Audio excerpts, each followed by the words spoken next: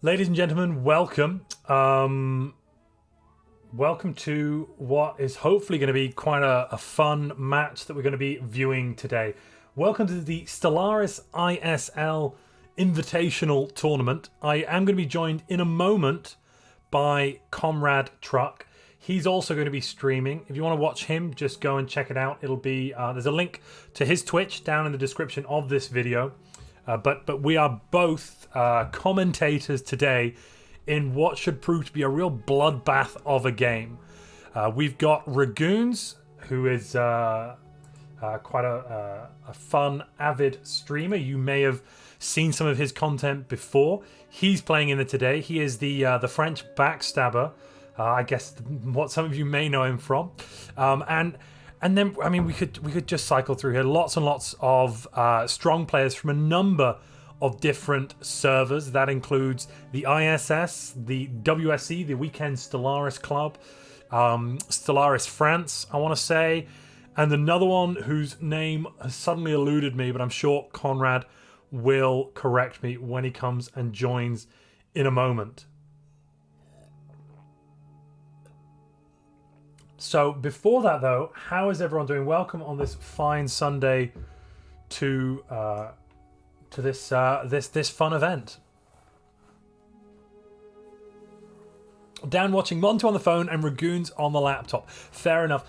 Let me check out Ragoon's stream. Actually, he must be live right now. Yes, he is. Fantastic. He's coming in with a dragon build today. Okay, very awesome. Very awesome stuff. Is there a player list with builds? No, but we're going to go through them when we start the game and jump in, basically. Do not worry. Who's going to be leading their empire to a better future with bubbles? Hopefully all of them. You know, that's the hope I have, is that bubbles can help all of us together. I am sure, though, Tomsky, there will be some space hijinks. That is for certain. But I guess without any further ado, I'm going to bring Comrade in. Let me just...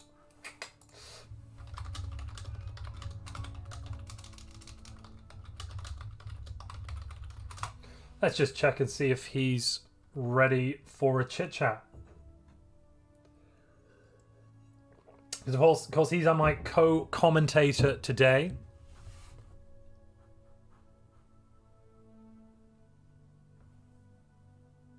Cool.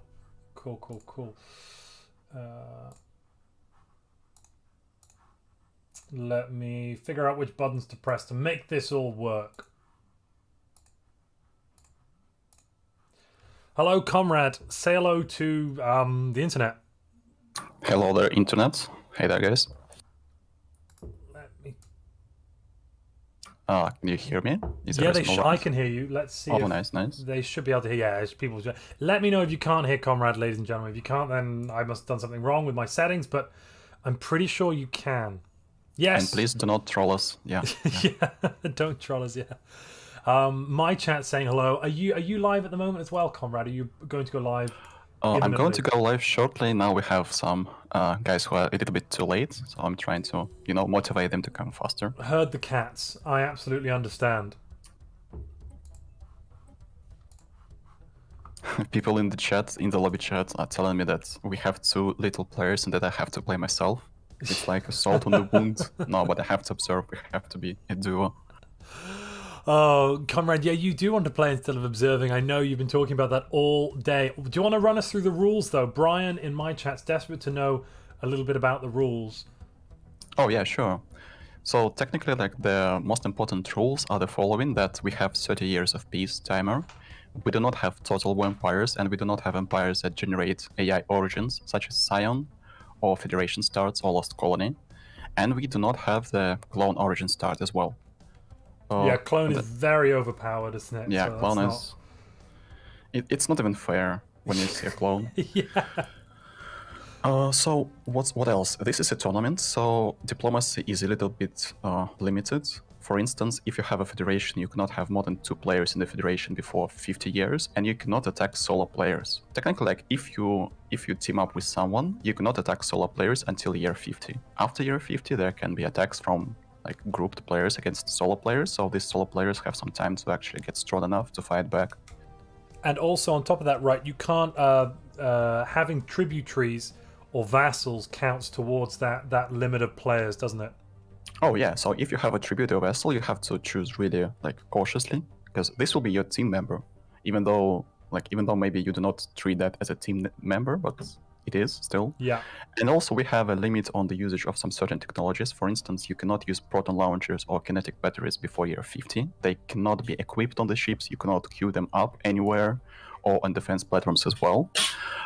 We also have a rule regarding the jump drives that has been like a real big drama discussion as usual, because rules are rules, and there is always someone that is not happy with the rule. So our players will not be able to use jump drives offensively. That means they cannot jump into the territory of the enemy before year 70, and the Colossus cannot use jump drive offensively at all. So there will be not such a situation when there is like literally a snipe of the huge Ecumenopolis, and basically all the points of that player who is in the lead are gone in a matter of 2 clicks and 1 month. Moments. Yeah. Well, I'm sorry for such a huge No, thank you for sharing amount of information. I just need to check that you're trying to balance the microphones. Is everyone think that's okay? Just because you're Steve, would you say them again for me, comrade? Oh, hello there. I guess it's mostly because of me moving a little bit in front of my microphone. I'll try to stay still. I'm balancing you coming in from, because obviously I've got you where I've got you coming in. Let me I think that should be good. I think we're now both at pretty much the same volume. Great. All right. No more of that nonsense then. And we have good news. Finally, some players have arrived.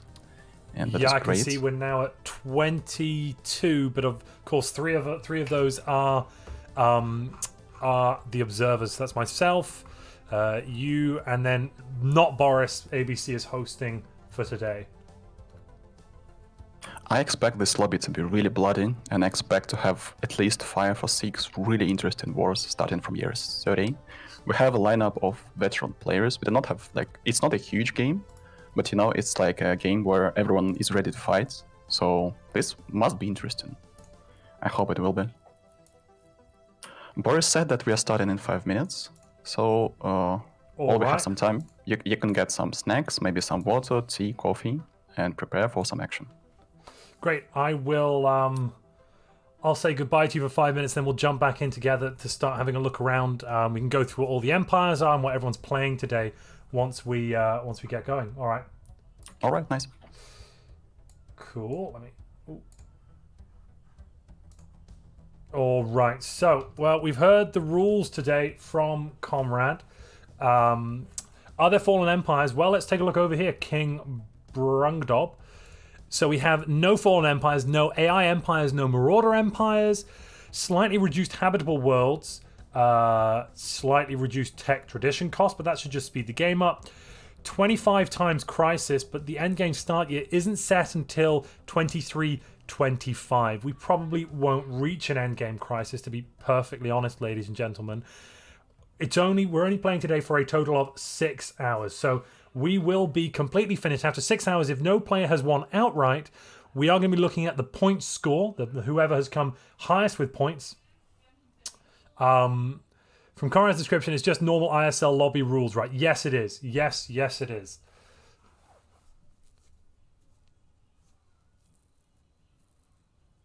Montu's a noob, says Boris. Well, let me just scroll up to get rid of that. Thank you very much.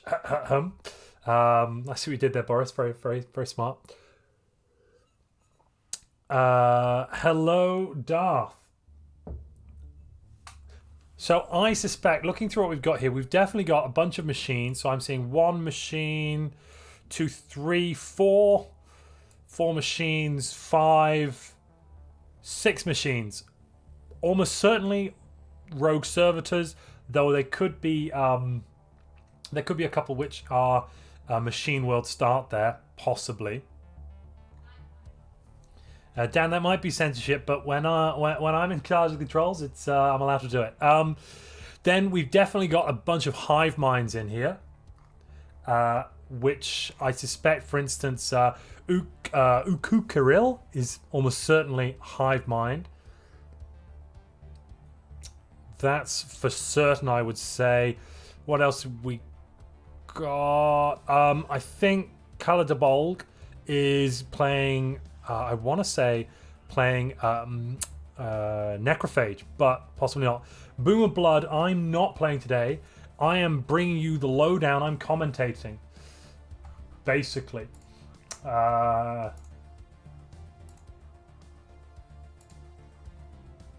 That's what my plan here is today. We're gonna run through all the empires. We're gonna show you what the builds are. We're gonna hopefully see some top-notch play, some very aggressive maneuvers. Well, you'd say that, Dan, but Hivemind now, if you can survive 2230, Hivemind is really quite fantastic. It scales very, very well. How did I place in the last one? I think score-wise, I was somewhere. We didn't check out entirely, but I was somewhere in the top. I think by score, before we removed the relic, I was in the top 3 or 4. But after we removed the relic and the Federation points, I think that puts me somewhere in the top 5, possibly top 10. My start was a little poor. I was lucky not to die, but by the mid game, we came back and we had quite a fun war with one of our neighbors. We managed to snipe their capital, which, because they were a void dweller, that meant that all of their habitats, well, they didn't have to do this, but they had built almost all of their habitats in their capital. We managed to go in, snipe it, take it for ourselves, and then we basically put our soldiers down on the ground, boots on the ground, defended it until we could force a peace, and that was a massive economic bonus. I'm pretty sure that player left the game after that point.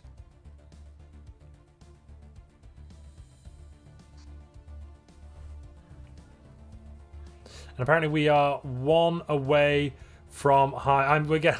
I think some people may in the lobby be also watching the stream, and it looks like they're saying there's a Necro Hive is so broken.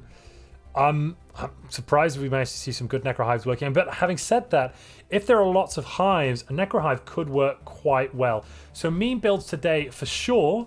Ragoons is playing a meme build. He's playing Undead Dragon Defense, roughly, pretty much. He's playing Reanimators and the Dragon, and his plan, I think, is to kill the Dragon and bring it back from the dead.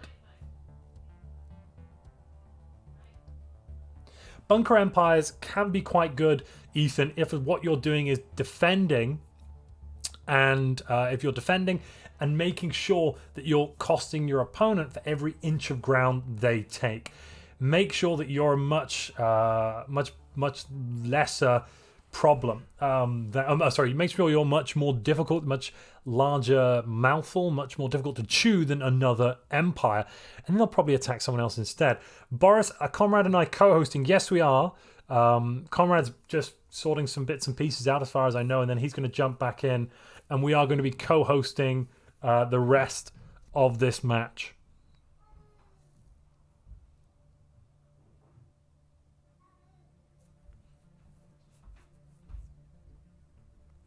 Otherwise, other than Ragoons, I don't know the exact builds that people are going for today. We will get to see when we play very soon. When we press play, we're going to be able to dive in and take a look at everybody's empire, so stick around. Before that point, I just want to have a shout out and thank our sponsors today. It's not Raid Shadow Legends, unfortunately, ladies and gentlemen, and it's not. I'm not going to plug you with a VPN. Instead, our sponsor today is actually you guys. That's our channel members and our Patreons. Your support is very much appreciated. Thank you very much. If you'd like to support this channel, you can do so by either joining, there's a button somewhere, or there's a link to Patreon down in the description.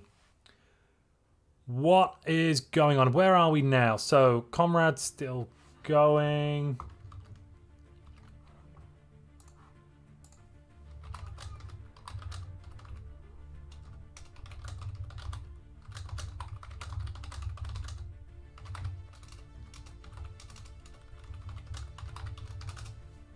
All right. But what are people expecting for? It's Raid Shadow Legend says. No, it's also not sponsored by Paradox, I'm afraid, Boris. Mr. Stellaris. Oh, good God. Rang, how am I supposed to protect my internet with Patreon members, lol? Well, I'm sorry, I don't know, Rang. I think if you kind of cake them around the wire, the Patreon members might just do that. Pangolin, just Discord of the Stellaris streams, I'm sure you'll find one. Stellaris roleplay server, you mean single player? That may be true. Let me also share, if you want to join in matches like this in future, you probably want to join the ISS Discord server. And let me just, I'll write that in the description.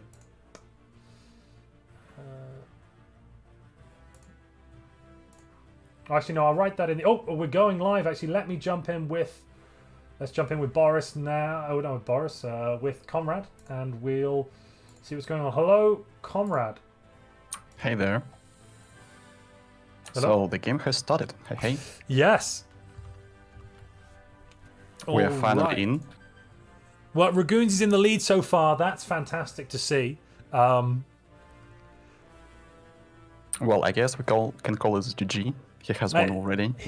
I think we should let's stop the count now, and that's definitely a win for Ragoons and the Undead Dragon defense. I just want to check out his build because I saw him he's planning on doing something a little wild with dragons. So Exalted Priesthood, Reanimators, Fan Militarist, Spiritualist. Yeah, here be Dragon. I've actually covered something very similar on the channel. I suspect he's going to jump out, grab these two planets next to him, and then as far as I know, he put a video out today. I think he's planning on killing the poor dragon. Oh no, not here. the dragon. Yeah, he's going to kill him and bring him back to life. I'm pretty sure that's his plan. Somewhere around 22:30, he's going to rush for it. I see some differences. I was expecting Mr. Silas to play the Void Dwellers, but actually he has picked the Hive Minds. That's interesting. Let me just find... Let's take a look at Silas. Where is he? Okay, Silas, far on the left here. Wow, he's really out on a limb. Goodness me. Well, Stellaris map generator. Yeah, exactly. Finest, you know. So he's gone for Natural Neural Network, Aesthetic, Hive. What's his traits today, though? I'm going to guess he's gone for Aquatic. Yeah. Intelligent, Budding. Yeah, that's quite a common one. Fleeting. Interesting he's taken Fleeting, though. He went for the Intelligent instead of... how do we call this? Phototropic. That's interesting. We'll see. Yes, because I know you're a very big fan of Phototropic for Hives, actually. Actually, it's quite interesting that he's not so far away from Mr. Chernobyl, who is another really strong Hive Mind. And that really strong Hive Mind... Chernobyl? Let's see. Is this... he's a little bit to the east, like directly to the east from Mr. Silas, Red Empire, with a circle. Actually, in order to get there, he has to go through two other empires. He has to go through Shard's Empire and Barris. Let's see what's Shard playing as today. Oh, that's really interesting, I guess. Let's check. He's got, Pleasure Seekers, Mining Guilds, Prosperous Unification. So this is basically a regular bio-empire. Huh. I have been told that he had the dream about this empire before the tournament and decided to use this build. And his first building here, I'm looking at, I think he must have gone Mining District first, and now he's going Alloy Foundry. If we look at his trades, yeah, he's buying a lot of minerals straight up, so he's trying to push for alloys quite quickly. I'm surprised he's not actually going for science out of the gate, but fair enough. I'll try to get through and see who plays what. I have seen a lot of Hive Minds already. Also Mr. Chernobyl and Mr. Kukiril to Hive Minds. And by the way, Mr. Kukiril, I guess it's one of the he's favorites. A big Hive Mind player, isn't he? Yeah. And actually he was the only Hive Mind player in the first tournament. Literally the only one. So... And if you look at his start, he has 3 worlds around him. And they're all Arctic worlds. They're all his preference. That's quite a nice start for him. Wow, okay. Actually, it's 4. Another one a little bit. Is there another one? Let me just... Okay, and there is another one. And to the east, there's a Tomb World and the Armistice Initiative. So there's a Relic World then next to the Tomb World. Oh, wow, okay. I can tell that his territory is one of the best on the map as Yeah, for now. that looks fantastic. Having said that, Charnabog also has. Let me just check what his planet type is. Ocean world. He has tropical and 2 ocean worlds as well. Okay, so yeah, I can see he's got 2 ocean worlds and a tropical world and another ocean world to the north. So a huge ocean world, 23 size. It's so good for alloys. Wow, that's going to be fantastic. What is he playing with today? Another hive. Okay, so we've got another hive. Let's see. Again, neural network and aesthetic. That's pretty much the people's go-to here. Why is it that people are going with a neural network?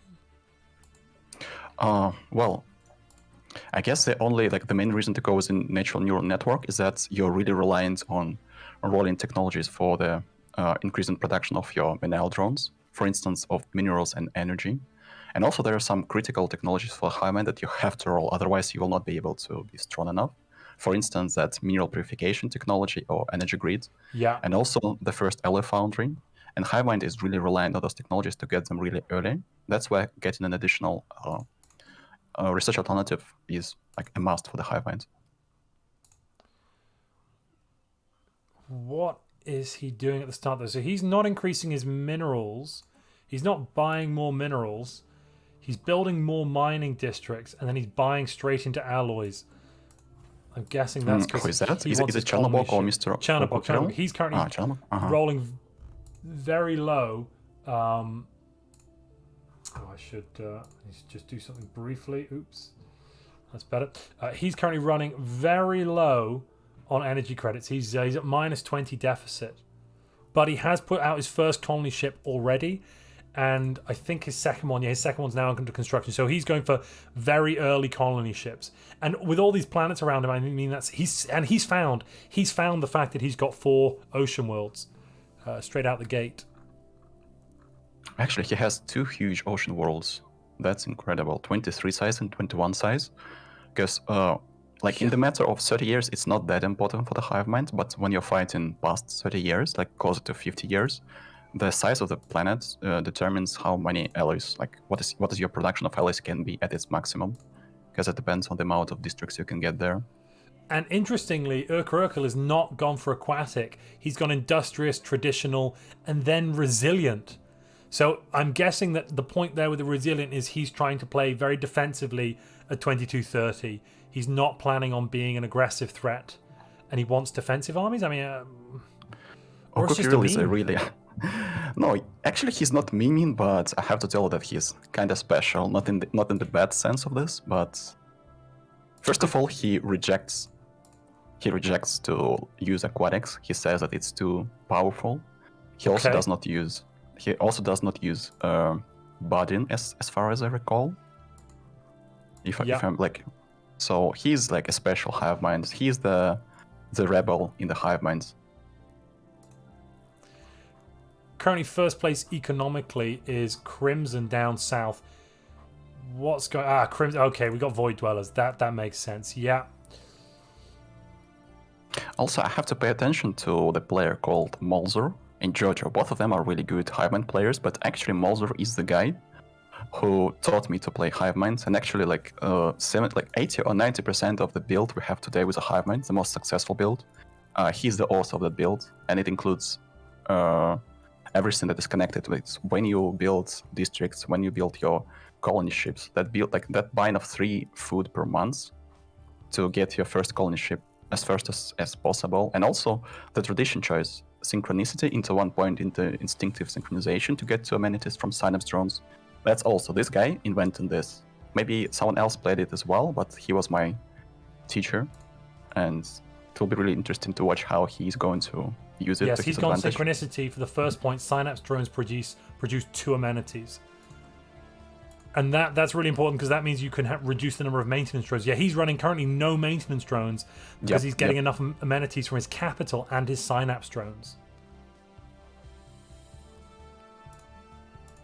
My viewers are already asking about Regunes. Yeah, let's take a look again at him. What is the French madman doing? Where is he in the list? I can't see him. Wait. What? Oh, there he is. He's about halfway up. Oh yeah, I see. He's not built his first colony ship yet, but he's on the way to it. I'm surprised he's taken a while with that one. Maybe he's been doing something at the capital. Let's check out what's going on at the capital. He's just built one research lab, and I he believe has an additional necromancers. generator district. Well, he does start with Dread Encampment, yeah. Okay, that's interesting. He has already almost finished Discovery Tradition.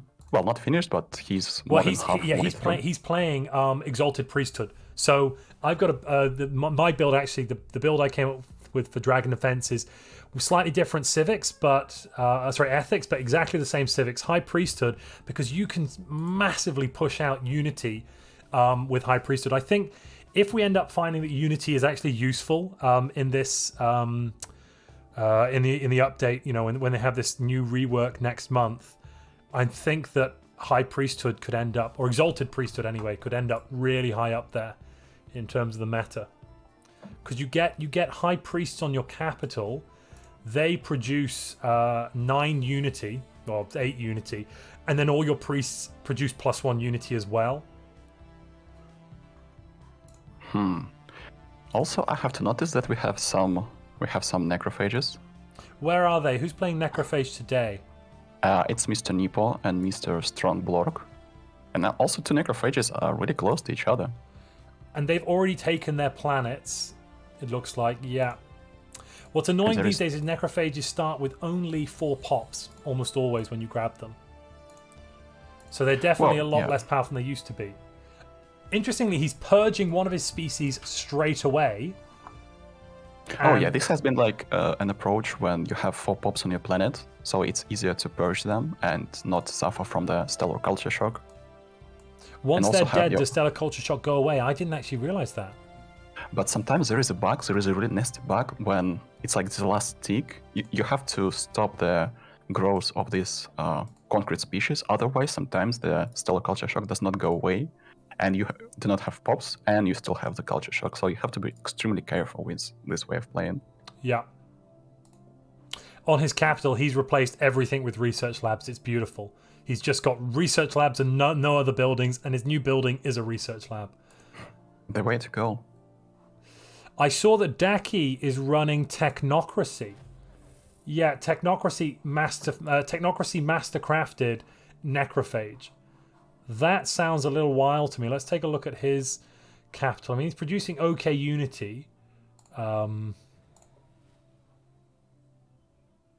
Interestingly, he's got the necrophage pops employed as necrophytes. Okay. I thought we had Lithoid necrophage banned. Was that unbanned when the power level of necrophage went down quite a lot? Oh yeah. The same also applies to the technocracy with necrophages, because they received a huge hit.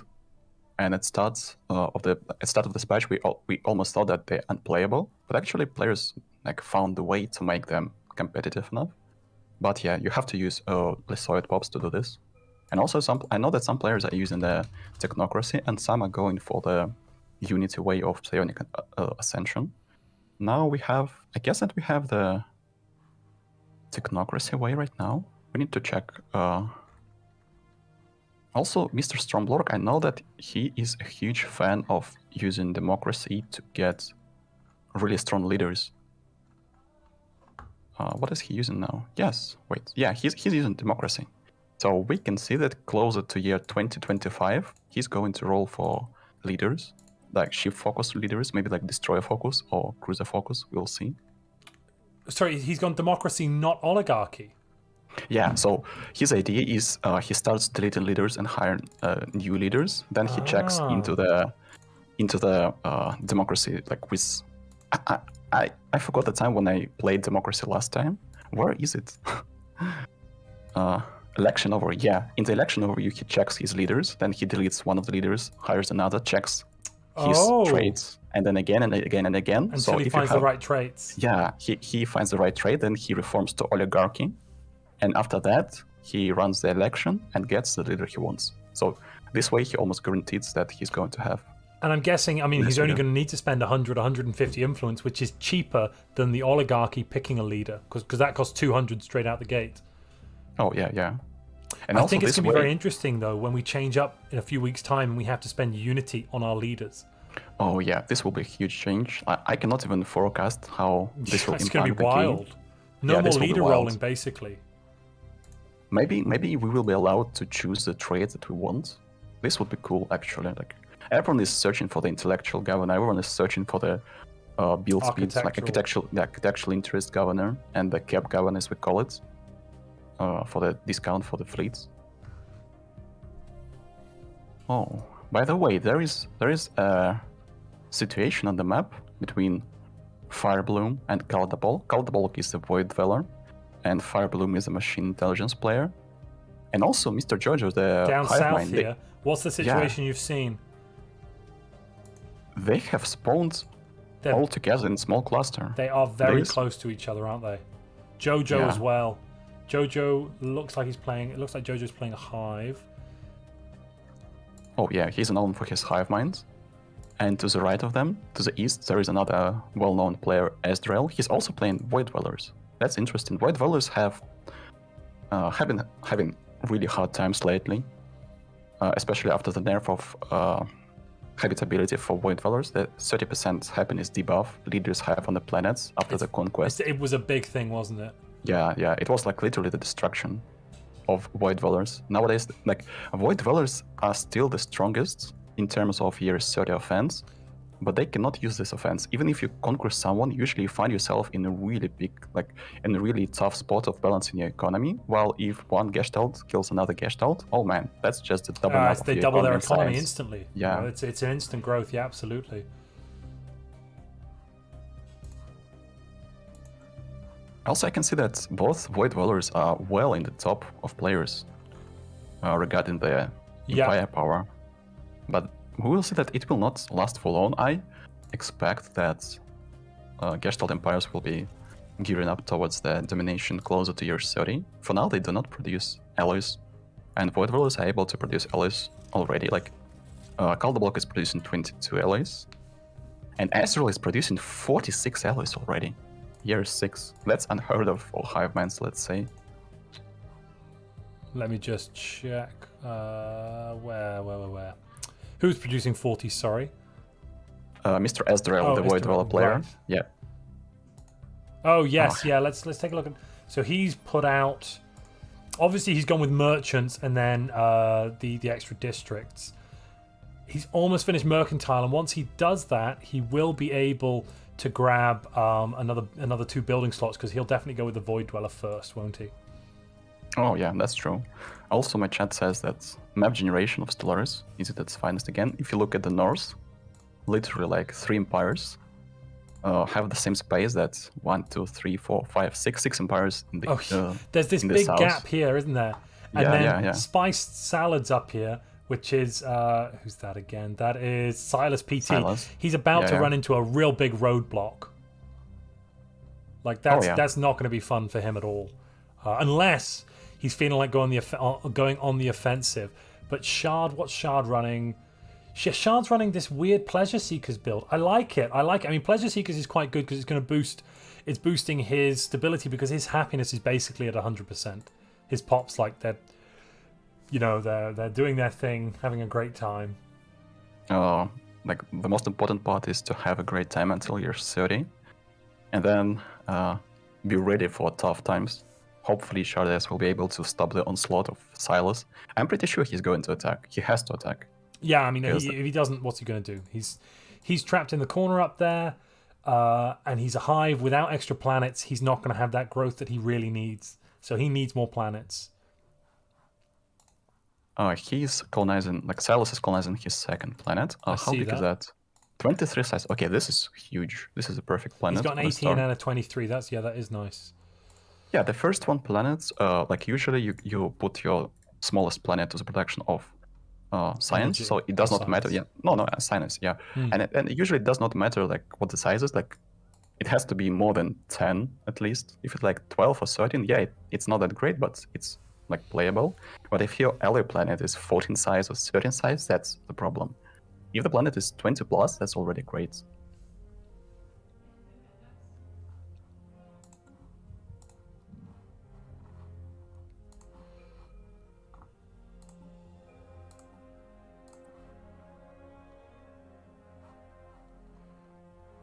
Oh, Ragoon's just taken a planet. Well, okay, wow. He's taken a planet very far outside of his space. So he's now going to have...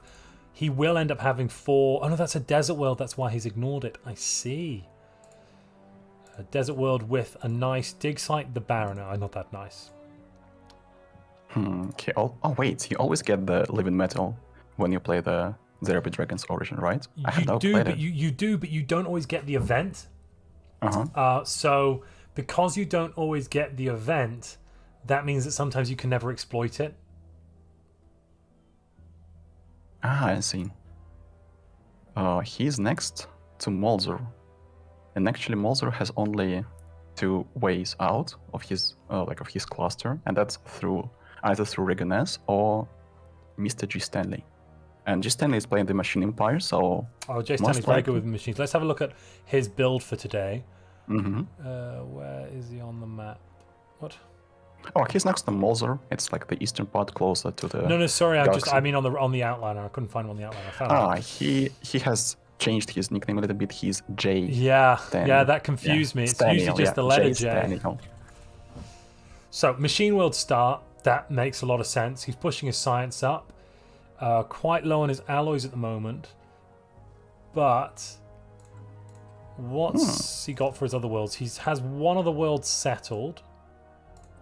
No, he's just colonizing. Okay, maybe he's a little behind. He's just run out of energy. Wait, what? Yeah, he's running out of energy. Maybe he's AFK for a moment? No, he's selling stuff. I see that. Okay, he has fixed that. He's buying 13 alloys per month. That's the problem. He's buying a lot of alloys to push colony ships out, I think. Yeah, that makes sense. Also, I know that he has been playing the Rock Servitor usually. Like, his most... I guess the build that he lacks and adores the most is the Drivenness Simulator. Unfortunately, he cannot use it. No, because Total War is banned, isn't it? Absolutely. And usually he went for the Rock Servitor, as you know, Rock Servitor, Drivenness Simulator kind of have similarities by pop growth in both of them. This time he decided to go for resource consolidation, though. Maybe he has adjusted his strategy. We'll see if it's... I remember at the start of 3.0, Machine World Machine was like it was the best you could get without getting onto a ring world. Basically, everyone was very much into that and Void Dweller, and then of course Necrophage as well. It's interesting actually how the meta has definitely changed quite a lot. You know, this time 6 months ago we would not have seen any of these hives, or we might have seen 1 or 2, but they would have been quite underpowered. I would call them hive enthusiasts. Those who play hive minds just because they love hive minds, not because they want to win. They just wanted to survive in the game, and that's it. That was their goal. Winning the lobby was not even like an achievable target. But then with the Plantoid rework, with the phototropic and buzzing, it became way better for hive minds. And also actually, it's not only the hive minds that were buffed, but other strong empires that were nerfed. For instance, Void Dwellers with the Technocracy nerf. Yeah. And Necrophages. And Necrophage, yeah. And also even Rock Servitors were nerfed, because the Constructor bot no longer gives 2 building slots, but only 1 building slot. That's why we see that if there is a Rock Servitor, then the Rock Servitor plays not the way it used to play, because Rock Servitors went 1 point into Unyielding to get fortresses, so fortresses could produce unity. And then you would see like 12 fortresses on the colonies of Rock Servitors, and those fortresses produced unity. Nowadays, usually people do not do this. They go straight for prosperity, then into supremacy. So I'm just looking at Shard. He's gone for expansion straight out of the gate, and he's filling that tradition up. That's. I don't think I've seen someone do that in one of these multiplayer lobbies for a long time. We'll see if it works, actually. Yeah, I'm really interested in seeing, because bioempires at the moment, like regular bioempires, are chronically underpowered in these lobbies. It can be just really difficult to get the alloys together in order to have, in order to stand up for yourself around 2230, or get the technology. You can't. It's just with bioempires, it can be quite difficult. But he has Fanatic Xenophobe, so he has 20% pop growth speed, maybe. Well, first of all, wait, no, he has seen Silas next to him. Maybe if they have an agreement and Silas does not attack. Maybe Currently, like if he's they closed played... his borders to Silas, though. That's probably just because his policy is set that way. That's probably automatic. Oh yeah, he's a fanatic xenophobe. He has to do this. Of course, he has isolationist as his policy. Economically, at the moment, top 2 is Void Dweller and Void Dweller, and in third place economically, we've got Jojo's Hive. But having said that, Jojo is storming ahead with pops. He's at 53 already. But he looks like he has colonized 4 planets. So he has the pop growth of 4 worlds going.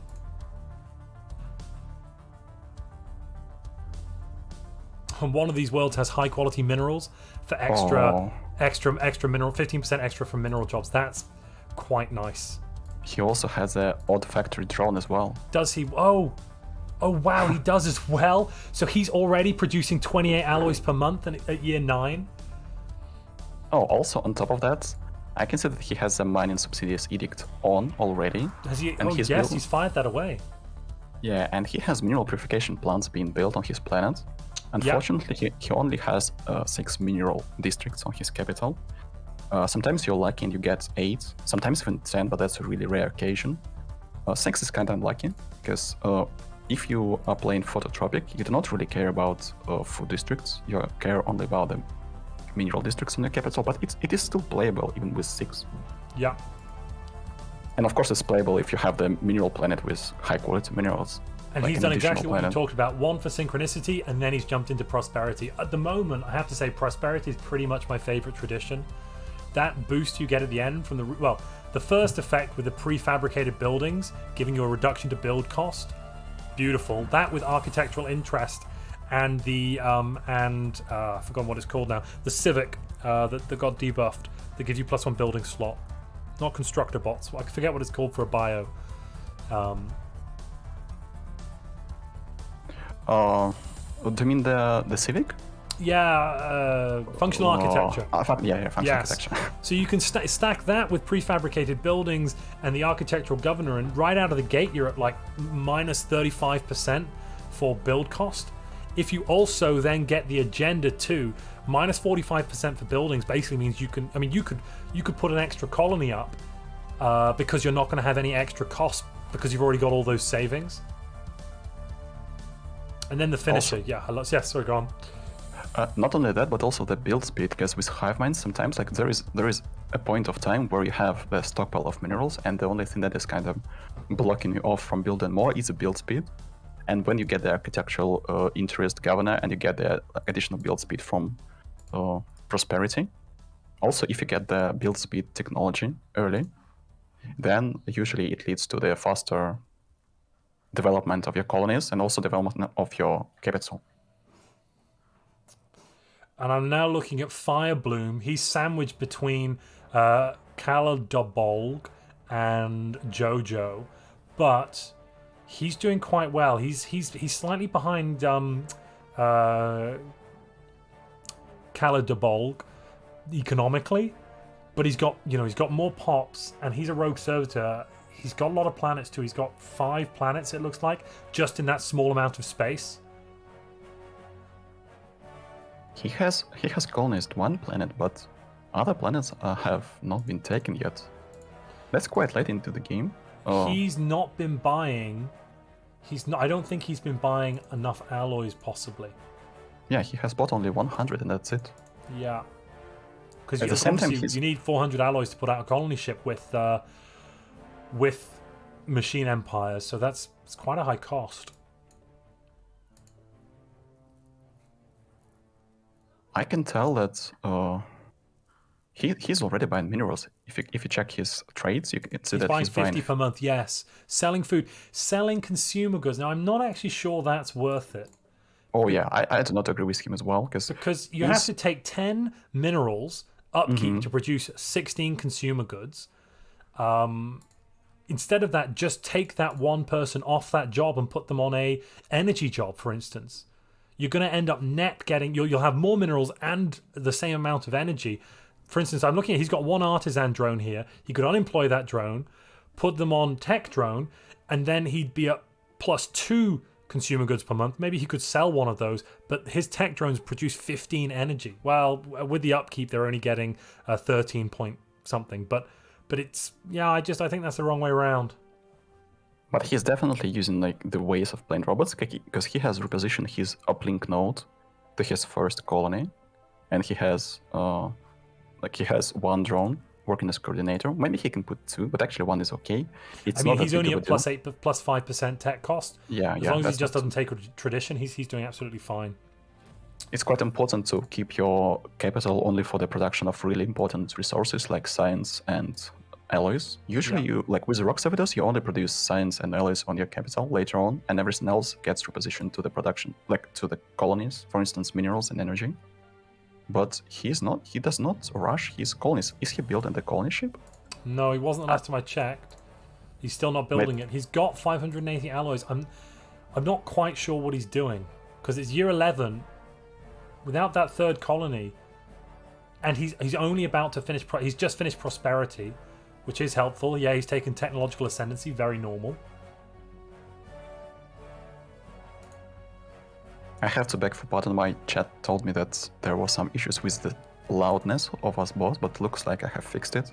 So we both will be sounding. Were you too loud? Oh no. My chat told me that you were not too loud. Like actually, like half of my voice loudness. So I put you to 200%. I hope this will fix it. Okay, sure, so no worries. If you check my WOD and hear that you're not too loud, it was not done on purpose. I promise. Fantastic.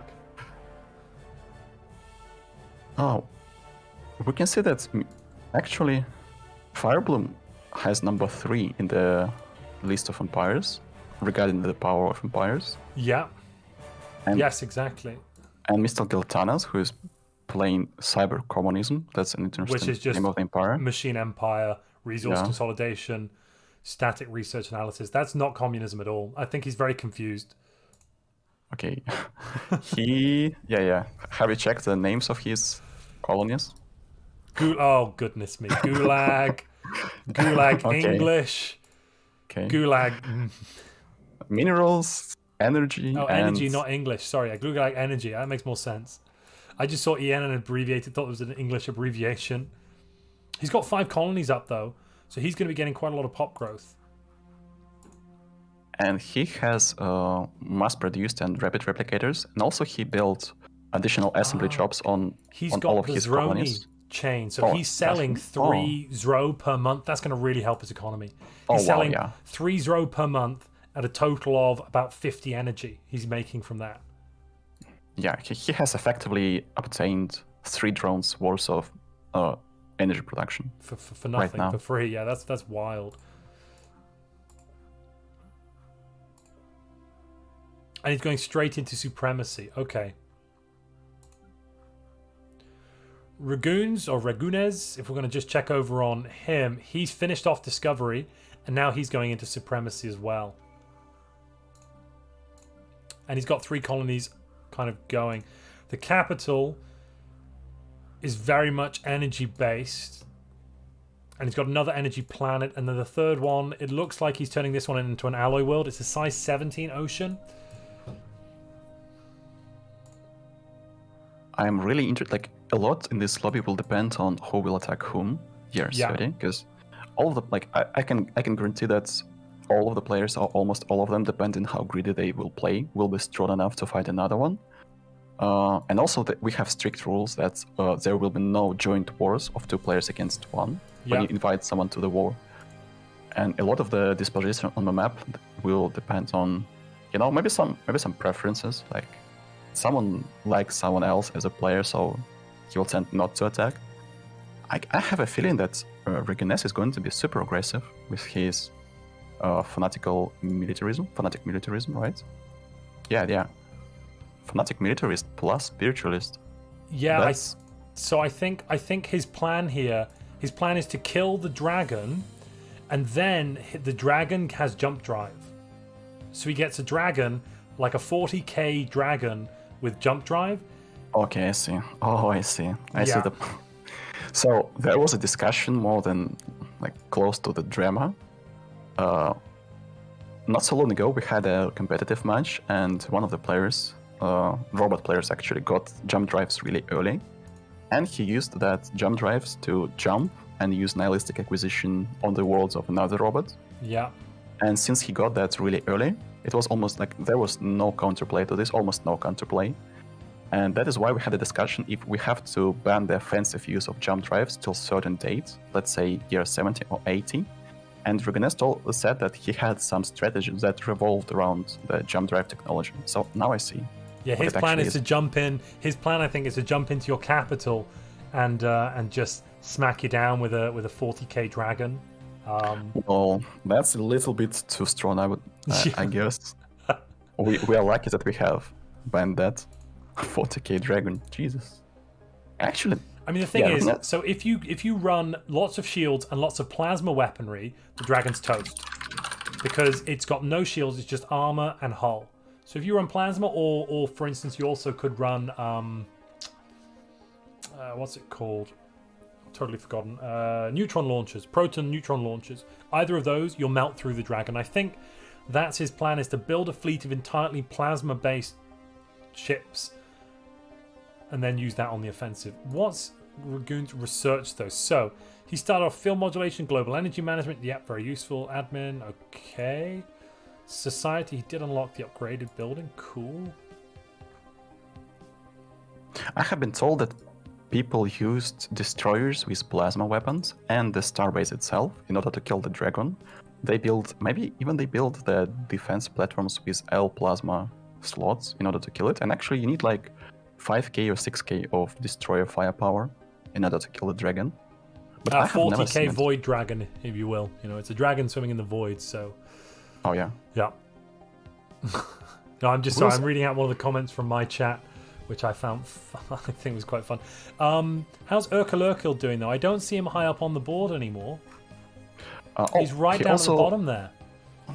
If I recall correctly, he plays the Tree of Life, and Tree of Life is known to not be the fastest growing. But it does scale. Tree of Life, yeah. It does but scale. It does scale. Yeah, so if he's left alone for enough time, then he'll be incredibly strong, but he will not be that, like... Actually, look at this. He has 5 colonies already. Yes. Yeah, he has 5 colonies. So if he's not going to get attacked by Mr. Chernobog immediately, or if he will be able to defend himself, then he will be in a really nice spot. However, Chernobog has a lot of planets as well, right? The last time we checked it, he was on his way to colonizing... Oh yeah, he has 5 planets as well. Actually, these 2 hive minds, oh man. One of them's going to eat the other probably, aren't they? Oh, if it happens, we will see the mega hive mind forming. But actually, the funniest part is that these 2 players, like exactly these 2 hive mind, they spawn next to each other quite a lot. And usually it ends up with some sort of a clown fiesta war when one is using corvettes and running away from another. And they're trying to catch each other, and in the end, they just waste each other's time. And once, I remember that Chernobog said, "Ukukiril, I hate you."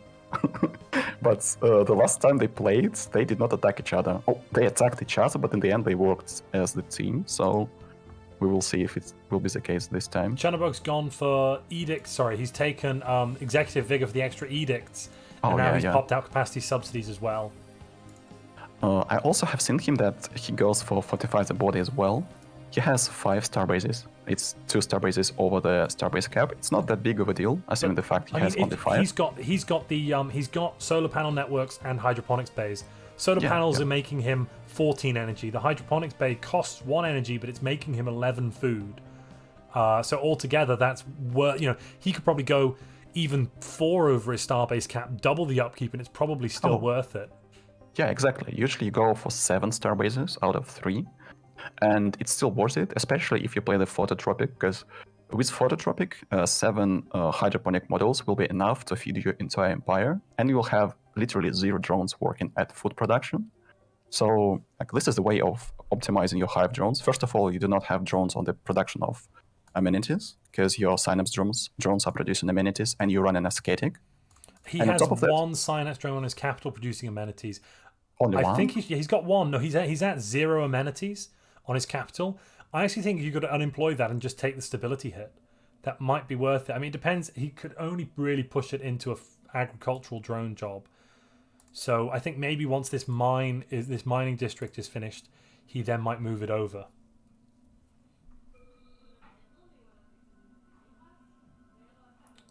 What's he going for tech-wise?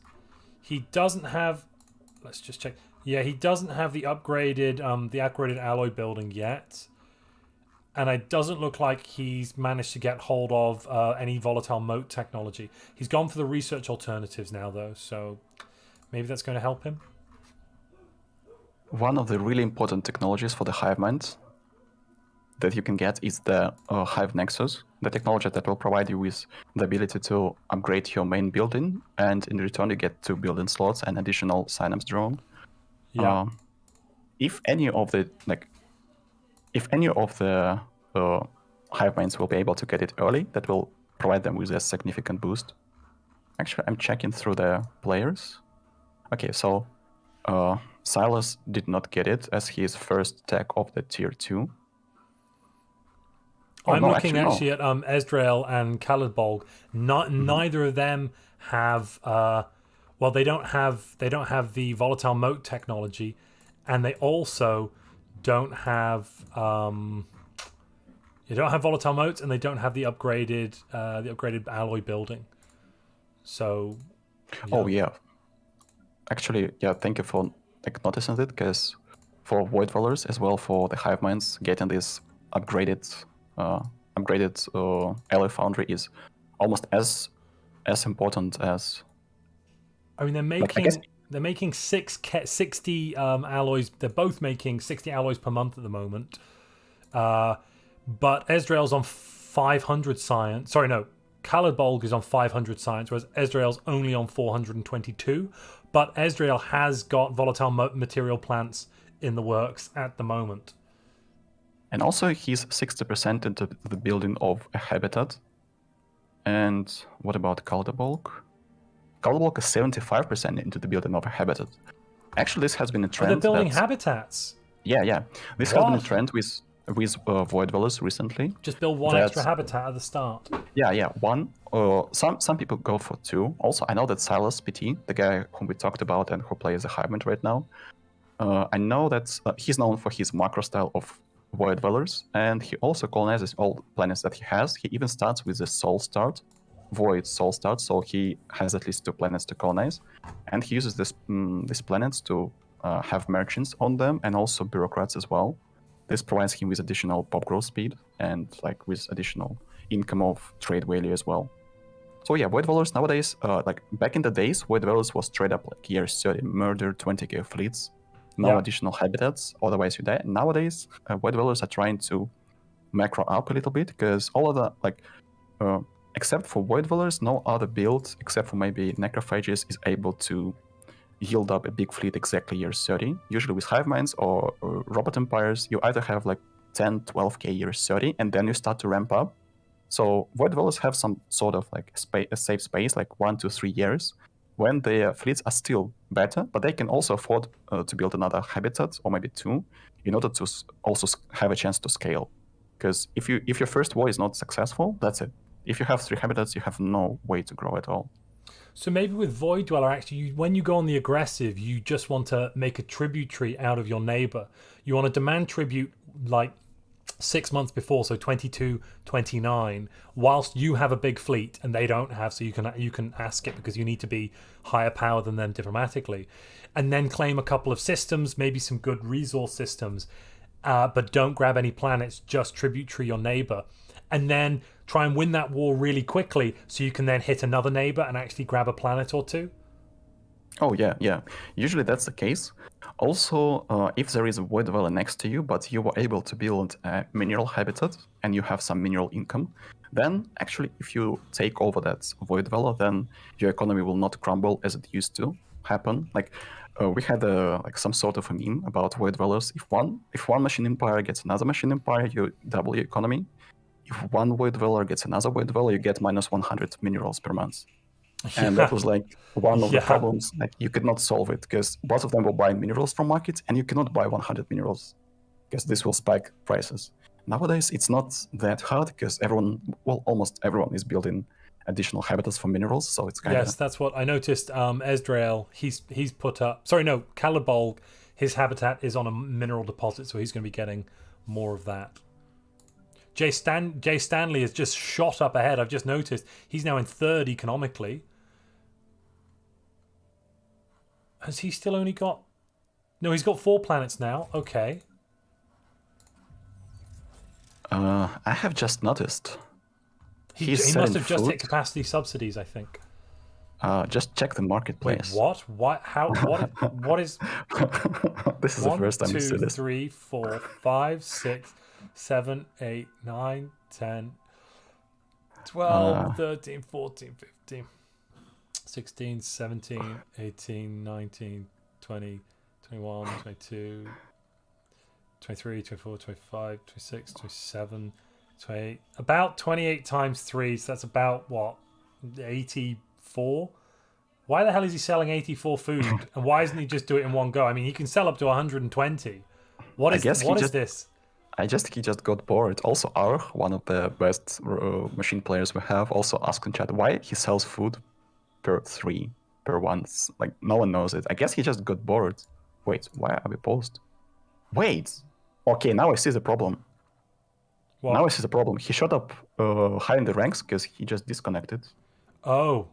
Okay. So that was just all the that was because he was getting silly bonuses. Wait, what has happened? Was it the AI who has applied these 3 food, like, sell commands? I have never seen this happening. I'll try to message him real quick.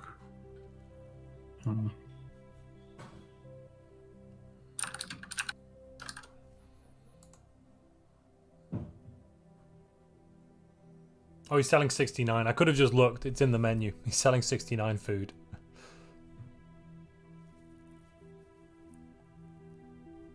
Maybe he just doesn't like this number for whatever reason, so he decided to go Yeah. with more meme way of selling stuff. Also, this is like some sort of an unspoken rule. If you are sitting in the multiplayer game, someone crashed, and like, do not unpause the game and try to not click anything. The more players click, like the more they change in the game, the higher Yeah, is if the you do chance act, basically, it's not that you can't click any actions. So, like, don't click yeah. to build a building. You know, it's fine if you click around your menus to see things, but don't do anything which requires an update for anyone else. Because basically, kind of what happens. Oh my goodness, my chat's going mad now because it's 69. Yeah. This is exactly why I said why maybe he does not like this number. Look, 69. Whoa. It's the sexiest amount of food you can sell, right? Especially if you sell it in the, like... Now it's 84. I must be the AI. Now he's apparently selling 84 food in groups of 3. Okay, he's back. Has the AI ordered? But he's still 4th. He's still 4th, so I don't think it was the AI that put him up there.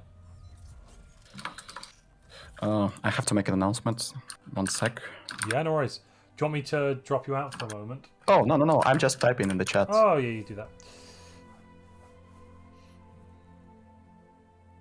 Yeah, Chronoton, my chat has gone meta. That is, that's very true. Goodness gracious me. There is a really nasty bug that can happen.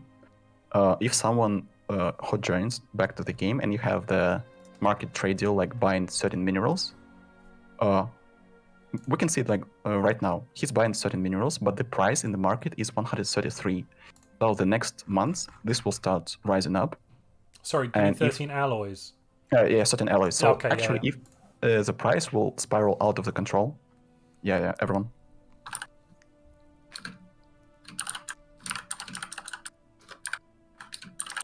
So the prices are like, it looks like when someone hot joins, the game considers this like the trade agreement was done twice. Yes. So this is why later on you can find yourself into the position when you're buying the same 50 minerals, but now they cost not 130 but 200, and your empire is just crumbling. Yeah, sometimes it takes up to 2 months for everything to settle down, doesn't it? It takes 1 month and then a second month, and I have no idea why. It must be something to do with the way they coded the game, but. Then he has to check his empires. Well, I hope he will find it. That actually the prices for alloys have already started spiraling for him. Yeah, he has cancelled the alloy purchase, and now the price will get back to normal.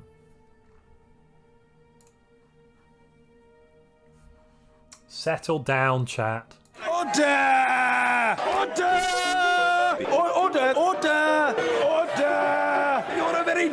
enough, fellow, but you're a little overexcitable today. Calm. Amount of food you sell per month. Also, wait, Ducky. There is a player. Wait, is Ducky playing the Hive Minds? Yeah, Or is he no, he's the playing. He's Necrophage? playing a Necro. Oh, he's a Necro. And he has shot to the top of the player list. He has 61 pops, and he's producing 94 alloys. He's only got 2 planets. Wait, but he's got 3 worlds. No, he's got 3 worlds, but what? This is something's. I'm looking at the wrong empire. There it is. Sorry, I was looking at the Void Dweller Empire, going, what? This is wrong. So he's got 4 worlds even. Sorry, that's why he's up there. One of the worlds has Toy Factory on it. Goodness me. So that gives him 2 researcher jobs, plus 10% society, and plus 20% engineering research on that planet. So all he's done is he put 2 pops in there, and that's boosted his science up. So he's now making 500 science per month, and he's already at 100 alloys.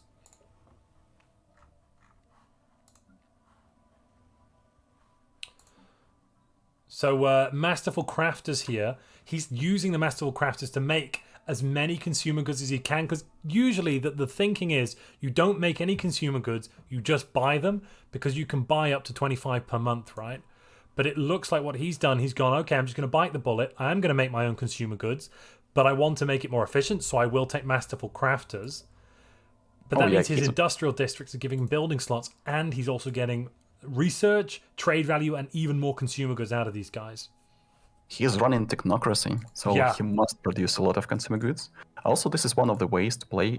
Usually necrophages, if they go for that technocracy way of playing, like more science heavy, they always go for Masterful Crafters as well. You need it to balance out, because his researchers cost a total of 4 upkeep, I think, at the moment, per researcher. Yeah, so they cost 1 upkeep base, plus they cost 3 upkeep for the job, and that 4 consumer goods is a lot. And as you can see, he's only managed to finish 1 tradition, but I can see that he's saving up for supremacy. So I guess what he's going to do is he's going to, just before 2220, like at 2227 or 2226, he'll probably throw down a couple of bureaucracy buildings, negate his empire sprawl, and then spam out, try and fill up the supremacy tradition. The funniest part is that he's face tanking the technology cost, but that's only 18%, so he decided that it's not worth to actually build any bureaucrat jobs. He will just sustain it with the sheer amount of research he gets from the technocracy. And also he already has the scientist that has the psionics. He has expertise. alloy megaforges as well, and destroyers. He's had alloy megaforges. He's probably had alloy megaforges for the longest. That's why he's up here at 88 alloys. I just realized that we had one hive mind, being Jojo, whose first technology of the tier 2 was colonial centralization that gives you the access to Hive Nexus. That was the technology we were talking about previously. Jojo just got megaforges as well. Oh, really? Already? Yeah, Jojo has megaforges too, and he's building one. He's not upgrading it yet. He needs more volatile motes. He's getting +5 volatile motes per month, so he's going to be there soon. He's at 600 research as well. Jojo's doing well. His alloy production's quite a bit behind, but his research is really ahead. Actually, that is interesting that he went for 14 brain drones on his capital, and he has 8 brain drones on his first tech world. He also has mote harvesting traps on that world as well. So usually, like, what is the best way to do this? You put 10 or 12, depends on how good you feel about your future. 10 or 12 brain drones on your capital, and then you building for the rare resources, be it motes or gases or crystals, depends on you. And then on the technological world, you build additional research labs, because you have a discount, 20% researcher upkeep discount on that world. So it's more efficient to have your brain drones centralized on the world that produces tech, and that's your colony, because you have a discount. It may be not like a big discount, but actually you are saving 1.2 minerals on each of your complex drones. And if you have like additional 4 complex drones, you are saving 5 minerals. And that's almost enough to sustain another like for now, it's enough to sustain another foundry drone, like additional 4 alloys per month, just for the a little bit min max and optimization. I guess that's worth it. But actually, he has 600 research Okay, per so month. for HiveMind, Tech World is actually fantastic because you really want those consumer goods. So setting your world to Tech World, getting a minus 20% to your researcher upkeep is very important. Wow, okay. That's something interesting. Mr. Giltanas just shot past everyone. Oh, yeah. Well, actually, look at this. 3 Gestalts at top. We Yeah. had 2 Void Dwellers I at think top, that now kind we of have says 3 it all. Gestalts. We've got, And that's... and then Void Dwellers coming in. Void Dwellers next, then Daki with his. I think he's been quite Megafish. lucky with some of his rolls, and possibly the Void Dwellers have been a little unlucky because they really should have had the alloy plants by now. Oh yeah, that's true. That's incredibly And they important still for don't have them. when the HiveMind has the alloy, like upgraded alloy facility, and Void Dwellers do not. That feels, that's painful. Actually, I guess they do not know that yet. So actually, when you spawn next to a HiveMind, you always check your enemy if he produces volatile modes, and then you check the production of alloys, and you can see a spike. And that's always the part where the drama happens, at least for me. I'm like, why does he have these alloy foundries already? I don't even have the research, Yeah. and he has them built. Yeah. That's unfair. I really do think that Paradox or someone who is in charge of the balance have to take a look at the alloy foundry weight, like the research weight, because this is one of the most important, if not the most important technology before year 50 for anyone playing this game. Well, at least in multiplayer competitively, because this literally can make the difference between winning the lobby or losing the lobby just by the fact that you did not roll it. Shard, who we saw earlier with his weird, his Shard's doing a really off-meta build here. Pleasure Seekers, Master Crafters, regular Bio Empire, Fnatic Xenophobe. He's now colonizing his 6th planet. He's only at plus 28 alloys per month and plus 200 science per month in total. So I think he's just going to get eaten. But he has 160 minerals per month. Why does he not? He's not started building. He's not started building an alloy world. I don't. Huh? Actually, Shard has been playing a really strong on Shoulders of Giants build. Wait, now he's building the industrial world on his capital. Oh yeah. As I can see, maybe he's preparing. Actually, there is a way to play this kind of empires with a prosperous unification start or the bio empires in general. If you have a big planet, let's say a capital, let's say that's the Gaia world or Ocean Paradise, at some point of the game, you queue up your industrial districts and then change your capital. So you can change the designation of that world where you have a lot of industrial districts to the alloy foundry. And you just replace your capital to any other colony. Yeah, you just move it off. You move the capital somewhere else. Yeah, absolutely. But I don't think he's going to do that because he's got artificers on his capital. He's using them to produce consumer goods. What's he doing with all these consumer goods, though? He's making 60 consumer goods a month, but he's spending them on jobs. What pops and jobs? Well, I would say that... Oh, yeah, pardon me for interrupting you. No, go on, sorry. I mean, that's actually having 4.6k of alloys at this point of time, year 21, that's not that bad, but the income is what is the problem. Plus 30, that's not enough at all. You have to be gradually improving this. For instance, let's check Charnabog. He has 2.5k of alloys stockpiled because he's a HiveMind, but he has 56. Silas has only got 3.4k with plus 36 per month. So actually... they must be ramping up, like, right now... Actually, this is so interesting. Silas has decided to go a different way. Yeah, he's gone for 2 tech worlds. Yeah, and he has 6 brain drones on his alloy foundry planet. Yeah, I see that. That's wild. 10 brain drones on his first tech world, like 16. And he has 6 on his capital. So it makes it 22. Actually, 22 is the number you always go for. Like, give or take, 22 is the way to go. That's plus 600 science. Yeah. One of the reasons he is quite short of resources right now is the fact that he has drones producing food. As you can see, he has 9 drones in food. Yeah, he does not have maintenance drones, but he has drones that are producing food. And instead of producing food, those drones could have been producing minerals right now. Imagine if he had like additional 5-6 drones producing minerals. he could have rotated additional drones to the production of alloys. Yeah. Like literally, he could have resettled those, but he cannot afford that because he's kind of short on. Wait, he's short on resources because he's buying 4 molds per month and 52 minerals. Silas. Okay. Oh, Silas, he did not. This is what happens. Like this is exactly what happens if there is a hot join. His minerals cost 158 per one batch of 100 minerals. Yeah. And this will continue rising unless he cancels a trade deal. He should reduce that. He just hasn't noticed, you think? Oh, yeah, this is... Because he's at plus 1.4k. He could just cancel it for a couple of months, let it cycle down, and then let it go up again. At this point, it will take 2-3 years to settle down back to 130. Maybe not 3 years, but at least 2. A bit of an observer bug here. I can't see people's governors. Can you see people's governors? Oh, give me a second. I'll try to check that. Nope. Okay. Barras says that his alloy price is broke. This is exactly what I warned about with the hot join. Yeah. And Kaldebok says he has not rolled forges yet. Comrade curse. When I played Void Dwellers, I always cried about this technology, especially when you have the L gate in your territory, or you have seen an L gate somewhere. Usually your engineering researches get flooded by L gate insights, and I hate it. If you're playing in the competitive lobby where you have to fight tier 30 and you see L gates, it's like a curse. Like you see this and you're like, no, please God, no.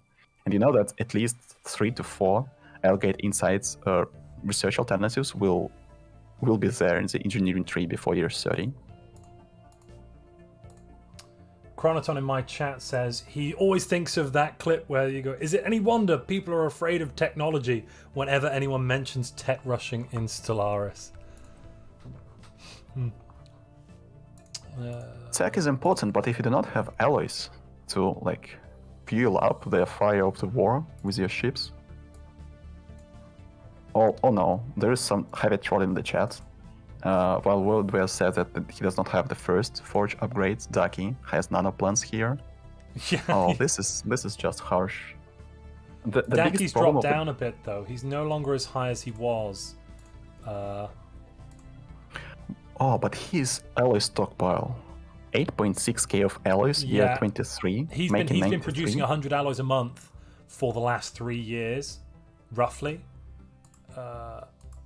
So yeah. In terms of alloys, cyber communism is at 7k with plus 108. So actually, he's doing better than Daki.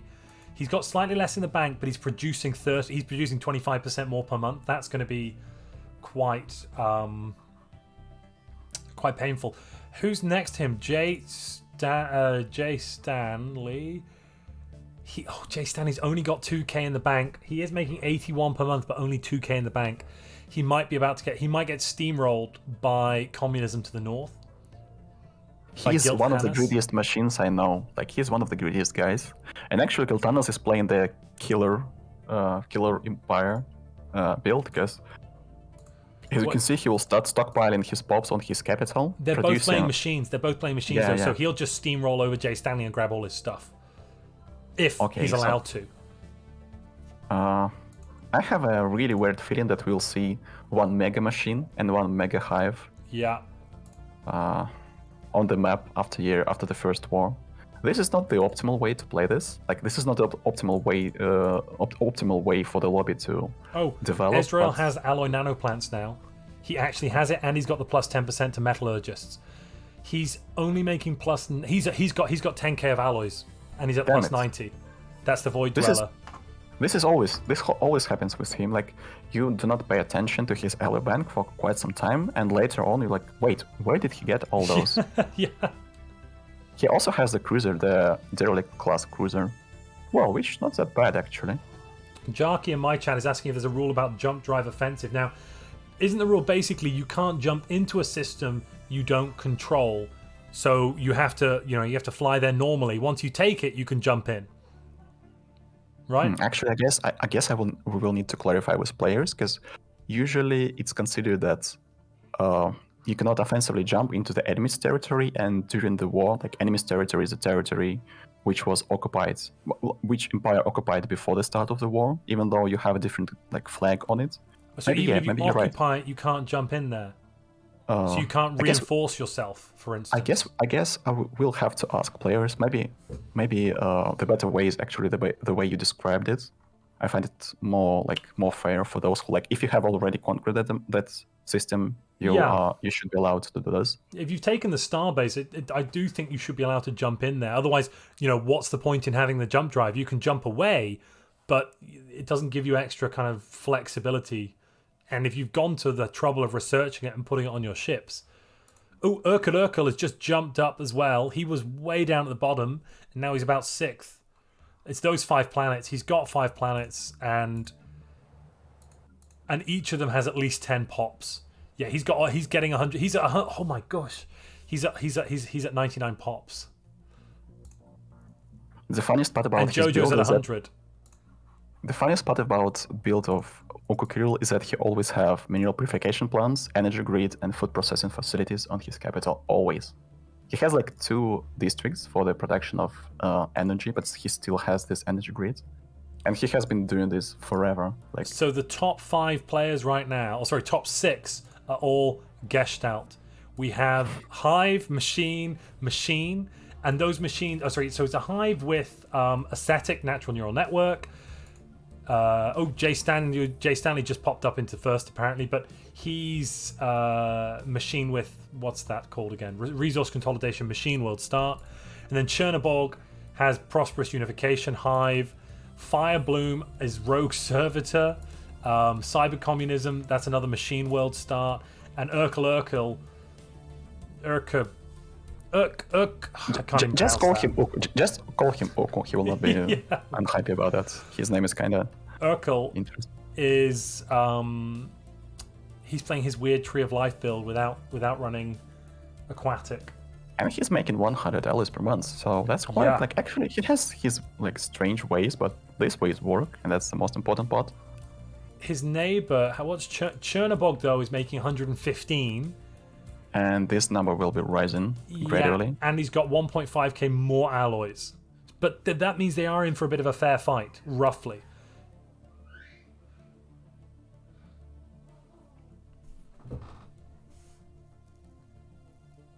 I have no idea if Endless Expanse is doable right now. Is it still bugged? I thought it was still bugged. Yeah, it's not like it's always bugged, but this is like Russian roulette. Yeah. Oh, still bugged, like I said. Okay, makes sense.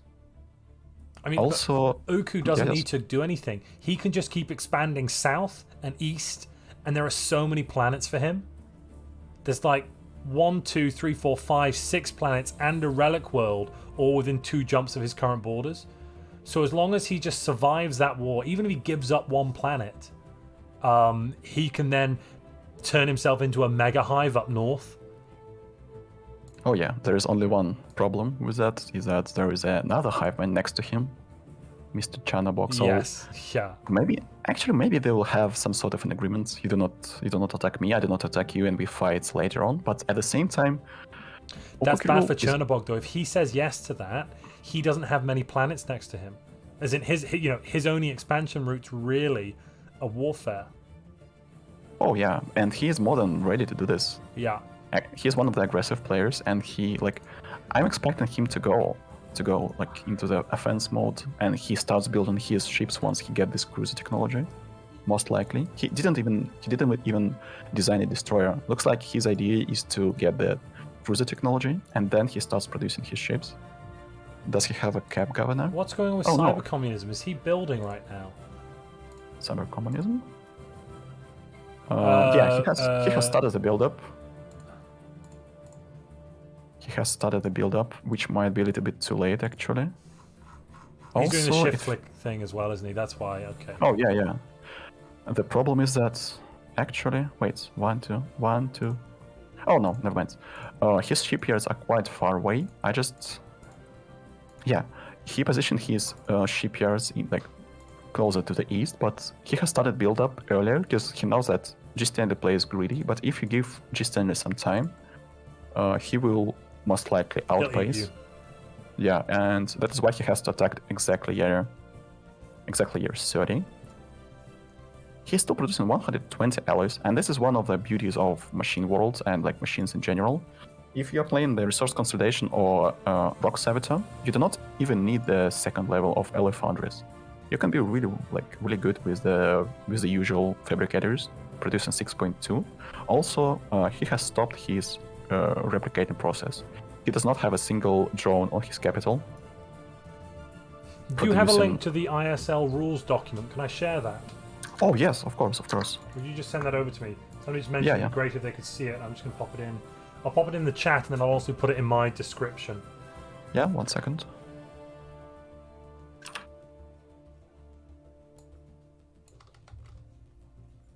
Unfortunately, these rules are quite complicated, but in order to balance, there are two approaches for the making up of the rules for the tournament. The first approach is no diplomacy, like only the non-aggression pacts, and that's it. No federations, no guarantees, nothing. I think that's a bit boring, but yeah.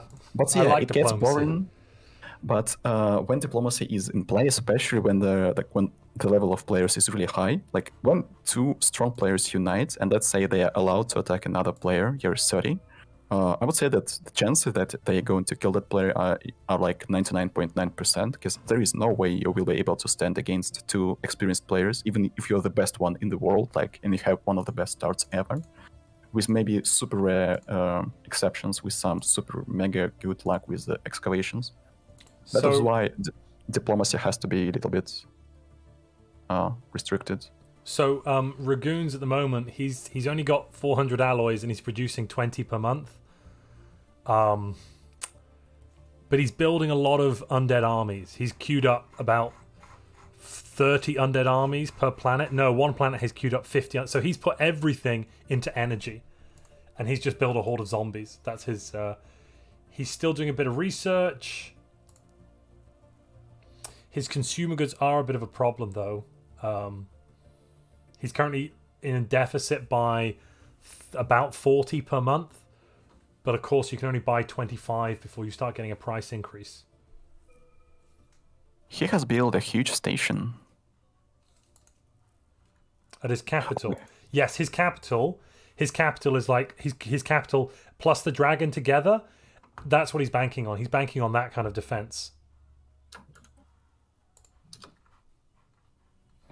That's interesting. So if anyone attacks him, he's just going to try and deny them everything, I think. Oh, he also has Grenures. I just realized. Does he? Yeah. That's quite good. So maybe his idea is to sit tight, make it that there is no way other players will be able to take his planets without suffering a lot of losses with their armies. It will take forever, technically. And he's just finishing the third dig site now. He must have. He's got 24 relics, and at the moment for him that's 24,000 energy. I wonder if there is... Actually, he's next to Molzer. Molzer is the hive mind. And most likely, Molzer, as a hive mind, will try to conquer another bi-empire, maybe recognize himself. He's also next to the Necroblorg. Yes. So he's next to a Necrophage. So the Necrophage would love to have him as well, I think. He's in a very squishy position. Maybe that is why he decided to go on full defensive, because he knows that if these two attack him from different sides, there is no chance he will be able to fight them in space. However, maybe his idea is to scare off players, because there is a dragon, he will have corvettes. I can see that he has 8 corvettes. Actually, with Plasma, these corvettes are really strong, so these corvettes are not it's not that many, but still. Can I include a link to the ISS Discord server in the chat, in the description? A couple of people have just requested. Oh yes, of course. Cool. Yeah, I'll just put one in there. I wonder how is Mr. Molzer doing? Is he? He does not have a huge amount of alloys, and he has not started the production of the ships yet. He's waiting for something. Is he? He's just run out of food. Oh yeah. That's awkward. That never happens to me. No, never happens to me that. Well, with a hive mind, that's not a big deal, because you just buy 100 food. It's not a problem usually. Yeah. And also, even if you run out of food, hive does not have happiness.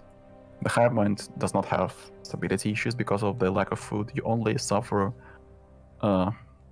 you only suffer the no growth on your pops. So that's, yeah, it's not that great, but it's not the end of the world. Yeah. While for usual bioempires, it's like you either buy food right now or we are going to revolt.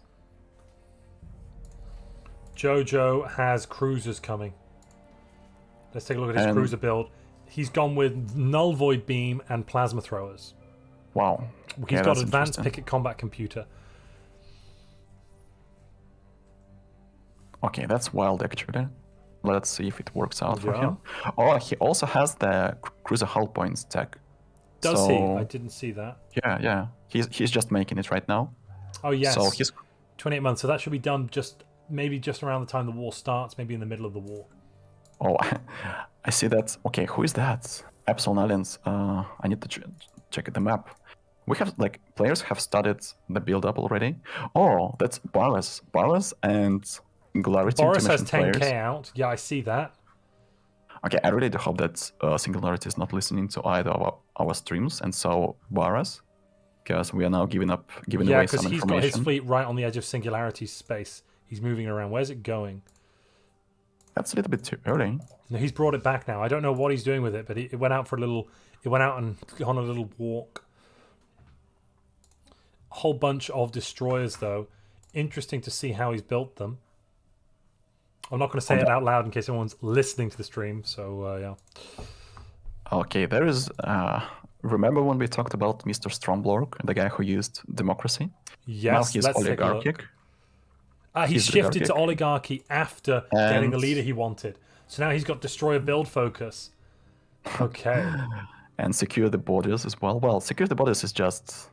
It's not even a bonus because you will not be actually using this that much, but destroyer focus is all he needs. He's got lots of destroyers queued up ready to pop out. About 60 or 70 destroyers in total. He also has the retired fleet officer, so he gets one destroyer for 160 alloys. Seriously? Goodness me, that's just yes, it is. That's with 3 tier 2 small metal I see it as armor. I see it as 180. Yeah, but that's without the cap governor because he does not have cap governor right now. He hasn't got it on. He hasn't got it on yet. Okay. No, he uses the cap governor and then swaps for the another. I can't see the governors. Oh, go for the leaders. Oh, I can just go to leaders. I can see governor in a second. Yeah. So his intellectual governor is governing. Yeah, with you. Arch says that it's no plasma DDs on his side, but this guy was able to get 22k of destroyers exactly year 30 once. All right, so let's take a look at the map. So we're about to hit year 30 and people are about to go to war. I see the biggest fleet so far is Boris with 11.5k out there. But I think, for instance, Necroblorg's going to end up with something similar there. Strongblood's going to end up with something similar to that. Jay Stanyer's got 4k out. Oh, we got a war declaration. So who's Firebloom gone to war with? Firebloom's gone to war with Crimson. That is the Void Dweller next to them. So this is Machine Intelligence has gone to war with Crimson. What's the war goal? Rubinus is attacking his own dragon. Exactly, that's his plan. Okay.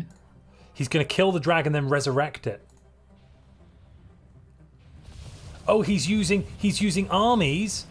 He's using armies so that he can attack the dragon. Oh, that's a little cheeky. I'm not sure if it's going to work though. He's using the army so that the dragon is not attacking his station, but the dragon will shoot his armies, I think. And he's reasoning, oh, that's very cheeky. That is very cheeky. So basically, he's not going to lose any ships on his station, and then he's going to be able to resurrect the dragon. Probably with his tech, it's going to take him around 30 to 40 months, but he's going to have a 40k dragon in 3 years' time. Giltanos has 11.2k as well. His station is taking some damage though. He's almost knocked the dragon out. Oh, sorry, I should get back to the rest of the things. What's going on with the war? So, the funniest part is that Baras has attack Singularity, but he's in war with 2 players. I guess that's Singularity and Jojo are in some sort of pact. Oh yeah, it makes sense. Must be. That's interesting actually. Jojo is going to build a lot of cruisers soon and will be able to Jojo asked to make Singularity a tributary, and Singularity said yes. Okay, I see. So he said yes to paying tax. And we've got a fight at the capital of Singularity. Oh, he's flashing 0 energy. It's quite a bit of lag, actually. Okay, he's still fighting on 0 energy. Who's that? Singularity? Yeah, I guess. Oh yeah, he's at 500, minus 200. Wow, 0 minerals. Yeah, he's a bit toast. He shouldn't. He probably shouldn't have agreed to the tributary proposal. Yeah, but I guess that Jojo is going to fight against Boris, and Boris has sustained a lot of losses. Actually, Ruganes has Jojo's killed not his deployed dragon. anything. Oh, okay. Jojo's ships are moving up now. 25 cruisers. Okay.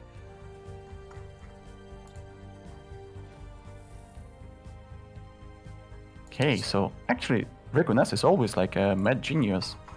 This Starhold wasn't to defend against other No, players. it was to kill the dragon, and it meant he didn't have to build any ships. So now the dragon's dead. If we look at his situation log, yeah, he's reanimated. In 20 months, Ragoon is going to have a 40k dragon. Dragon defense, undead dragon defense is competitive. Thanks God we have banned the jump drive use. Can you imagine that? Yeah, he'd just jump into a home system and blam 40k in your face. Jesus. The thing is, if anyone else uses armies, they can block his dragon quite effectively. At the same time, I see that Giltanos. I'm sorry for interrupting talking about that. Giltanos with 12.2k is attacking into the territory of G Stanley, and G Stanley has 5.5k, and that's it. Yeah. Is he going to defend on the Starbase? Doesn't look like it. And what are those ships? He's got plasma and railguns. Level 3 railguns, okay. With level 2 shields. Ah, he has reactors level 1. That is why he's not able to put more shields. And he's also Stanley trying... has some pretty good star bases, though. If he... What's he doing? He's putting naval logistics offices in, so that means he must be trying to build somewhere. No, I don't see him trying to build anywhere, though. Where's he doesn't his have enough alloys. He doesn't have enough alloys. And where are his fleets, though? He's moved them somewhere? Okay, Daki has 15k. Okay, whom he has? He decided to attack Mr. Kaldabolg. At the same time as Kaldaborg's at war. Who's Kaldaborg at war with? Kaldaborg is at war with both Daki and also with Firebloom to his left. Oh. Yeah. But Daki's coming in there with 15k. He's just going to slap him straight in the face. Oh no, Daki's turning around. He's only got plasmas on his destroyers, though. Plasmas with a shield focus. If they are running shields too, that could be quite a bit of an issue. Let's check it out. Oh no, we've got a fight about to happen. Firebloom's about to get caught. Yeah, he did get caught.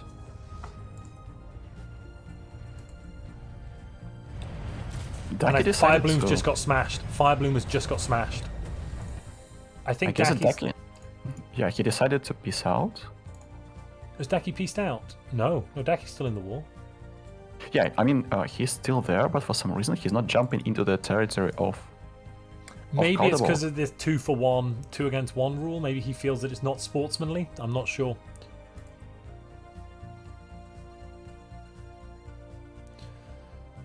So, yeah, Jay Stanley's really taking a beating to the north. He's kind of formed up. He's got about 5k, but I don't know what he's going to be able to do with that. Okay, so there will be a big machine empire made of Giltanas and just actually a shout out to Giltanas. Oh, Ragoon's at war as well. Somebody's attacked him. Someone? Oh, someone has attacked. Strongblog has attacked him with 10k. So now Ragoon has in 6 months though his dragon comes online, and he can jump into his own systems. He can jump into his own systems and just kill. He's not going to know what's coming. This is going to be terrifying. Strongblog doesn't know what's going to hit him. He's in the shield nullification system as well. So if he stays here with no shield, that means the dragon will jump in and bump. Dragon doesn't have any shield. Doesn't matter. Wait, is this dragon stronger than the dragon that guards the system after you revive it? It's 20k or it's 40k, I think. I mean that you cannot see the power of the dragon when it's defending your ground, like defending your No, you can't. System. You can't. No. I wonder if it's as strong as the revived one, or is the revived one stronger, like the zombie who the has revived one, I think, is stronger. Oh my gosh. Okay. But I'm not entirely sure. I don't Okay, we'll entirely see. know. Okay. I'm not sure he's going to do it in time though. 1 month. Oh, it's going to happen. Yeah, Strongblock Strongblock's going to jump in, and then he's just going to get smacked in the face by a dragon. This is good. This is amazing. No. He should not jump. There is a big He doesn't station know. there. He doesn't know. He's jumped. He's jumped. As soon as he gets to the as soon as he gets to the end of the month, there's the dragon. 50k. It's a 50k dragon. Holy Mother of God. Oh my God. This is just. He's just going to get eviscerated. Damn it! It couldn't be a better timing. That couldn't have been better timing. What did he kill? How much did he kill? Let me just jump in. Let's jump into Strongblock. Strongblock now got. He's still got 10k, but one of his fleets. How many ships did he lose? He only lost 5 destroyers. That's the problem with destroyers. They just jump away. But he's jumped with his dragon, and now he's going for the other fleet. Even with the jump drive problem, it's still 33k.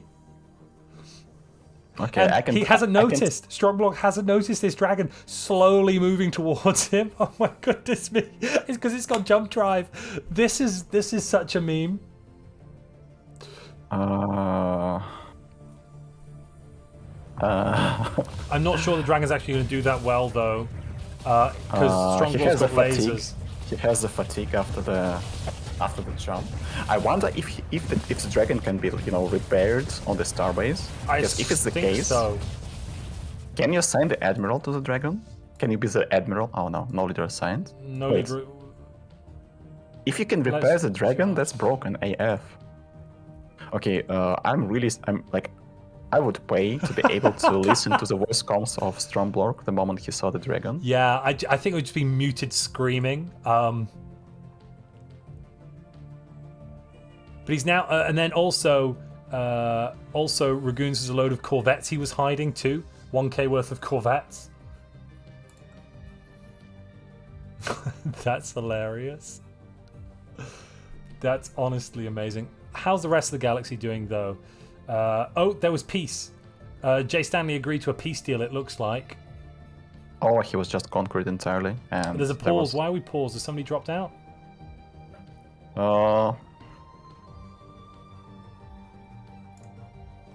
I do not seem to understand what has happened. I can't see any hyperlanes right now. Just... He did it again? Who do you see? Oh, G Stanley again. Oh, yeah. Is that why there's peace?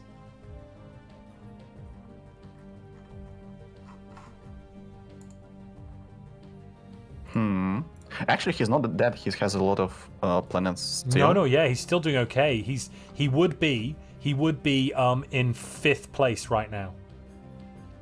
Oh, he will join. Also, Arch asked in chat how is Singularity doing.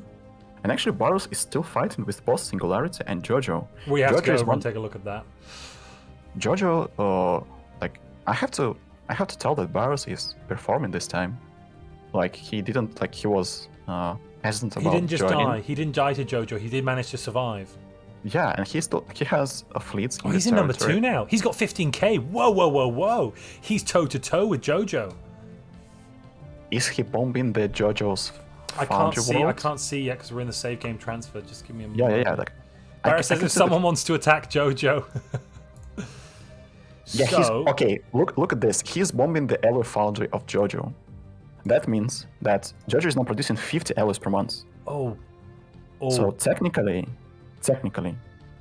he is winning. Actually, Jojo should piece out. Yeah, Jojo should piece this out. He's already got a tributary. Well, he's going to lose it. Yeah, Jojo has to piece this out. He's got... Where's Jojo's fleets? Jojo's fleets are trying to... Okay. So if he... What's he trying to do? I think he's trying to reclaim the planet. No, it's only one planet. He just needs to send some armies in there. I don't understand. Why does Barras has only 2 claims? What type of war is it, though? War of aggression, I guess. No, so it should just... It's not a tributary. I do not understand. Even also, if he wins... Jojo's at -9 alloys per month right now. Yeah, he's slowly bleeding. Okay, what is about, this? Ragunes 56k fleets. Yeah, let's see. Oh my god, yeah, Ragunis there with 56k. And he's smashing into them now. That's just absolutely beautiful. He's just moving his dragon around, jumping around to deal with whatever he wants. Wow. The armor hasn't come back, though. No, it seems to be repairing each month. It's regenerating, I guess, by a little bit. Yes, he's But regenerating. He must have some sort of hull point. Let me just go to... we can take a look. Yes, so it has regenerative hull tissue.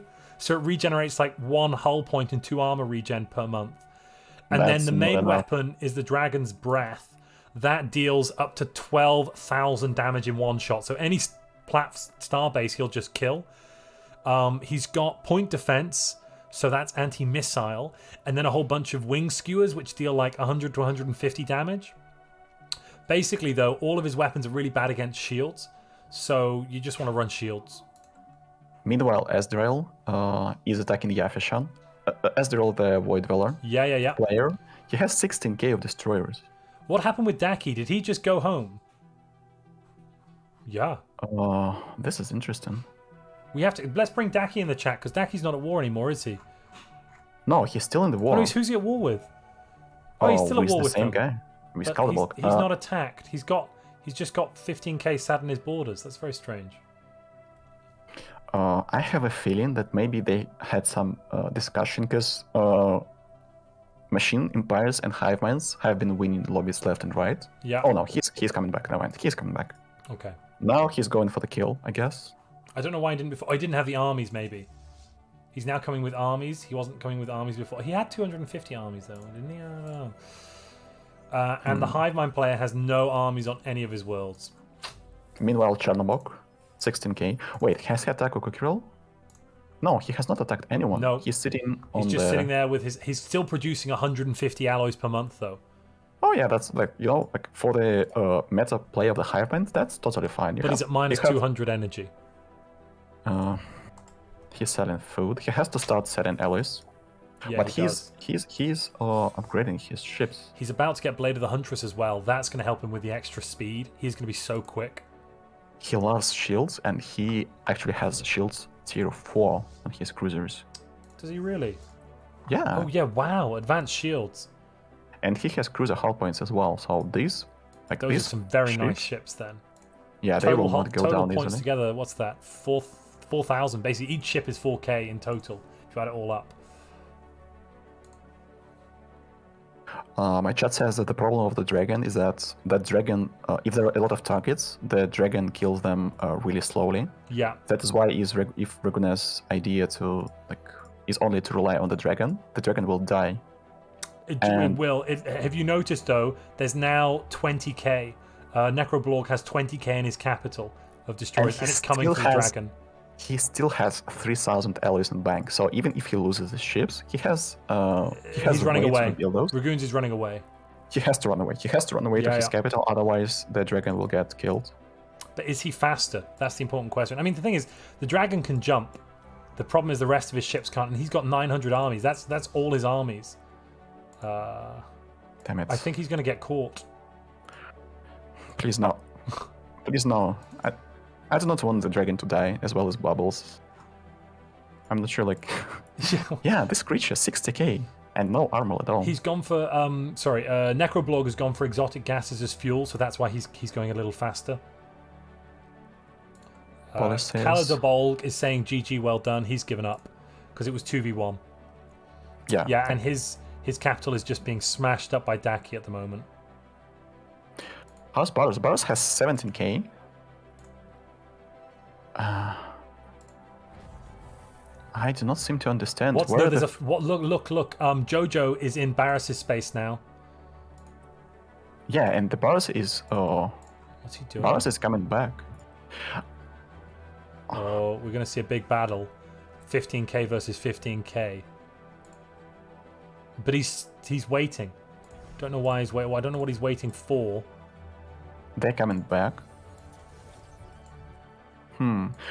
What I do not understand is the fact that Barros has not claimed territories. So technically... He's got 1k of influence saved up. I think he's going to wait till he can force peace and then he'll push all his claims. A bit of a weird way to do it, but given that people have so few systems, it's probably not that big a deal.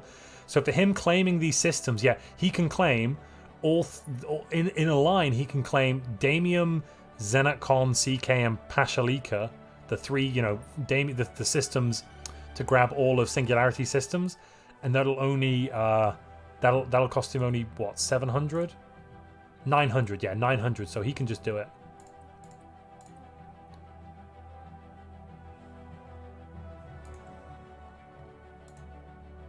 I do not seem to But understand. Jojo's coming for him. We're about to see a fight in Saldropis, I believe. Let's see what Jojo's going to do. Yeah, Jojo's jumping. Jojo's jumping now. He's jumping in. He's not jumped together, but he's arrived roughly at the same time. Okay, here we go. Barris is running full shield comp. Oh, God. Whoa. Barris is going to get smashed. Yeah, this is not even close. Yeah. Jesus. He's running full shield, and then Jojo's got... What's Jojo got again? Brutal. Wasn't it?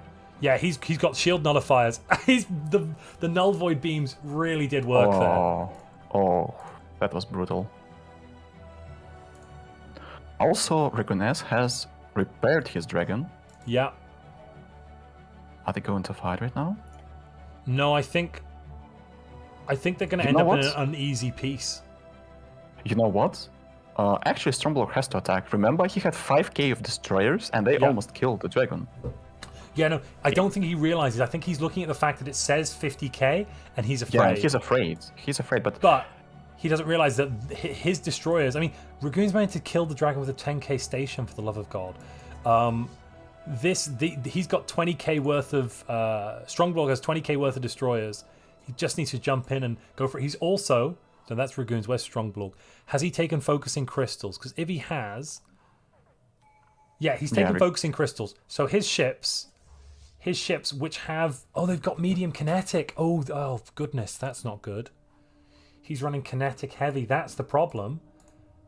He needs to upgrade them all into lasers. And then he'll just eat through.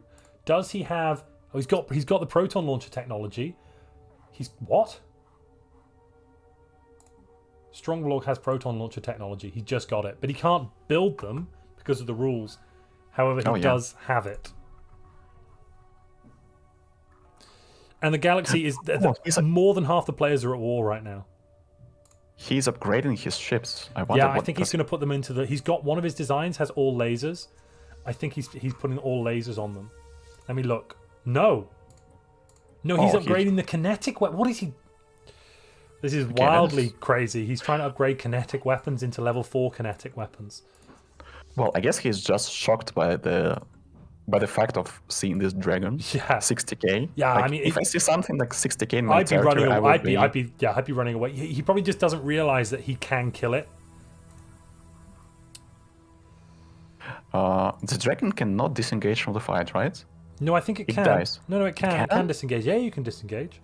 Pretty sure. Oh my gosh. It's almost impossible to kill it then, because such a huge... You have to kill it quickly. Okay, what are other fleets? Georgia's from 17k, Daki 16k. Chernobog is in the top, well, except for Mr. Reconnaissance and Stromblok. Yeah, Chernobog's up there with 18k. Has he got cruisers yet? He has not attacked anyone, he's just upgrading his cruisers. He's got cruisers and he's got alloy nanoplants. He's just grabbed that. And he's about to take construction templates, so he's going to be pushing out buildings so quickly. What's his worlds like? He's about to take his 6th planet. He's got a lot of pops, though. A lot of pops.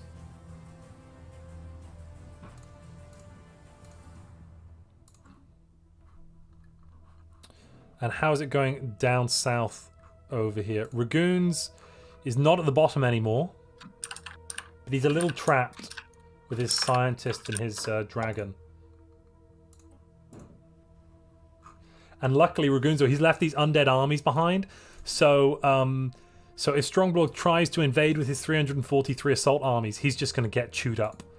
Because there's 500 worth of undead, which basically is about 800.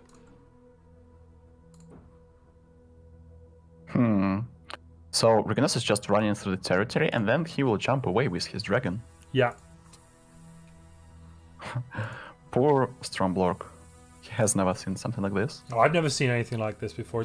I didn't think you could kill the dragon before 2230. I didn't think it was doable. But using the starbase and the armies together, smart move. I think without the relics, Ragunas may have run into a bit of an issue. Because he used a lot of those relics to build all of those undead armies, because for him, undead armies cost energy, not minerals to build. Oh, and his economy is running at minus 200 energy points. Which is fine, though, because he's got 16 artifacts. So he can keep going like this for... And his artifacts give him 1,000 energy a pop.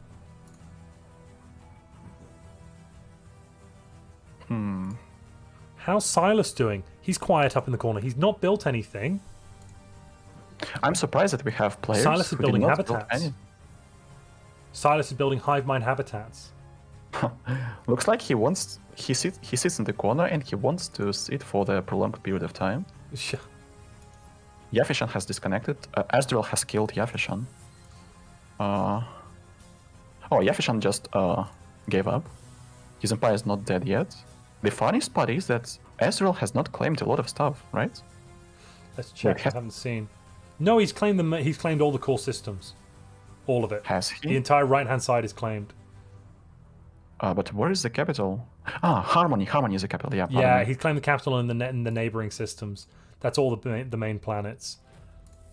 Imdar. And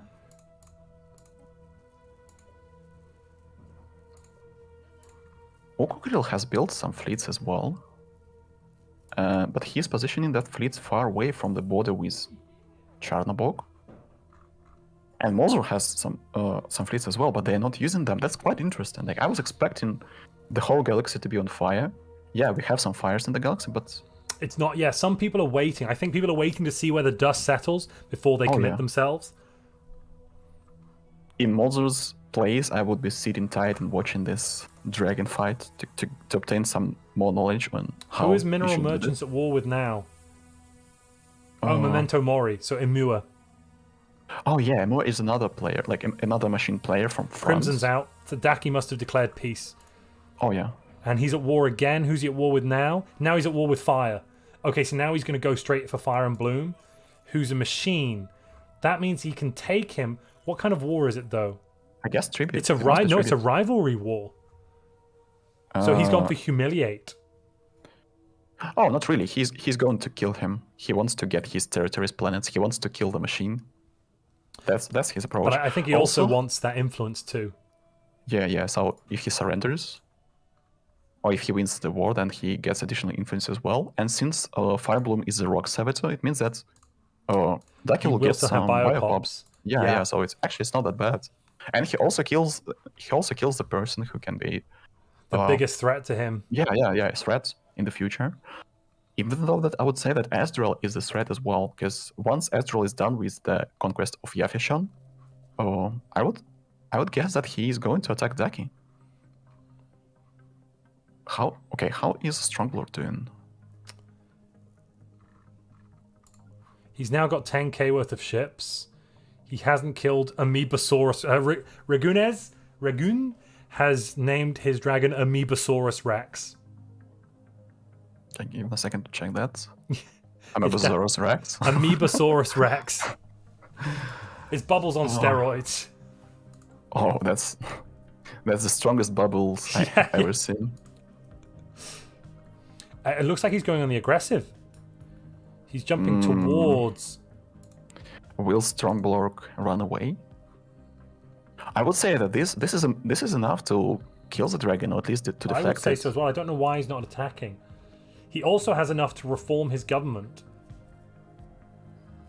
Stronglord could reform his government and add an extra policy. Yeah, he can actually add Distinguished Admiralty. Oh no, he already has it. I guess he has already reformed, so I think he reformed at 22. No, I think he reformed at 2220, because it looks like he could do it again. Maybe I'm just not seeing the UI element. I have hovered the mouse over it, and it says we must wait at least 6 years. Oh, you're seeing that. I'm not seeing that. Fair enough. I guess that he has reformed here 25. Is it one per 20 years or once per 10 years? Once per 20 years, I think. if I remember. Yeah, makes sense. He has to wait for.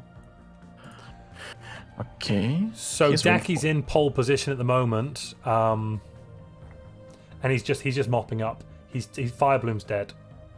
Look at the numbers of the fleets. Just look at the numbers of the fleets. 22k, 20k, 17k, 14k. Chanabog's at war. Who's he at war with? The Shard.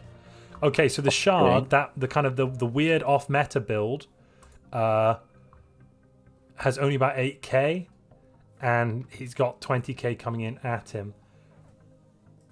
What are his ships like? They're all Actually, he will have more, because this is a perfect system to fight against cruisers of Chernobog, because this is a shield nullification system. It's also the Nebula system, so Chernobog has no idea what is. But his ships have shields. He hasn't put armor on them. He's put shields on them in the shield nullification system. That's a little strange. Oh wait. Yeah, this is really strange. He didn't kind of plan that far ahead. But at least. And now he's jumped. No, he's going to attack, or something. Fleets of Chernobog, I mean cruisers of Chernobog, they have a lot of shields. Remember we talked about tier 4 shields? Yes. Yeah, he has a lot of shields as well. But actually, this is quite interesting. He might be getting back. Shadowsoul is waiting on the border of the system, actually, not advancing towards. I'm surprised he's not upgraded the starbase there. Like, I don't think he was planning on defending. I think this has all just kind of happened.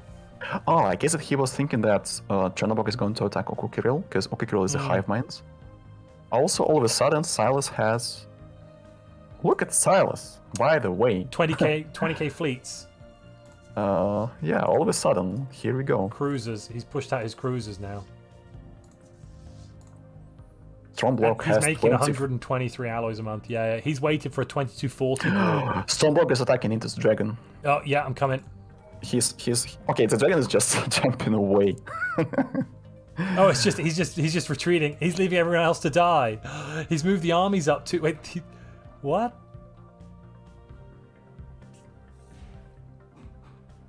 What's Ragoon? Ragoon has just moved the armies up. What on earth? He jumped his. Actually, this is the timing where the dragon can be caught. No, but look what he's done. He's occupied the home system. Is he? No. He's just moved some. He hasn't got enough ships. Oh no! And he just caught Starbase. Actually, the dragon can be caught off guard with the fatigue right now, because dragon has jumped in the content system and it's moving slowly. And if Momonga runs he's trying to take the capital out. He's jumped the dragon. So unfortunately, Strongblog never bothered taking the neutral system next to him. Yeah, exactly. But that dragon's just going to eat that starbase. Look at this. The dragon's just going to eat it. Yeah, but now it's 40k and Stormblock is going to attack. Okay, he's jumping. He's going in. Please do not split your fleets. Okay, the first fleet has attacked. And the dragon will get cut through right now. Look how fast. It has lost. You know, his armor's a lot less than his hull, though. He retreated, yeah. This dragon, man. This dragon. Holy. Wait. Mother has attacked Mr. Rigones as well. He decided that they had enough. Oh, no. Okay, this is it. This Sastrum, though, that's the system you want to keep him in. But maybe Ragoons can... let's see what his planets are like. He doesn't have many armies and defenses. Oh, no. Yeah, unfortunately, it looks like even with all of this beautiful play by Ragoon, it's just not gonna come through. Yeah, but the thing is that it's really hard to kill the dragon before the protons, because it will have a lot of chances to escape, and if it goes on, he will be just escaping with the dragon, changing their home stations. I wonder if the dragon obeys the home station rule, and if it gets back to the home station, or just jumps whenever it likes. Let's see, I'm on now. Amoebasaurus Rex will return 2242. 2242. So in about a year's time, we'll have a look. Charnaborg, Charnaborg's just cut through Shard, and now Silas, I think, is going to declare war on Charnaborg once Charnaborg wins that war, because Silas has moved all of his ships up to the front. He's got 20k just sat on the front. Unless Silas has joined the war, no. Silas is kind of. Wait, can he attack? He could attack Charnaborg, declare war on him while in one of Silas's systems. Wait, I don't know Silas is where his just fleet's running. going. Where's Silas's fleet's going? Look, Chernobog is running away. Like, what is going on here? Where is Silas going? Okay, this is interesting. He's coming back now. Oh, he went to grab 2 more cruisers. Look, there's 2 cruisers that must have been flying to that system. I'm not sure. A little odd. Okay, Chernobog has a lot of issues. First of all, he sits at minus 200 energy, so he has to Oh wow, sell a yeah. lot of. Oh no! Look at the prices of alloys for Chernobog. Sorry for interrupting. 15 energy for 25 alloys. Jeez. Yeah, Actually- his alloy price is the alloy price is currently 0.8. Okay, actually losing this fleet, or maybe even. Okay, If he loses his Chernobog fleet, has he's dead. plasma. Chernobog Oh, has they're at war plasma. now. No, they've gone to war. Look, they're fighting the capital. I think Chernobog's going to lose. Yeah, Silas is going to win. Silas wonder has who- completely eviscerated him. I wonder who Chernobog- loses more. Actually, Chernobog did not lose a lot of ships. He lost like 5 cruisers or so. And actually, the fact that his ships are now in FTL, it will help his economy. He's only at minus 100. No, minus they've already 107. returned. Wait, what? They've already returned back at Chianagawa. This bug is so annoying, to be honest. Like sometimes your fleets return immediately. Sometimes Yeah. it takes like years. Yeah. Stromborg is advancing towards Regunes. And Stromborg sees Moser, the hive mind, who actually is taking like advantage of the situation. And Oh no, the hive mind's taken the capital and everything. He's not actually landed yet, but he's taken the rest of the space. Ragoons is. Let's bring Ragoons in and have a chat with him, shall we? Is he on? Oh no, he's streaming, isn't he? No, we can't do that probably. yeah, he's streaming and he's still fighting. And he's repairing his. Well, actually, he has 100% war exhaustion with Momonga, the Stromborg. But that's he's his war burned. exhaustion. Necroblog. Yeah. Necroblog is not the same. So whatever system Stromborg takes right now, he can status quo. But actually, we can see that Stromborg attacks the Moser right now, even They're though now they at war. have. No, they're Wait, not. are they? Oh, he's moving up, but they're not at war yet. But he's going to declare war. No, Has he he's claimed coming anything? back. He has claimed Moser. He will. He has? Wait. Yeah. Yes, yeah, he's claimed Moser entirely. He's claimed Ragoons and Moser. And Moser is running away from that system. This is a No, bloodbath. wait. That's a complete. Wait. Stromborg will jump into the system and start fighting against Moser's destroyers. I mean, I love it. Like these wars are multi-pronged from like different angles, and everyone is fighting everyone. But Look at unfortunately, this. he's got more ships, but they're more damaged. Okay, here's the war. Here we go. Come on, Another do it. one? Yes, okay, now they're at war. And he's really got cool. the lasers. He's only got lasers. Oh, beautiful. He's in the perfect system for it. But he's not going to win. He's got He does not- plasma. he He's doesn't have fighting plasma. plasma. No, yeah, he's He's fighting fighting against against plasma. Moser is gonna win due to the fact that Moser won. plasma, No, Moser had plasma. Yeah. That plasma plasma. tier 2 is. Okay, this is wild. If Moser takes territories of Regunes now, oh god. Moser should ignore Ragunas and just go through and attack Stromborg. You know what? It's easy to say ignore, but when there is a 60k dragon somewhere, it's really hard to ignore that thing, you know, when you see it somewhere. Yeah, You know you have to kill this. You have to have good target priority. Wait, has he seen it? I don't know.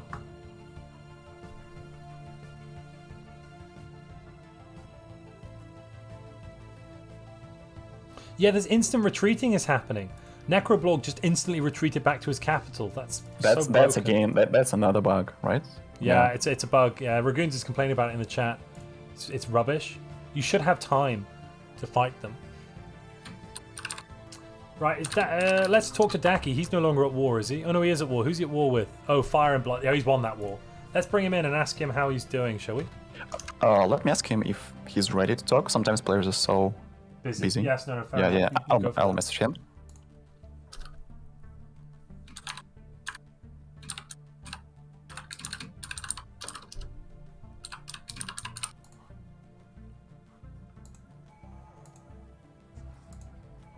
Oh, he said yes. Nice. We'll have a chat with him. And there's another fight. Chernoborg is currently fighting and losing again to Silas in another system. Unfortunately, Chernoborg's fleets are engaged slightly apart, and so Silas is able to kill one and kill the other. Do you want to drag Daki into this room then? Yeah, he has joined us, and here is done. He's muted. Hey, Daki, can you hear us? Yeah, I can hear you. How is it going, man? First of all, welcome to the caster board, and there was some part of delay when you attacked Caldable. He did not Yeah, what finish was him that right all away. about? You went to attack. Was it some sort of honor thing where you saw he was fighting another battle? and you were No, like, no, "Oh, no, wait." no. We had a battle, and he killed my fleet, but I had hit and run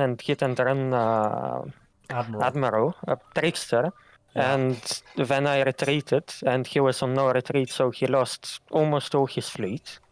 And then you, I guess, saw my fleet.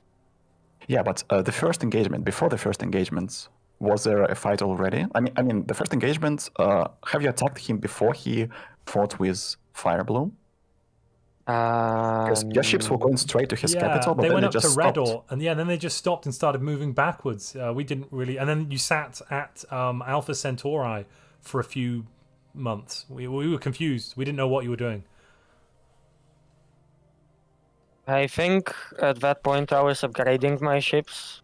You brought them back to don't know. upgrade.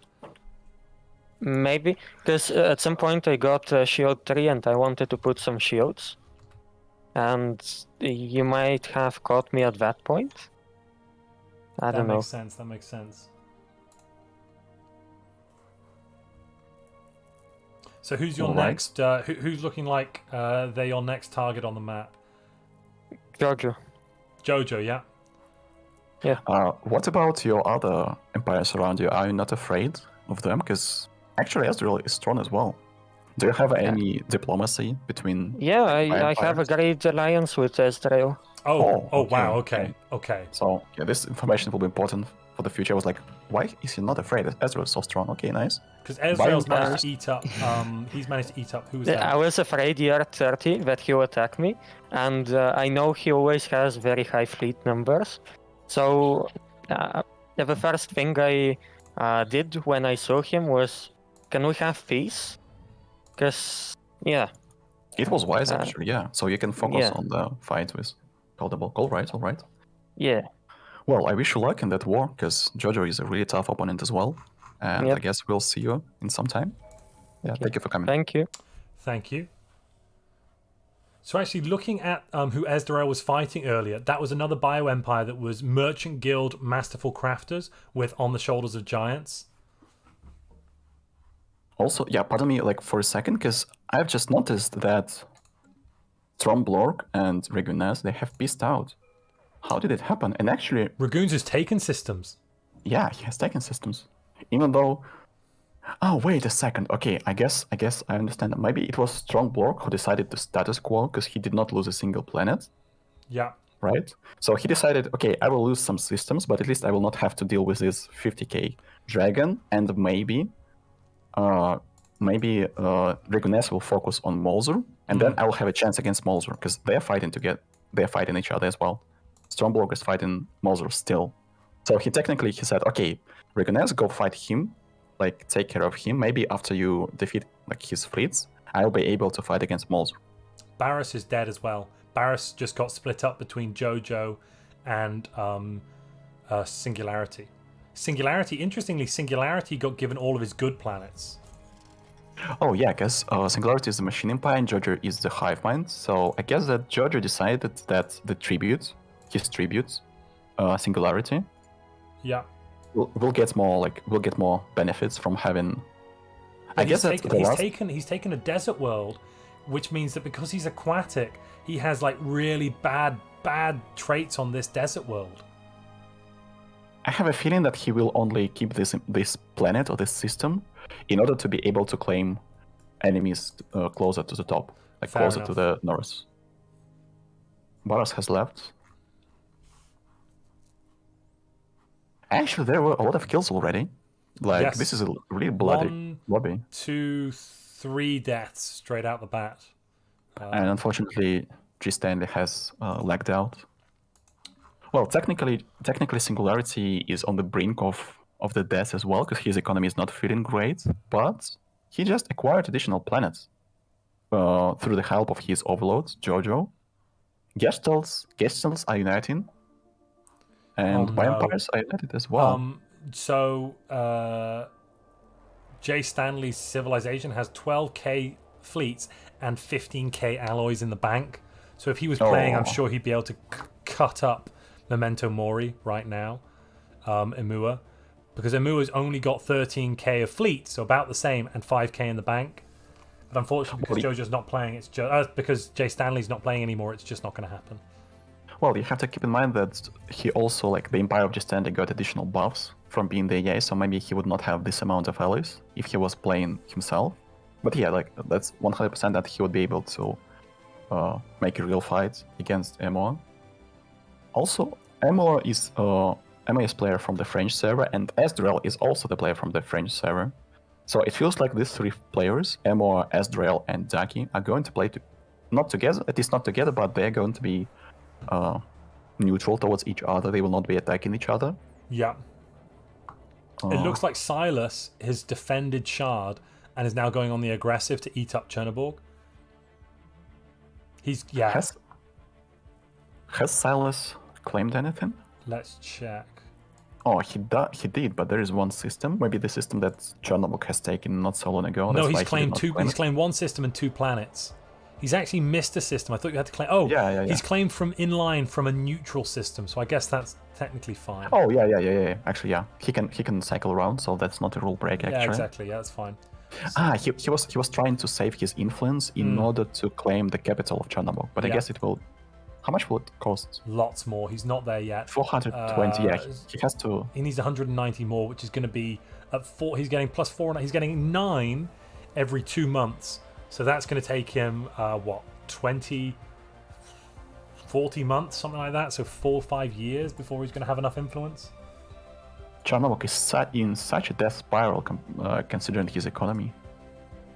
Well, at least the price for Alice is higher now, but he's literally selling every available resource in order to be able to sustain his fleets. That's not the. Oh, I have been told that Molzer is attacking the dragon. Oh, yeah. How did it go? Oh, Ragoons has run out of food. Consumer good deficit. Energy deficit. Not good. Not good at all. Wait, is the dragon consuming 80 food per month? 90 food per month. Is the upkeep of the dragon 90 food per month? Oh yeah, 90 food per month. Yeah, the dragon, the undead dragon takes 90 food per month. It's quite interesting that the dragon is eating apples. Yeah.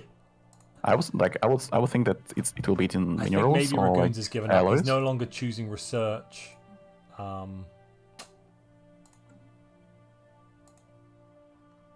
such a great streamer that one of my viewers told me 30 minutes ago that actually Dragon is consuming 100 food. That's why Dragoness is sitting at minus energy. Okay, actually this is a well-timed fight. And since Molzer has Plasma level 2... Ragoon's just going to run away, but I don't know where he's going to run to. Look. Yeah, I'm watching Plasma tier 2 is just annihilating this. Yeah. Run, jump. Oof. Okay, where did it go? Wait, it has to go to Brachium. Oh, never mind. It went to Eram system. And once again, this bug. If it went to Brachium system, Momonga would be able to actually kill it. Yeah, I guess he would be able to kill. Now he's bombing the capital of Rigonese, and he has 700 armies. Molzer. Does Ragoons have anything there? Oh, Ragoons has 700 worth of undead armies. That's not going to do anything. Wait a minute. Molzer has 3 tradition trees already done, and has he ascended already? Yeah, he's got evolutionary mastery, so he can resequence. He can turn things into Hive. Yeah, and on top of that, wait, he has taken the divided attention, administrative capacity plus 20%. I guess he misclicked because I know that he does not speak English fluently and he does not play the English version. Most likely he was going to pick the... Sorry, Moser? Moser, yeah, subspace and phase for the additional move speed and for the additional naval capacity of his I fleets. see what you're saying now. He's taken divided attention. Yeah, he must have. He must have wanted the plus the sublight speed, the F phase, subspace F phase, naval cap and sublight speed. He is bringing a lot of armies in order to land on the capital of the Reanimator. He's going to need them. Oh god, yeah, it will be really hard to break through this. Well, if you get the, how is it called, cautious? I guess that cautious general is the best way to do this. Oh no, restrained admiral. Oh, not admiral, general, pardon me. Army disengagement chance plus 20%, so the more armies disengage, the less are the chances that they will be turned into the undead armies that will be fighting against you. That's why if you're fighting against the reanimators, the restrained is the general you need to get. For now, he has charismatic plus 25% army morale, and assuming the fact that reanimators He's pulled back. choose. He's pulled back. He left one fleet to bomb the capital. Bombing, yeah, but he's pulled everything else back because Ragoons is attacking again. Ragoons is sat in the pulsar system with shield notification. That's going to help him. Oh, I guess he has used the jump drive in order to get to that system, but no, he's at 40. Yeah, look, the jump drive just ran out. It's no longer active. He's at 60k. Oh, why? He wants to cut the reinforcements of armies. So there is no way for Mosul to take the capital. Why is he not attacking the starbase? Why is that not engaging? Is there a bug there? Wait. Oh, sorry, I'm looking at it from the wrong perspective. Ragoons has retaken the starbase. And Moser just jumped in. With only 5k though. I think this might be fairly even. Yeah, look, 20 ships. Oh no. I think Ragoons has destroyed the first fleet. He's taken off 7 ships so far. And now the other 2 fleets. I think he might actually be able to win this one. Yeah. Yes! I guess the dragon is going to come out on top because of the shield notification. So as long as Ragoon stays in this system, he'll probably be alright. I tell you what, this dragon will be dead in 3 years. Mosul already has proton launchers research. Oh yeah, once that comes 15, out, it'll be a done deal.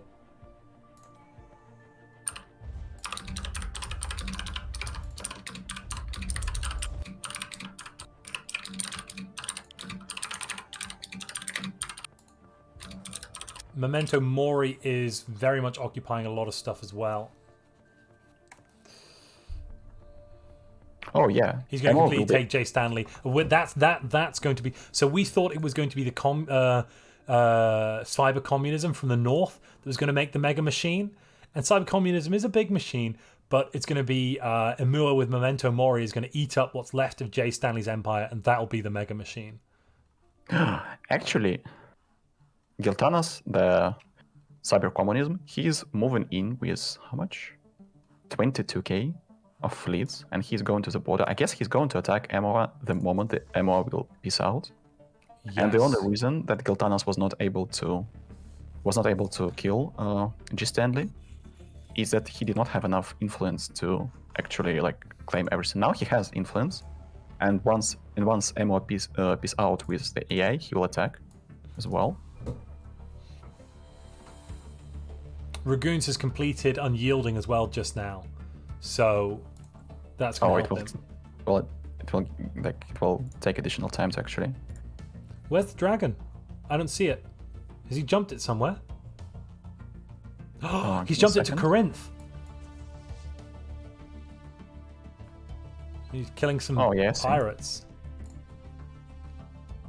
So he's going. They're not repairing. Look.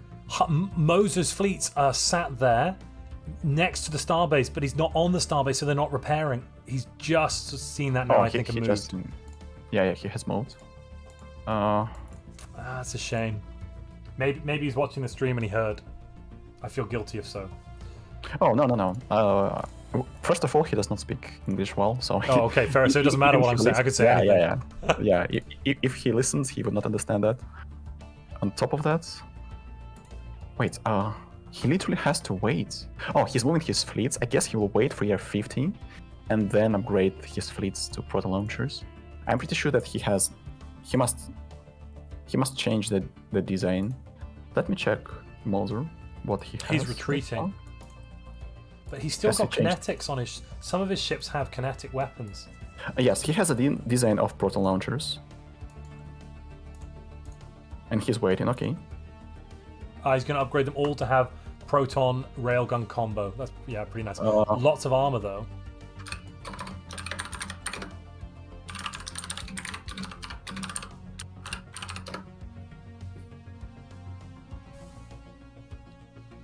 I just told him in Russian that you are not allowed to upgrade. Yet, because he's trying to upgrade, isn't he?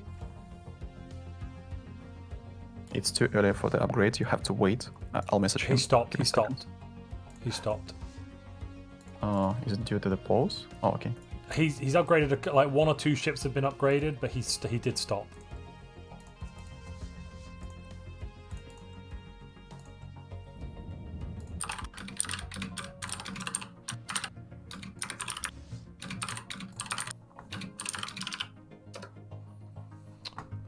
Let's take a look at Daki's planets then. Some of my chat want to see what's going on there. So why is he doing so well? Well, he's got, what's this? 15 planets now. So he's got his capital, his original planets. Then he's got the 3 orbital from Crimson. So his science, yeah, he's doing 1.5k science per month. Because he managed to eat this hive mind. He's also getting a lot of alloys from there, 100 alloys from Crimson. 200 from his own system, own planet, and then what's this producing? Consumer goods. Oh, he's got a consumer good world. Interesting, very interesting. Actually, Dak is waiting. What's he waiting for?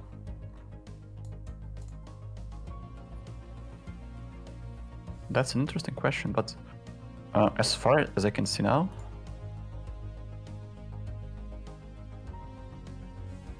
one time he jumped right in my capital. No, I don't think he did. I was watching. He didn't jump to the capital. He jumped one system adjacent to the capital and moved in. But I don't think Strongblog noticed. Oh, I think he could hear me. He just said, "Oh, sorry, I see." Yeah. Yeah. I just messaged him that he jumped to the neutral system, and I guess he just checked the map. Yeah. These rules can be a little bit confusing. But it does mean you definitely want to take those systems next to you. Silas is winning. No, he was winning, but now he's no longer winning. If he can fall, he should just peace out, actually. Can he? No. Is it? It's not yet possible, and he will not get any systems, no planets. No, he will. He'll get Litunuga Prime and Batis Prime. No, he will not, because the starbase belongs to Chernobog. Oh yes, it does. Sorry. But actually, Baltis belongs to him. Yeah, but Baltis. There's one cruiser fighting one cruiser. Yeah, look at. And then the one cruiser just left. No, go back. Go and get the starbase. Come on, turn around. Okay. Oh, he's getting the shields back. He's going for the starbase, but it's got nothing. Come on. This cruiser is literally the MVP of this fight. Man of the match right there. This one cruiser. How is Chernobog doing, by the way? Chernobog is still in the death spiral, and he has lost a lot of ships. Actually, I think that the next attack of Silas, Silas will get it. Silas most likely will kill Chernobog. Chernobog made a huge mistake of running out of... Silas has 25k worth of fleets, but I don't know where they are. They're all in Bickhall. They're all in Shard space. But Silas isn't at war exhaustion, whereas Chernobog is at war exhaustion, so that's going to be an issue. Jojo, he's doing all right. He's still not got many worlds, though. Not got many worlds at all. Okay, now but he has bio-ascended, so I think he's going to. He's edited these pops to have desert preference, but he hasn't taken aquatic away from them. That's really weird. Oh yeah, I guess he just forgot about this. He probably did. Should we bring Jojo in and talk to him about his wars? What was going on with Singularity? Yes. I will ask him if he has time. And, of course. mental capacity for this. And Memento Mori also just stole the rest of the space from Jay Stanley. Okay, I know. Actually, one of the viewers told me you cannot remove beneficial traits until you get the genetic resequencing. You need the, Jojo has research. Not. Yes. Yeah, he did not make it yet. With you. All right, where is Jojo? Sometimes players are too occupied of doing their stuff. Fair enough. Cyber communism, I don't think he's going to attack Memento Mori. Memento Mori stormed into the lead now. He's the mega machine. 300 pops. 1, 2, 3, 4, 5, 6, 9 planets, but each one of these planets is full of his machines. This is one of the reasons that we have been talking about addressing the Gestalt, eating another Gestalt, like he wasn't on that, like we didn't even pay attention to his fleet powers and stuff, and all of a sudden, once he got all these planets, now look at this. 400 alloys per month, 1.3k science. Yeah. Feels fair, right? Yeah, and totally the funniest part is that Giltanos was the one who was fighting with Jay Stanley, yeah. Yeah. And actually he has to attack right now, or he has to actually upgrade his fleets. Has he upgraded his fleets? Let's take a look. No, I think he's moving them back to upgrade. But has he got Proton Launcher? No, he does not. But he has a chance to roll them, but actually with 600 science it will take some time. In his place, I would attack. Doesn't have Proton Launcher either, though. In his place, he's researching neutrons, though. Christ. Imua's researching neutrons. It'll be done in 25 months. And then... Okay. Yeah.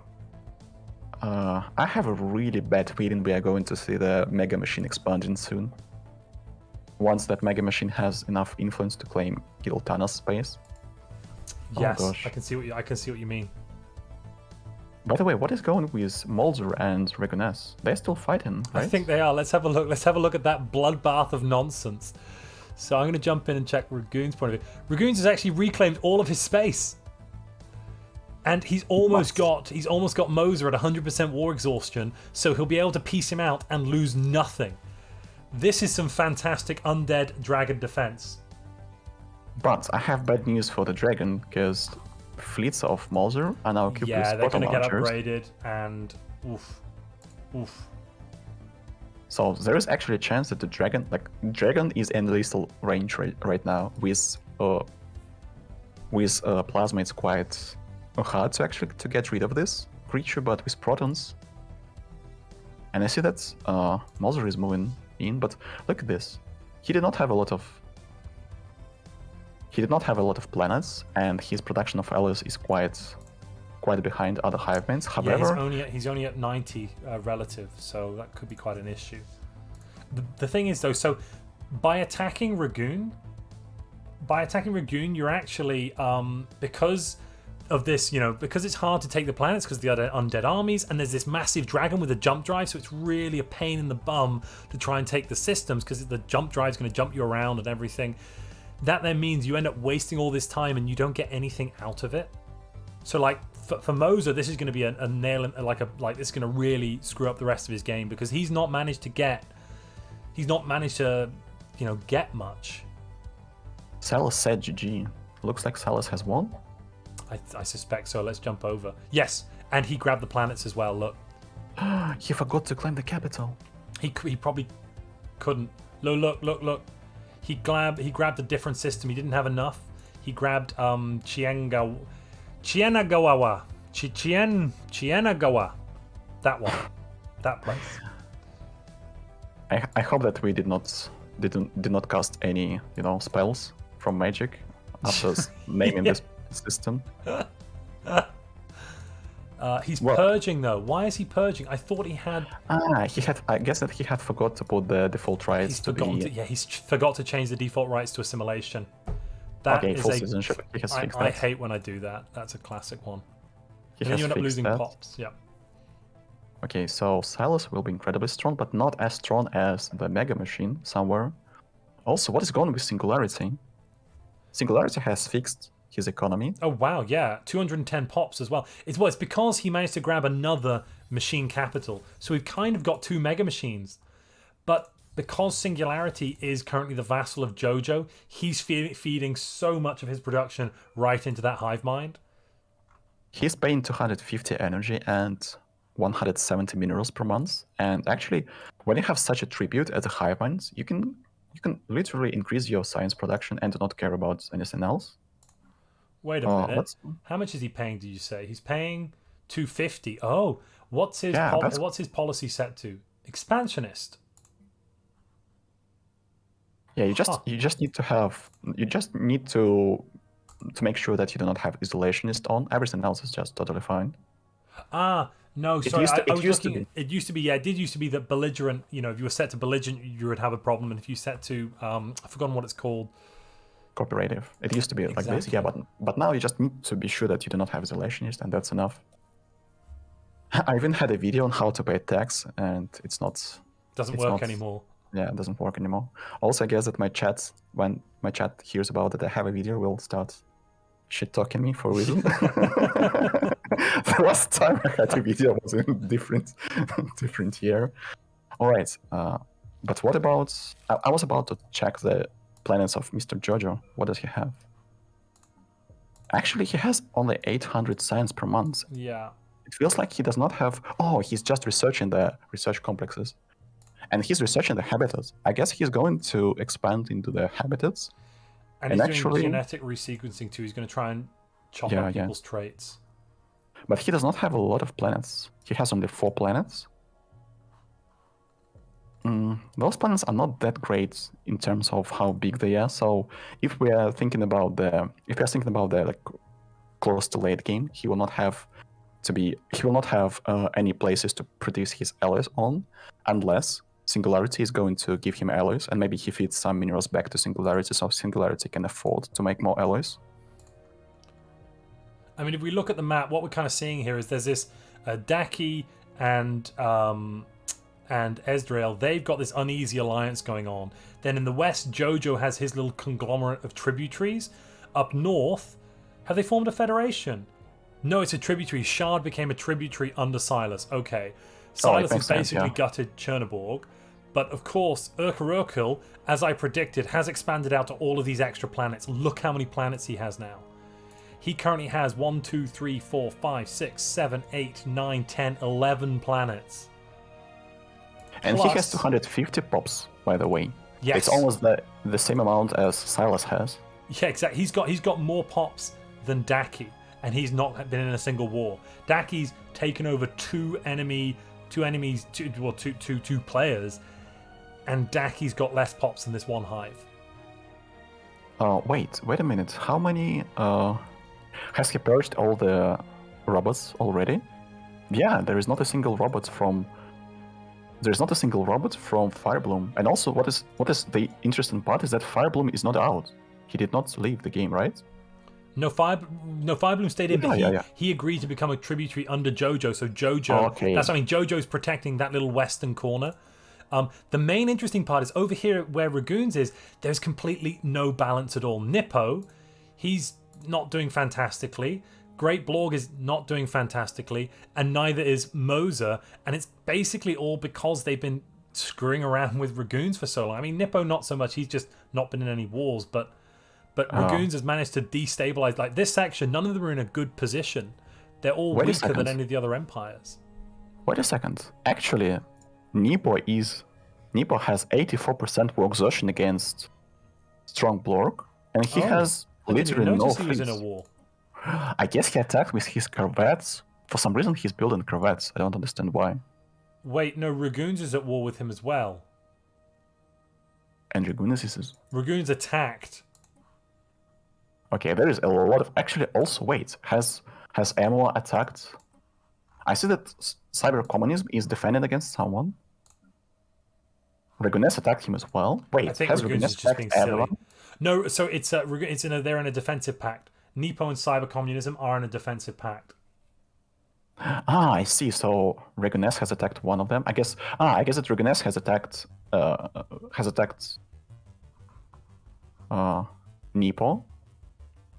And also Nippo is fighting against Strongblorg. Okay, this is wild. And the dragon is jumping in the system called a Leafeon that is next to the Molzer's territories, and Molzer is at 100% warp possession. However, The dragon's even attacking crystals. Isn't crystal Yeah, yeah. plating banned? So this isn't going to help him. It is banned, but he's going to use this as the way to get into the Landula system, like the core systems of Yeah. Molzer. Oh, I see. Yeah, because he's managed to jump behind them. Is somebody dropping out?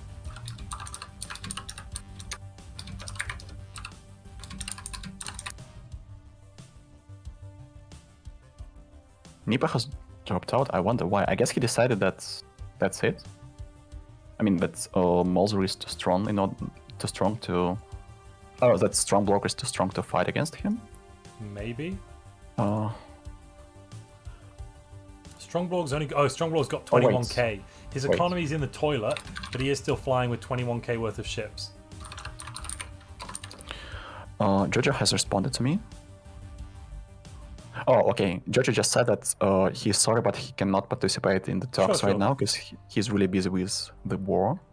I guess we will see something really spicy. Wait, who's he between- at war Oh, with actually, now? the war has started. Oh, it's a He started Federation war. Silas. Or like it's not. They're not federations, but it's Silas versus Jojo. Wow. Okay. Yeah, this will be lit. So this is going to decide. So on the western side of the galaxy here, we've got Jojo with his tributaries, and then Silas with his tributary after eating Chernobyl. And yeah, basically, this is whoever wins this one. That's going to be the western side of the galaxy, pretty much. That's going to be the major power. I've been told to check the leader of Ezreal. Does Ezreal have someone interesting as a ruler? Oh my gosh. Oh my gosh. Oh wow. Okay. Just check the Fleet ruler of organizer, Ezreal. destroyer focus, agenda fleet And expansion. fleet expansion. Oh my god. Jesus. Wait. He's got 34k worth of ships. Wait a second. Why is he fighting Ducky? Weren't No, they're not at Weren't they war. the- They're not at war. Oh, they're not? No. Ezreal's not in a war with anyone. Wait, I just heard the notification of the war between him and... I don't see it. Okay, I'm confused. Okay, I guess we can check this later on the stream. Singularity also noticed the leader of Ezreal. Yeah. That's how long. When was the last election as well? Let's check that. I want to see how long he gets that for. Next election is in 15 years, so that's basically the important part of the game now. He is going to have -20, -30% to his ship build cost just from his leaders alone if he builds destroyers, which he has to, doesn't he? Really? Yeah, and actually, like with the meta we have right now, destroyers are almost the ultimate weapon, because destroyers have a lot of evasion, and actually you cannot fight destroyers with battleships until some point. And Yeah. if you want to fight destroyers with cruisers, there is always a chance that your enemy will just build battleships and you will be screwed. So it's actually easier to go for destroyers yourself, so you will not be exposing yourself to a lot of risk, and that is why destroyers are so good.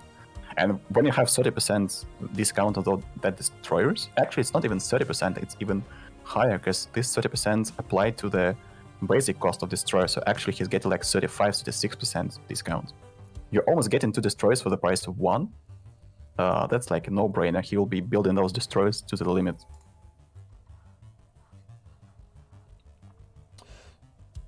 So Jojo now has 43k, and it's smacking around inside of those systems of Chernobyls. And he's dropping with Gene Warrior armies. Beautiful. Absolutely beautiful. I guess that Moser did not see that that Dragoness has jumped next to the capital, because he has just messaged Oh, he's me. and taken the asked me- capital. Moser took the capital. Sorry, the Ragoons took the capital even, then jumped away. Oh wait, it wasn't. Wait. Okay, so he took the star bases, but he did not take the He planet didn't take the itself. planets. He couldn't though, could he? Because he can't jump in. Singularity Yeah, says he's finally stabilized his economy. Yeah, okay. Actually, the dragon is now on his duty of clearing the galaxy of the crystals. He has killed another set of crystals next to the Moser's territory. Also, it feels like Chernomog has started lagging quite quite hard. What's going on?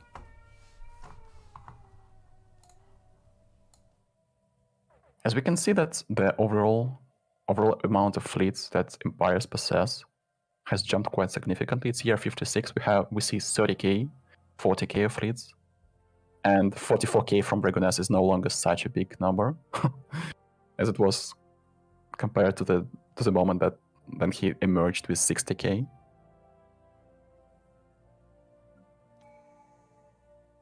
This dragon, like, it was going to be so cool if the dragon had the if all units in Stellaris had the counter of kills. This dragon was going to be the most fearsome ship in the galaxy. It's literally like non-stop process of killing ships all over the place. It's a genius. Yeah, it's a good, like, this trick is just, I have heard this that people in Strategium server has done this like literally almost instantly, but they did it with the use of destroyers. I know that they did it with destroyers and also with the starbase, but Dragoness did it completely with the use of the just the starbase and using armies. The armies, that was very smart. Using the armies like that, yeah, totally respect that. Okay, I guess that Moser got tired of this big dragon next to his borders, and he tries to catch it, but it's really hard to catch this one. Okay, Dragoness is jumping away to the neutral system once again. But now Moses' fleets can be out. They're not in position. The worst that can happen... Wait, Necroblork. Okay, wait a minute. Necroblork has 30k. It feels like the end of the dragon is coming. Yeah, Necroblork is going to declare on Dragoness quite soon, I guess. I would assume so. Wait, independence is guaranteed by Necroblork? Who's? Ragunas? Yeah, has Necroblork guaranteed the independence of... What? I do not understand that. What's going on? Yes, they're guaranteeing the independence of Raguns. What is going on, man? That's wild. And then up to the north, Chernoborg is... not Chernoborg, even Silas is very much on the back foot. Luckily, to get to his systems, you have to smash through his systems one at a time. So his world, for instance, his alloy world, I think it's this one. No, it's not that one. Is it here? Yeah, so to get to his alloy world, you have to go through... Oh, no, you only have to go through star bases. Oh, okay. So his alloy world is actually quite exposed. It is at the front. Okay, I can tell you that Jojo is in all kinds of trouble. He does not have big boy weapons like proton launchers. He has kinetic batteries, but he has not equipped his ships with kinetic batteries. Jojo hasn't really claimed anything either. Oh no, I'm sorry. I'm looking at Spice Salad. Let me just change over to Jojo.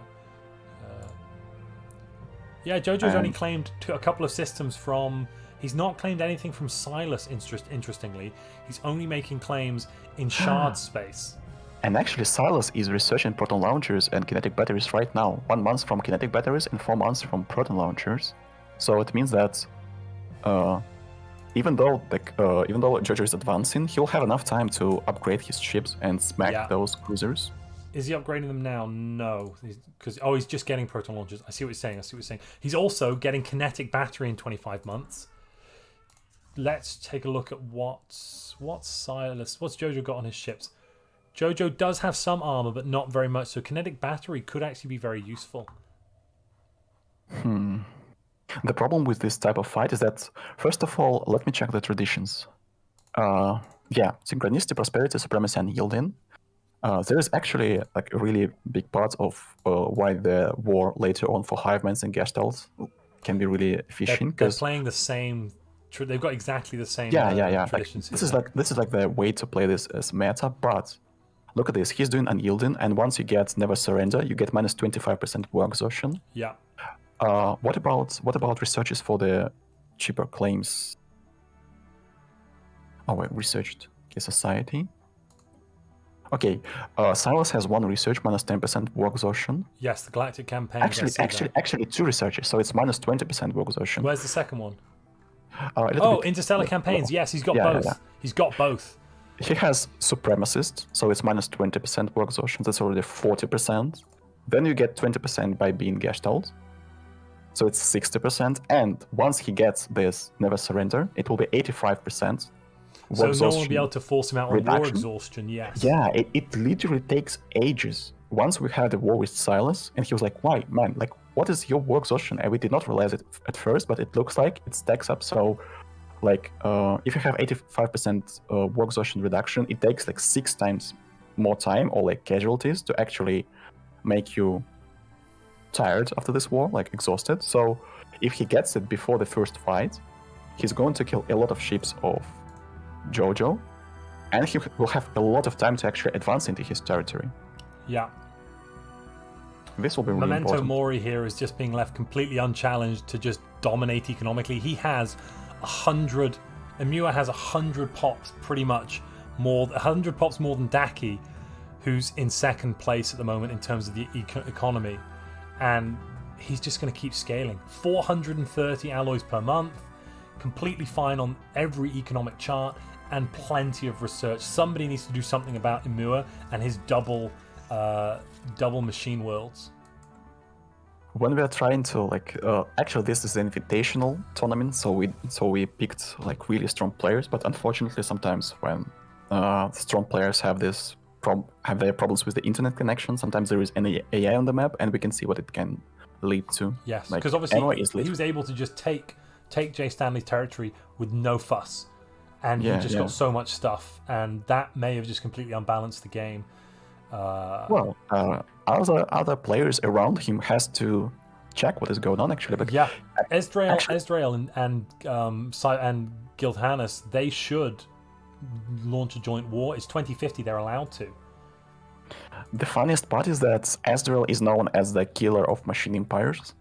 The first tournament we had, he literally killed like 3 machine empires. But looks like this time he is not going to be on offense against Emoa, since Emoa allowed him to get through his territory. I remember that. Was it? I remember that they I guess it's one of the fleets moved to the territory of another person.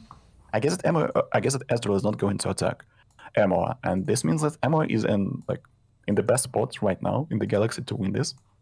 But we'll have actually why I love this tournament. Sometimes there are federations, sometimes there are other players dealing killing blows, and the position of empires on the map changes drastically. I can say that Daki is upgrading his fleets. Maybe there is a chance that Daki is going to attack Jojo while Jojo is fighting against Silas, and that means that the domination. That'd be a good move. He's upgrading into neutrons, isn't he? Let's just check the ship design. Yeah, this must be the case. Kinetic. He's upgrading to kinetic level 1. So he's going. I guess that most likely he does not have proton launcher technology. Oh, he's researching proton launchers right now. And he still did not pick his second ascension, and he has 42k of unity. Has he forgotten about this? No way. No, he's waiting to get his. Look at his Empire Sprawl. He's stopped researching, basically. Yeah, every single research costs twice, even more than twice compared to 114%. He must be. Why is he doing that? Wait, at the same time, Jojo has 60k. Has he upgraded somewhere, or is it just coming through? Actually, Jojo has 400 naval capacity. This is... Jojo has been scaling a lot here with his ships. Stromberg just said 50k energy, 5k gases from Tianki. Good. Whom has he killed? Has he killed the Tianki system? Where is it? Yeah, I think he just went and killed the Tianki system. Yeah, this is literally #wars. F in chat, everyone, to pay respects to the space whales. That was just brutal, and I think if anything, Ragoons deserve to go out there and kill Strongblog for that kind of level of gross, evil behavior. But what do you expect from a necrophage? I guess. The funniest part that he is not even from Japan. He's Russian. Okay, sorry, pardon me for this joke. Sorry. It's okay. Stromblork. Wait, he was making minus 20 alloys per month, like months ago. Now he's making 140. He's grabbed one planet. I think that might have been... No, he's just settled a planet. Oh, okay. Poor space whales, come on. It's almost as bad as killing bubbles. Sometimes I wish we had some special powers, like we could do a Sim City thing where we could put like a space hurricane in that destroyed stuff. You know, like we could turn this whole thing into a bit of a GOG game and punish players for evil behavior. Speaking like about that, space whales. Yeah, go on. Okay, actually, I'm not sure if I'm allowed to talk about this, but actually, well, you're on the there might internet. be. There's only a few hundred people listening to you right now, so whatever Yeah, you say it a little quietly, and that'll be fine. Yeah. So I'll say it quietly that maybe in the future, one of the like leading community players or like participants who is really proficient in making mods, maybe he will fix it. Who knows? Actually, there is a chance that we'll have some sort of powers over the galaxy. Who knows when it's coming? Who knows if it is coming? But there is a chance. And if someone tells you that it was Comrade who has spilled the truth or spilled the information, it wasn't me. I said nothing. yeah. Everyone in chat, you didn't hear anything, all right? Nothing. You do not hear anything about the possibility of this? No, never. Also, speaking of what, 60 years have passed really fast. Actually, this is almost 3 hours into the stream. Yeah. The wars are going on like literally non-stop. We always have to so talk about something. Jojo is now right at the border of Silas's space. Silas is coming up with about... Oh, Silas is coming up on the aggressive, though. Silas is coming forwards with about 60k. I bet he's got protons. Yes. He's got protons and kinetic shields. batteries as well. Yeah. And he must be running no retreats. Yes. No, rapid deployment. No, he'll swap. He'll jump in and swap. Unless he can't. Oh, now he waits. 61? No, he can't. It's 8 months. He has to wait. Oh, I he guess... jumped in too soon. But no, now they're at war. This is going to decide the fate of the Northern Galaxy, and he's annihilated Jojo. Absolutely annihilated. This is why protons should be banned until 2250. Because, that gives everyone an even chance to try and get hold of them. Look at the war exhaustion. Just look at the war exhaustion. Basically nothing. Oh, for Silas or for Jojo? And for Silas and for Jojo. Jojo is at 94% and Silas at 35%. Silas has taken the Never Surrender, and on top of that, he had big weapons. And I guess at Jojo, like the amount of ships he has left, he has like 16 cruisers left. Does he have the Unyielding? Oh, and he does not have Never Surrender. This would be the perfect time for Daki to attack, if that's... Yeah. You know, basically, he's defenseless right now. He's literally defenseless. He's got 14k worth of alloys. Whoa, he's not completely defenseless. Well, yeah, but assuming the fact he has lost 300 naval capacity compared to what he had, and Daki, how much does Daki have? Daki has 50k, and those ships are destroyers.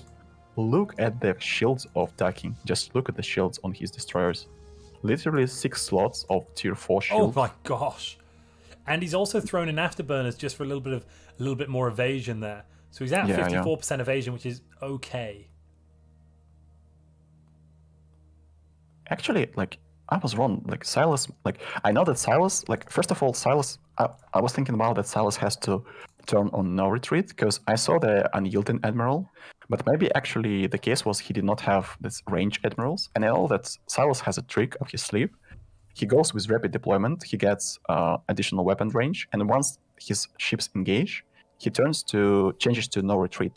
So he gets the first salvo, because he has 10% more range, and then during the fight, he also gets the advantages of no retreat and more fire rates after the first salvo was shot. So it's like additional super micro move that can be used. And actually, like, it feels like he has a feeling that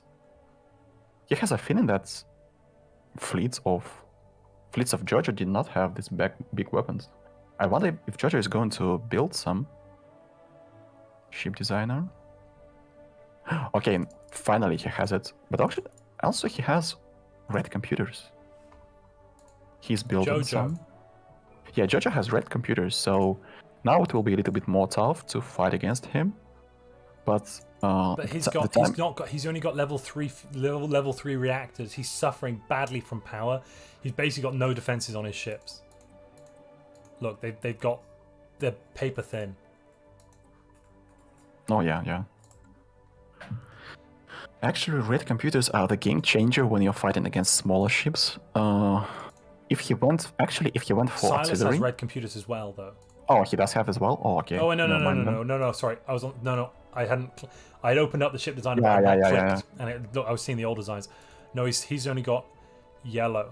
But he's got artillery combat computers. And he has kinetic artillery tier 2. Yeah. And Proton's tier 1. If Silas advances right now, I guess that... Well, actually, Silas has to... he has to travel through the territories. He has to travel a lot. And maybe this is the saving grace for Jojo, but if Daki decides to attack him right now, that's it. Silas also has to try and grab... There's lots of systems he has to liberate as well. And Yeah. Chernobyl has closed his space, so Silas can't come and retake those systems on the right-hand side unless he declares war on Chernobyl. And Chernobyl still has fleets, doesn't he? Yeah, Chernobyl's got 44k.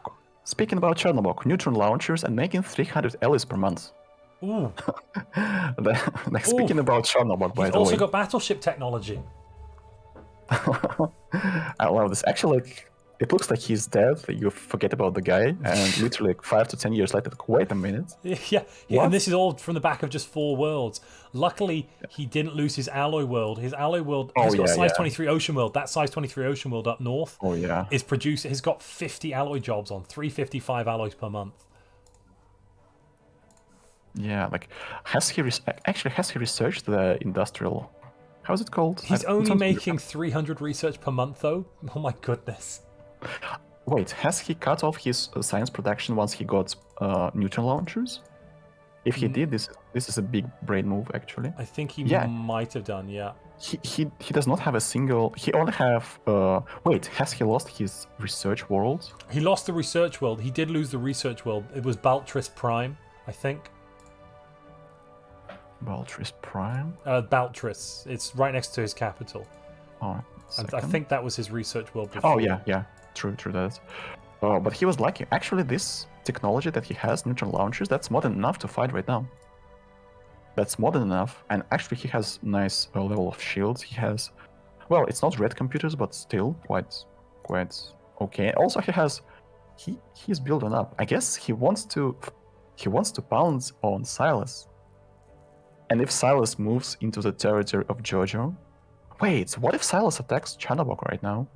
Because Silas knows that fleets of Jojo are far away, and Silas sees that Chanabok is Chernobyl's got more ships, though, hasn't he? Silas has... 50K? Oh, no, Silas has 66k. Chernobyl's got 50k. Yeah, but Chernobog is no retreat. Yeah, he's at no retreat. I think he's going to attack him because Chernobog's closed his borders to Silas, meaning Silas can't liberate any of those systems. If I was Silas, that's a declaration of war. The problem is he probably doesn't know how powerful Jojo is. Let's see. Yeah, he has no intel. He's got no spy network. He has no idea how powerful Jojo is. He doesn't know how many fleets Jojo has left. Well, first of all, he knows that actually, you know what? Not going into Jojo's territory and attacking Chernobog is the right move, because first of all, he has 100%, Jojo has 100% war exhaustion, so Silas can status quo the moment okay, here we go. This is the war against Chernobog. Yes, he's gone to war. Yeah, this is a really wise decision. Now he sees the fleets of Chernobog. He checks it, and he sees that Chernobog is at no retreat. If Silas goes to no retreat and assigns unyielding admirals to all of his ships, he's going to have 700 or 1700. Oh no, Silas is still on rapid deployment. Yeah, but he can always change to no retreat when he desires to. But he has to just remember to do it.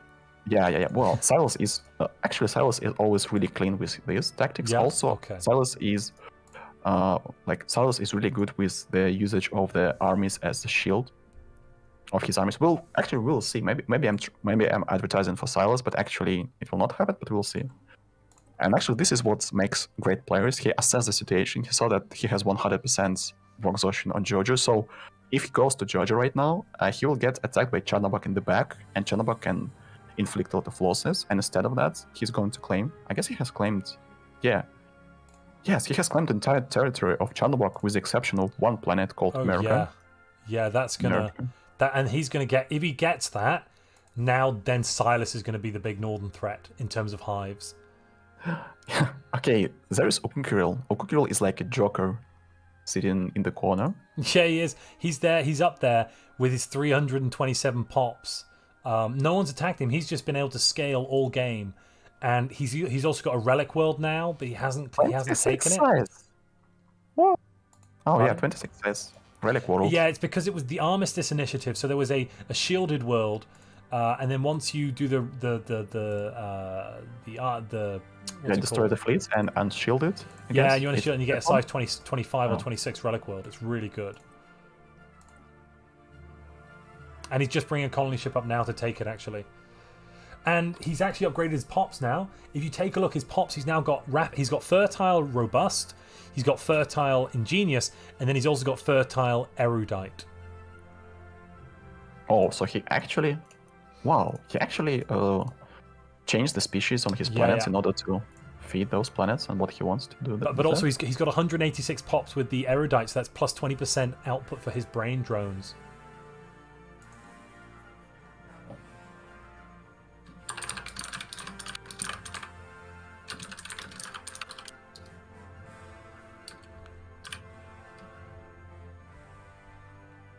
Pardon me for typing sometimes. No worries, no worries. Sometimes players message me, I have to... Well, if I type, I'm sure people can hear that as well, so... though it might not come over on yours. How's Daki's very far behind. No, he's just not bought anything. Why is he not buying traditions? What is he doing? Maybe he's AFK. He's still bringing up his admin cap. Look, his admin cap's still... he's now at 213, but I think he's going to wait till he's not going to get a big tradition cost penalty, because he's getting plus 86% to his tradition costs right now, or 87. Somebody in my chat's asking, what does ISL stand for? Interstellar League, right?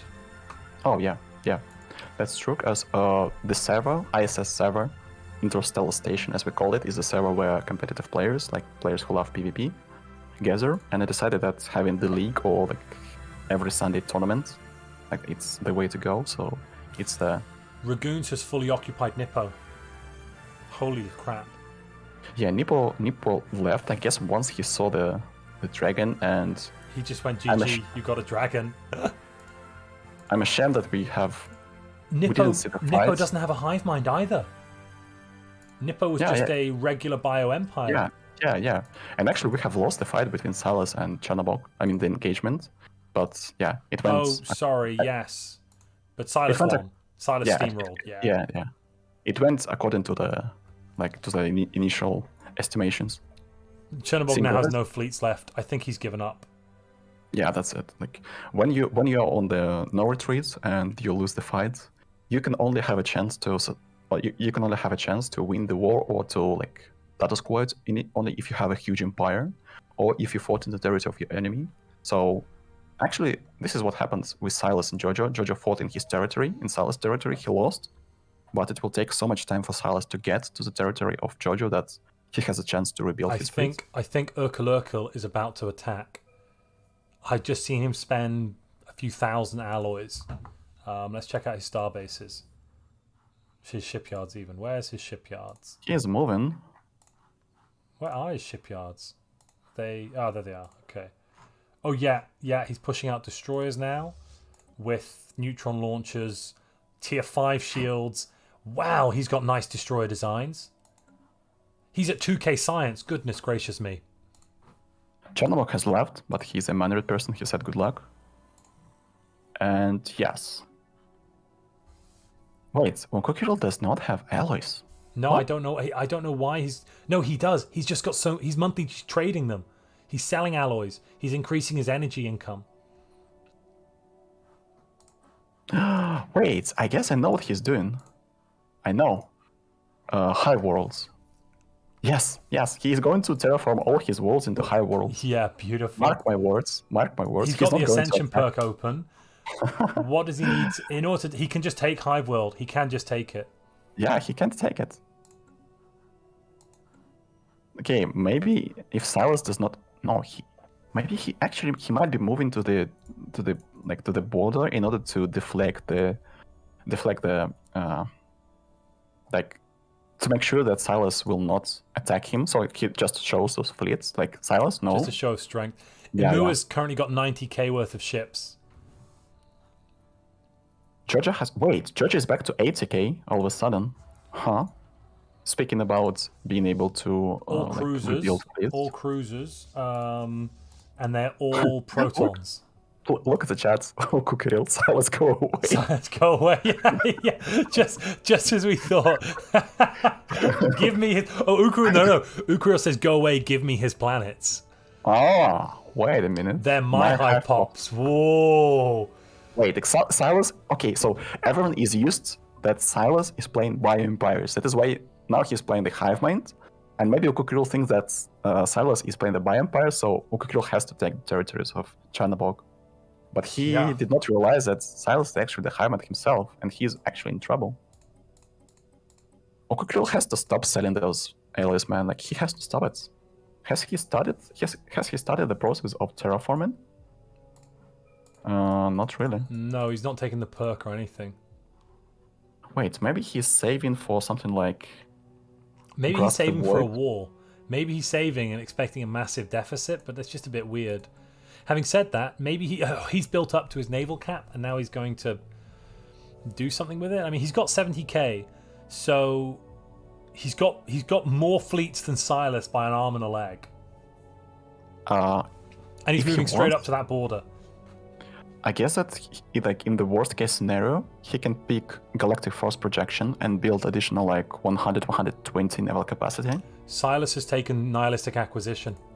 He's stealing the pops. He's stealing the pops from those worlds. Yes, look, check out Tigira Prime. He's taking the pops. Oh, no, he's occupied the planet. No, ignore me. Sorry, I'm telling a lie. He's occupied the planet. But Ukuriel has come right to the border. They've just agreed. They've just agreed. That looks like he's agreed to give him the alloy world. I guess Silas just have seen the fleets. Yeah, exactly. He said nothing, and then he saw 100k turn up next to him, and he went, "Actually, I think I'd like to negotiate." And so he's just moved away. He's just retreated. Ducky is asking for a break, actually. Yeah, I think we could take a break let them take a break. We might stay here and continue talking. I might just talk to my chat for a moment, see what they got questions for. I can show everyone stuff in the stream. All right. So I guess 5-10 minute break five from casting. minutes. I'm gonna deafen myself, obviously. So I'll speak to you in 5-10 minutes. Drop me a message when you're ready to jump back into commentating. All right.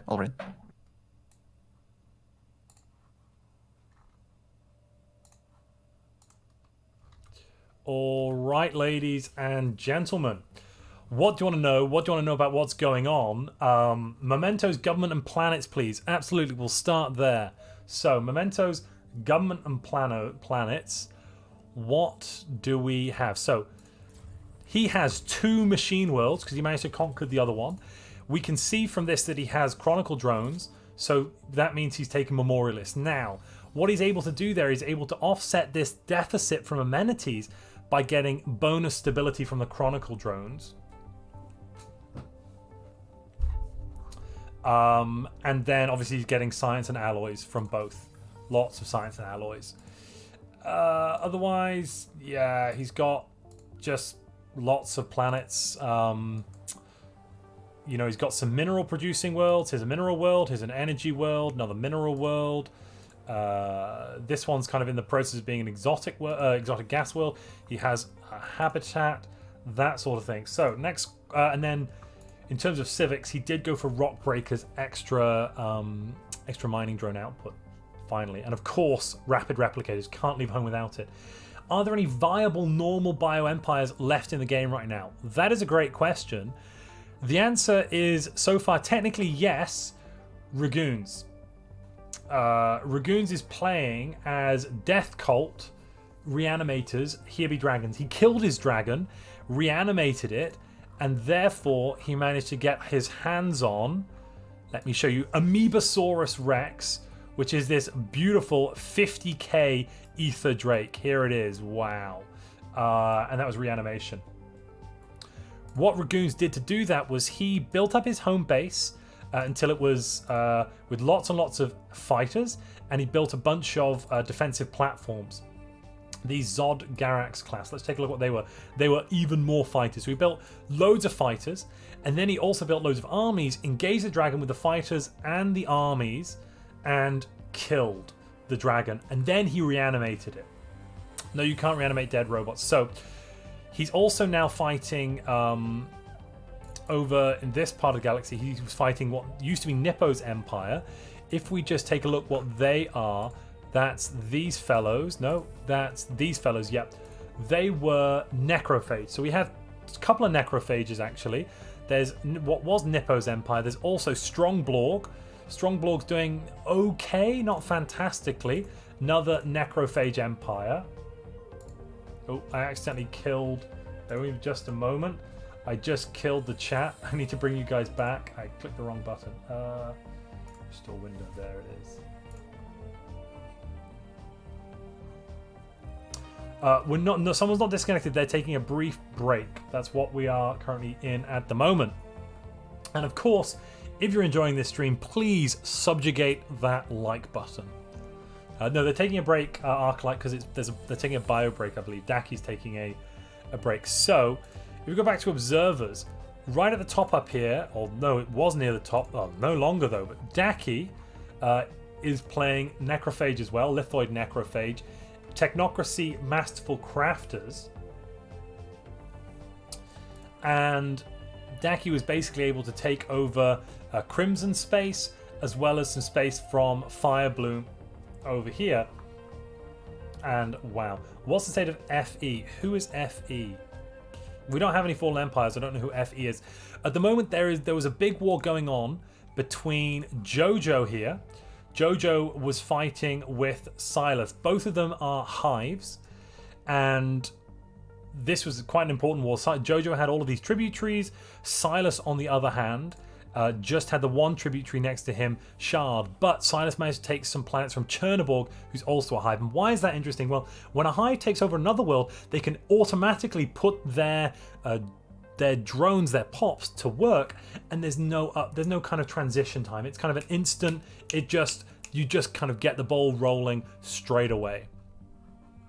Then Silas, after pushing Jojo out of his space quite effectively, then steamrolled into Chernoborg here, and Chernoborg completely folded. There was a quite big engagement, 70k versus 60k, but Chernoborg lost badly. He was on no retreat, so he's pretty much out. Uku is now flexing his muscles. He's basically been able to expand up at the north up here. Another hive. We've got One Mind, Natural Neural Network, and Ascetic. And he's also gone for Bioascension and upgraded many of his pops. They're down now pretty darn good.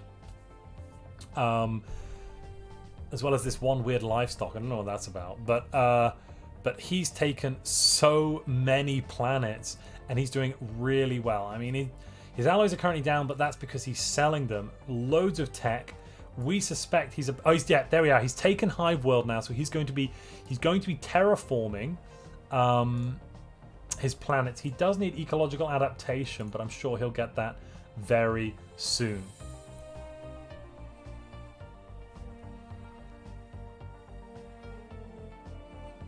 Then the other story is the number one pole position at the moment is Imua. So we've looked at them before. Why are they here? Well, Jay Stanley was having connection issues, dropped out in the middle, and then Imua came in, Memento Mori came in, smacked them up, and took over another machine world. That was this world here, Trons, which was Jay Stanley's world. And that they got so many pops that really pushed them up very high. What's amazing is how well Uku is doing given what's going on. So who do I think is going to win? It's a good question, chat.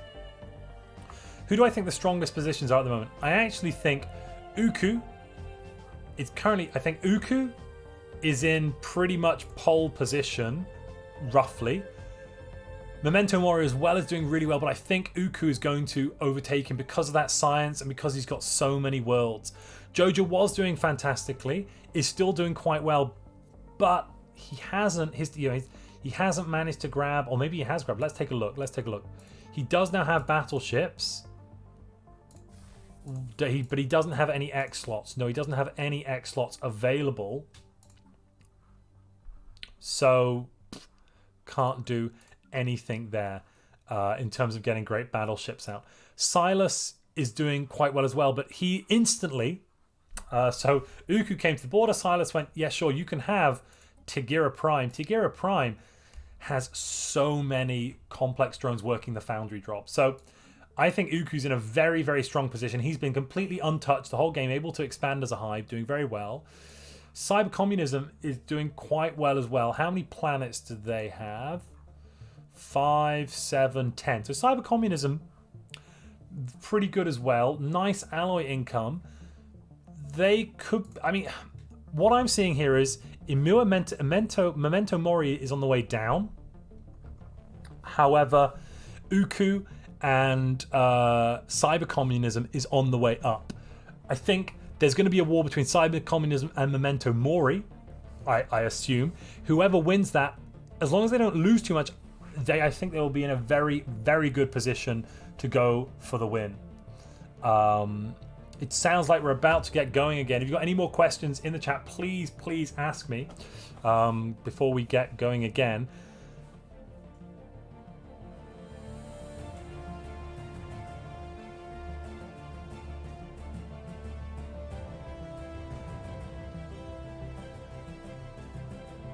Yeah, so it's 23-25 for the end game, but we probably won't reach there. We're getting there very soon. Hello, Frederick. Thank you for the compliment. I'm really glad you're enjoying my videos. You have a tick next to your name. What on earth does that mean? I don't know.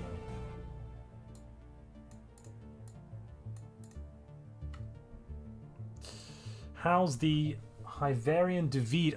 So that is Ezdrael.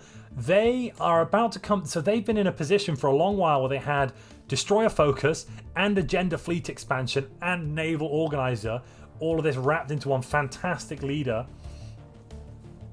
That means your channel is verified. Oh, yes, fantastic. Yes. I'm glad you've caught another of my streams. If I remember, you quite enjoyed, I think when I was streaming on the Steam page some time ago, I think you managed to catch the Lorax and the trees, which I think you enjoyed as well. So I'm very glad that you're enjoying it. I hear that you like Stellaris quite a lot. Who do I think the dark horse to come back could be? I mean, I want to say Ragoons, but he's just too far behind. He's producing 5 alloys per month. He is going to get more stuff, but basically all of the stuff around him... So all of the empires around him have been really screwed up by the fact they've been attacking Ragoons and unable to take him out.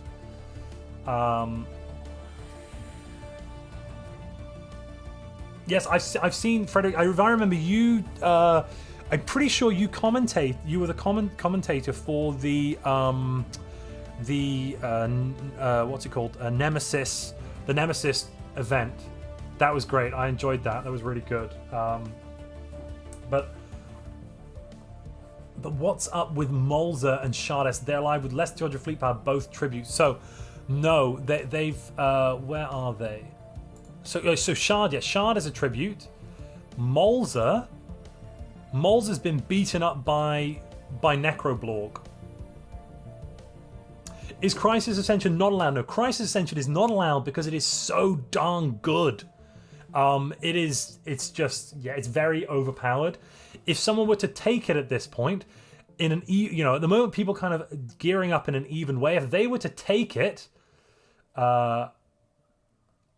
then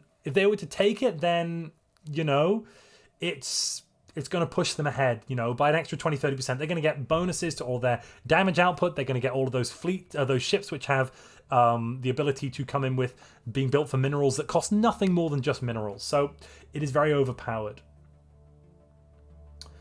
Spiffing Brit yesterday said that there is no value for Stellaris on YouTube, as he says people find it boring to watch. Do I agree? I mean, there is definitely value in Stellaris on YouTube. You guys are all watching this tournament and finding it interesting. I find it interesting. I think that is definitely a harder game to show off well. And what am I talking about there? Well, you know, a lot of it looks, it's very economic, and a lot of time is spent just kind of staring at lines on the map, okay? And it can be difficult to make it engaging, to make content that's engaging, if all you're doing is micromanagement. If you're doing lots and lots of like planetary management, it can be very boring for people just to sit there and watch micromanagement for a long time. But do I think there's no value? Absolutely not. You know, I started my YouTube channel here, goodness me, almost 1 year ago. My 1 year anniversary on YouTube is coming up on the 27th of January. And, you know, and I've now got quite a few subscribers, quite a few people watch and enjoy my videos. There's a lot of you guys here watching this video today and enjoying it. You know, I'm only making Stellaris content because I really enjoy the game. It was definitely, Stellaris was the game that I always wanted to have as a kid. This kind of, in my opinion, it rolls Galactic Civilization 2, 3, whichever one you played, maybe 1 if you're really, really old school. Galactic Civilizations, Master of Orion, old school, elements of Stellaris. No, that's the game I'm talking. Elements of Civilization. Well, I started with Civilization 3, but elements of the Civilization series all kind of rolled in this game with so much depth and so much kind of, it's if you've played board games, it's the Twilight Imperium of video games.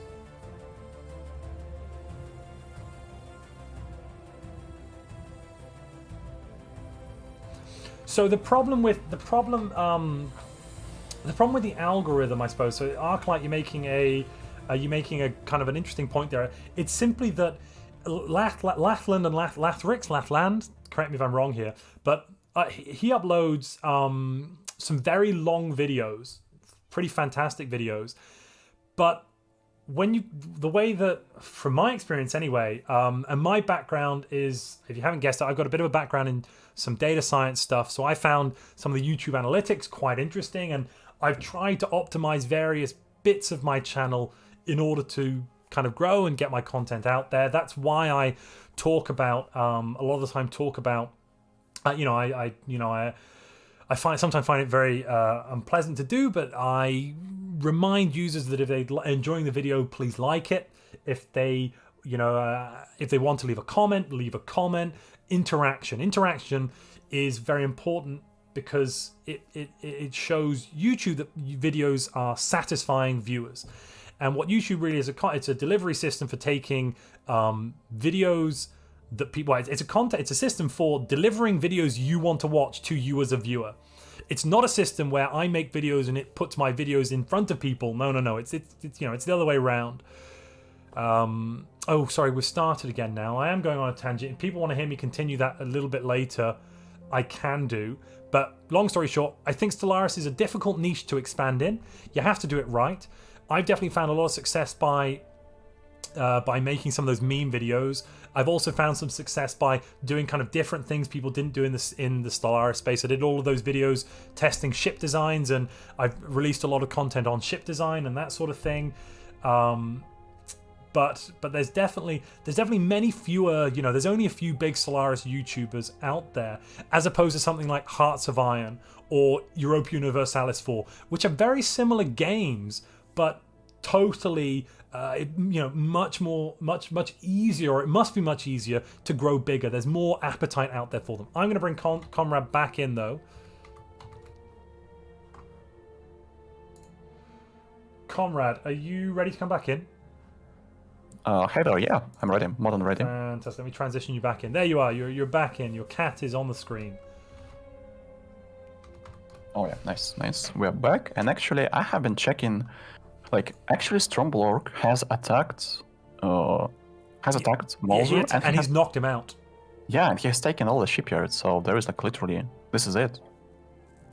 I guess it's Reganess was the reason why this corner of the galaxy is in Yes. complete state of chaos, like literally state of chaos. And Ragoon's just taken over all of that stuff from his neighbor. Oh yeah, yeah. But also I was surprised that Giltanas, he's making 400 alloys and he has taken like one planet from Yes. Gistania, that was it. I saw that. Thing is though, he's now got 10 planets, and each planet is doing quite well. He's not. He has, yeah. Look at his economy. He has 12 minerals per month. Literally, his entire economy was just alloys. brought. Yeah, that's literally alloys. So I predict Also- what's going to happen now. He is going to smash it. Imua and Giltanas, they're going to come at loggerheads in a minute, and whoever wins that is going to be the big bad boy of the Machine Empires. What's going to be interesting is what's Esterel going to do about that? Is he going to attack early? Is he going to attack late?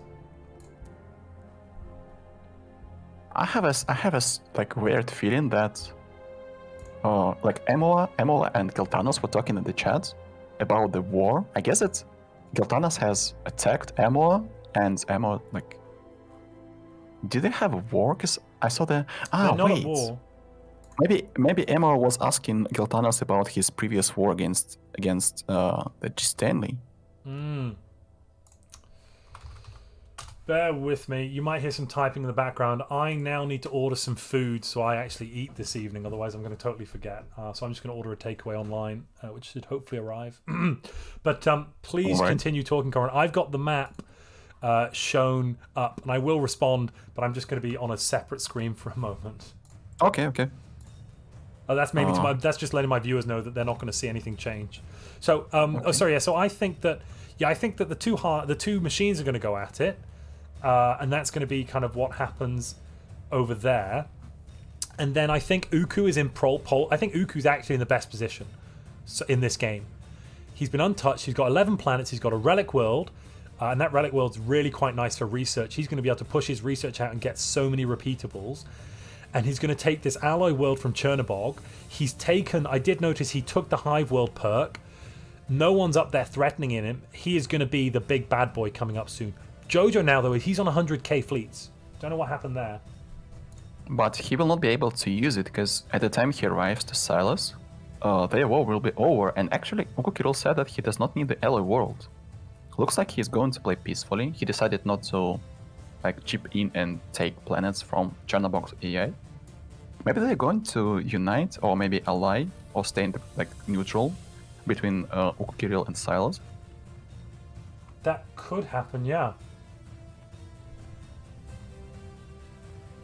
But yeah, actually there was some sort of discussion between Emoa and Giltanas. Looks like Giltanas declared the humiliation war against Emoa, and they Giltanas says that he has no chance to outscale. He does. He's got very good chance. He said, "I'm super Pepega. I lost my chance to beat Emoa so stupid." No, he could. Oh, I mean, no. To be fair, Emua's got 100. He's got 25-30% more pops than him. Emua's there at 400 pops. He's at 269. Econ wise, they're doing quite equivalent. Okay, I just understood that. So, they were talking about the previous war. Actually, there was a war between Emoa and Giltanas, but Giltanas attacked Emoa before Emoa took planets. So that was only the rivalry war. Yes. Okay. Of humiliation. Emoa just surrenders and took over Gistannis territories. That was what they were talking about. All right. But actually, yeah, maybe Giltanas has a chance still, because, well, he has to strike firmly, and he has to strike quite soon, because otherwise he's going to get. He already has inferior science compared to Emoa, and the difference will only increase over time. However, he has neutron launchers. Technically, he has everything he needs in order to fight, at least from the weapons perspective.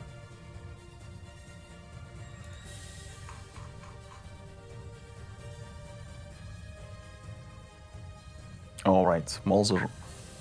Okay, this is it. Mulzer disconnected. Mulzer was defeated. Yeah, well, no, he already lost all his ships. And Yeah. The right-hand side of the galaxy is disgusting border gore. That is just revolting. Let's have a look at that.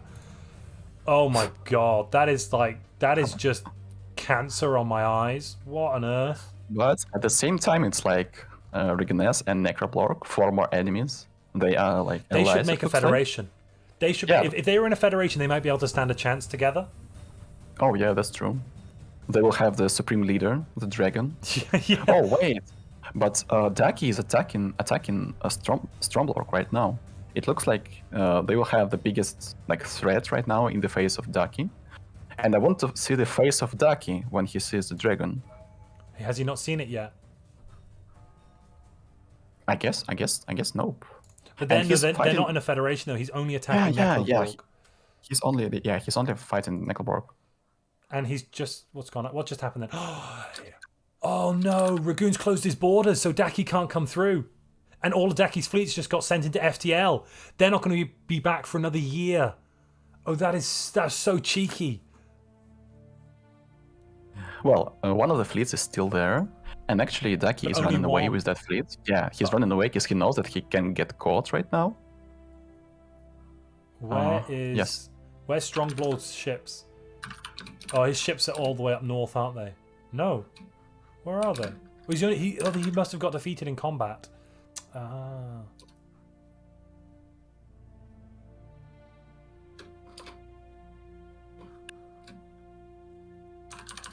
Tell Ragoons to attack Daki and jump in for the lols.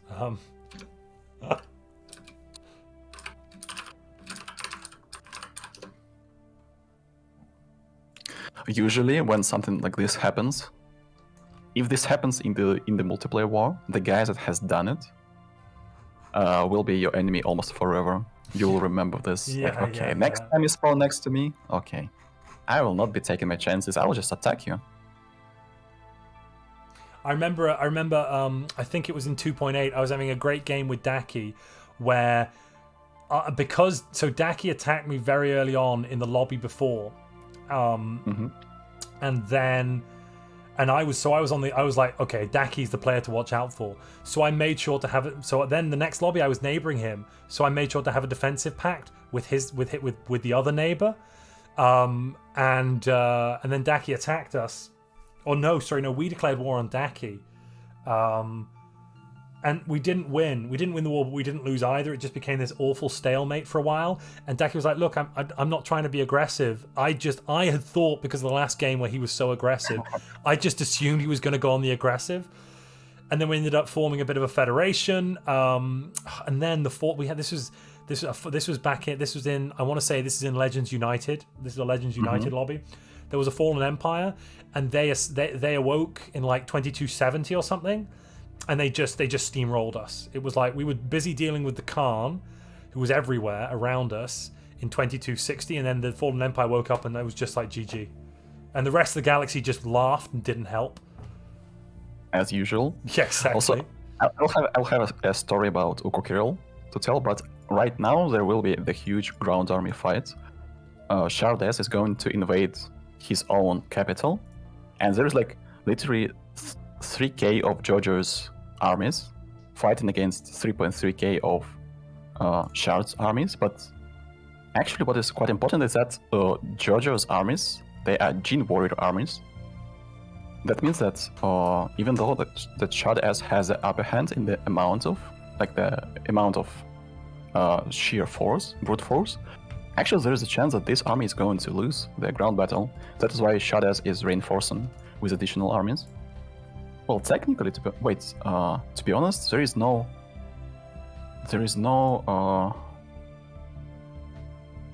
actual like reason to do this.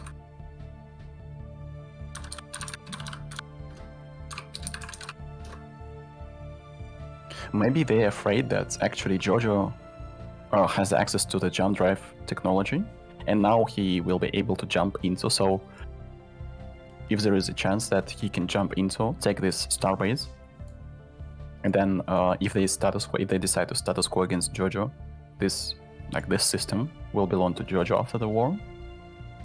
Who's Silas defending against?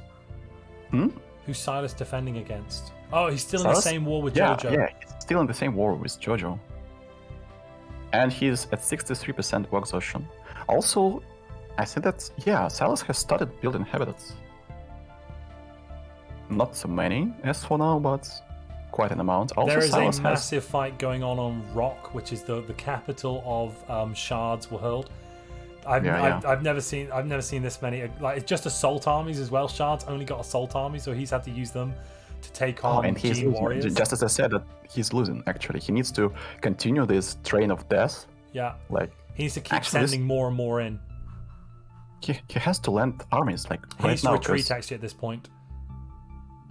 when it started, Shard had 3.3k and Jojo had 3k, and now Jojo is like 400 ahead. Because he has It's Gene because mode of the army. combat width. Gene Warriors are just better at this combat width. Yeah. I wonder if you're going to see the Mega Warforms from robots, because these guys are the ultimate weapons. And it's interesting that Ukukiro decided to peace out. He decided not to Has attack. anyone got any relics? Wait, Ukukiro has... Wait, look at the fleet numbers. Jojo 130k, Ukukiro 120k, Giltanas 90k, Emo 111k. Wow. Silas took the alloy world. Yeah. Ukukiro decided not to interfere. Huh. Salas has 500 pops. Yeah, Salas is going to win, most likely. No, I don't know. Uku has 400 and something. He's got 3k tech now. He's doing fine for alloys. He's turning worlds into is he turning worlds into hive worlds yet? No, because he hasn't researched. Wait, He is terraforming. Yeah, he's terraforming them. He's got one, two, it's different. three. His 3 main worlds so far. I'm seeing. Yeah. He's got a he's Gaia asking world you- too.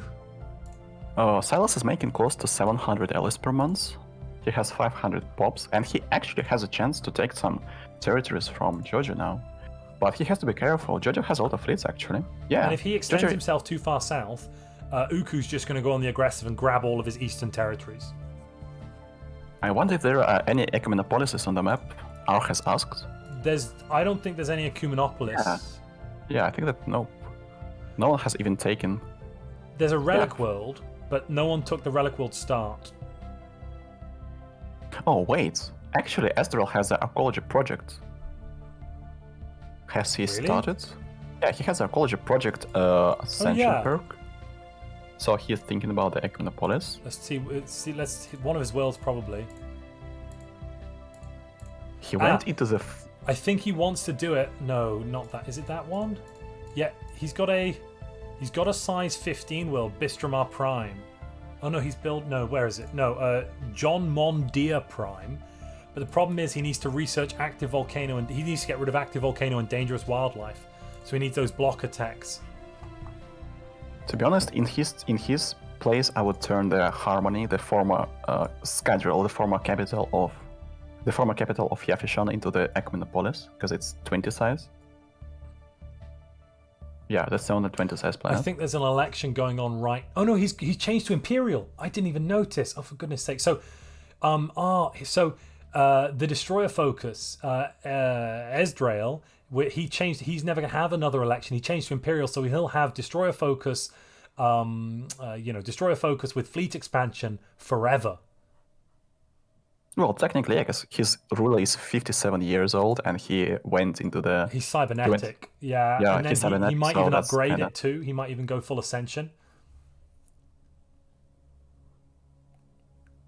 He's moving his fleets into the territory of Emor. The question is he going to fight against Giltanas? He's moving his fleet somewhere. And also I see a going lot up of through reinforcements. Silas's space. He's got quite a few destroyer fleets. Their evasion is currently at 84%.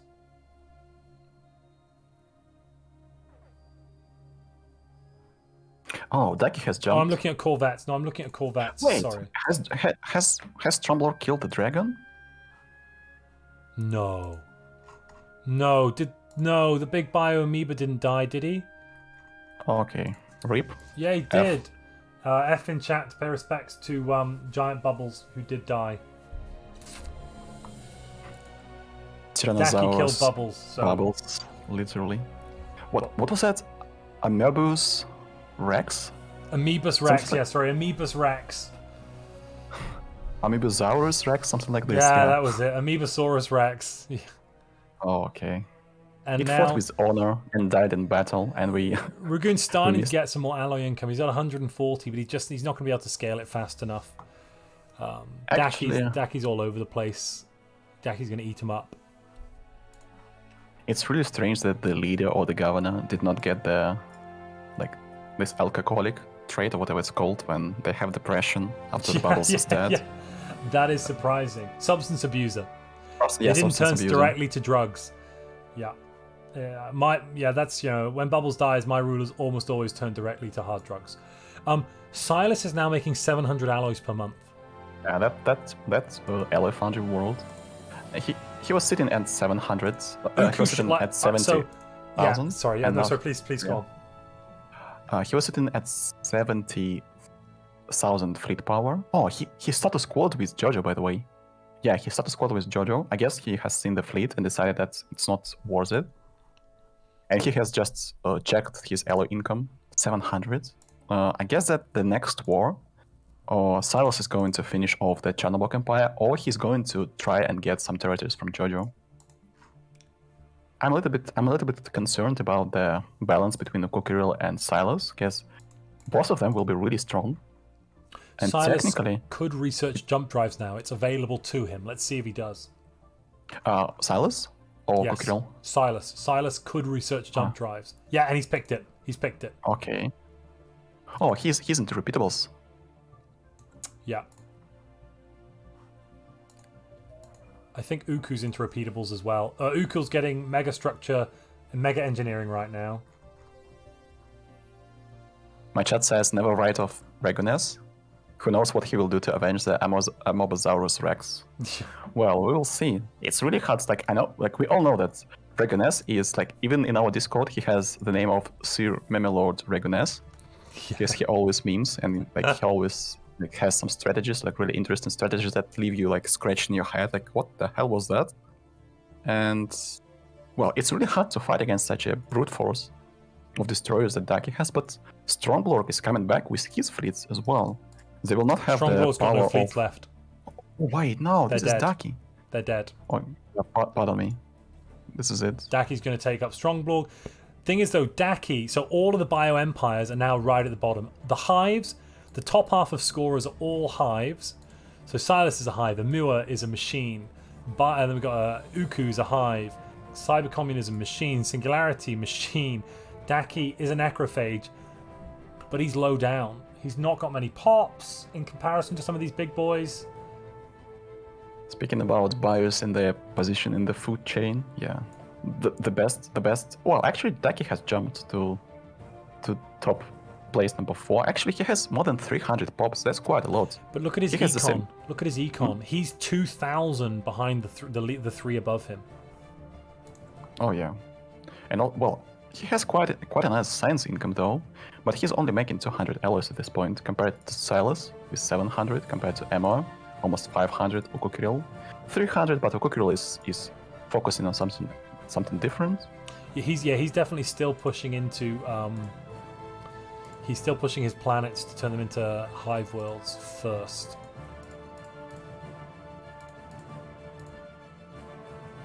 Oh, Ezreal.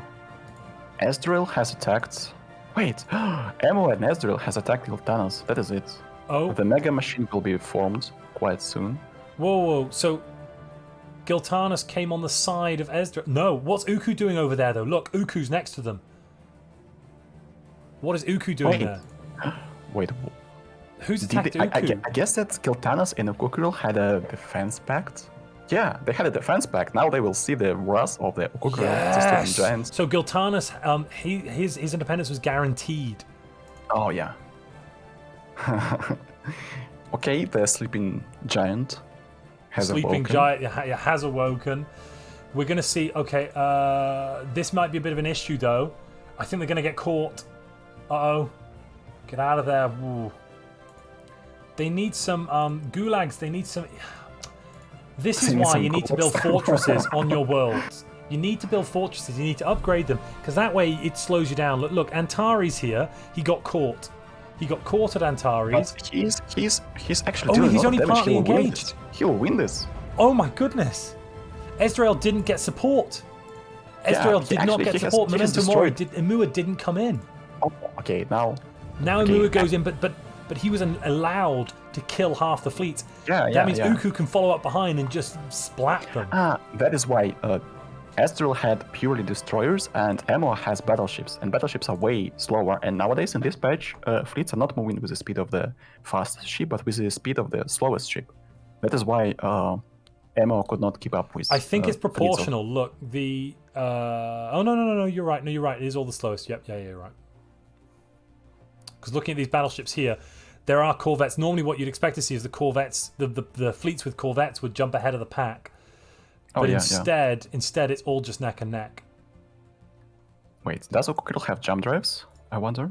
No. No, he doesn't. Okay. But he has got. He's got battleships with Giga Cannon neutron launchers. These things are going to clean up. Why are such a? Wait, Daki This is such a defending? waste. So, Uku ships here. He's wasting a 5%. He doesn't need the second auxiliary fire control. It's doing literally nothing. So he's gone with line computer with +20 chance to hit. His lowest accuracy is 75%. So he's bleeding. One of these auxiliary fire controls could and should be something like, the shield booster or what's it called? The shield booster, the shield amplifier. That's it. Or possibly something else. Maybe the afterburner. But Yeah, I guess just the a waste. bonus would be nice in that situation. But to be honest, in his place, I would have gone for the artillery computer. Oh yeah. Oh, it's much And better. just auxiliaries, Yeah, that's absolutely. it.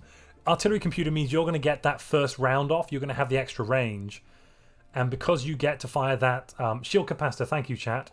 Because you have that extra range, you're going to splat them as they come in before they get to return fire.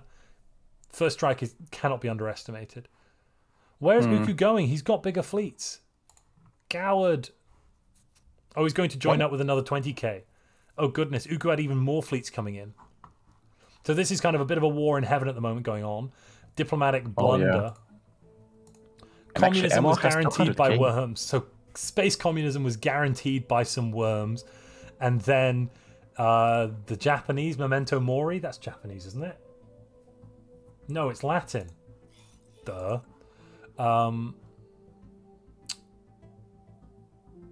The Latin empires jumped in. It feels like Ammo has more fleets. And he was also joined by 20k of corvettes from Ezreal. Uh-oh, those corvettes might be an issue. That's interesting actually. Where's the Kukiril? Has he gone back? Wait, why is Jojo in the war? Momonga has attacked Jojo? What? I do not understand. Like, I have literally lost. What is going on? Why is... For some reason, Mr. Jojo is in the war with Stronglork. And they're like literally the galaxy between them. What is going on?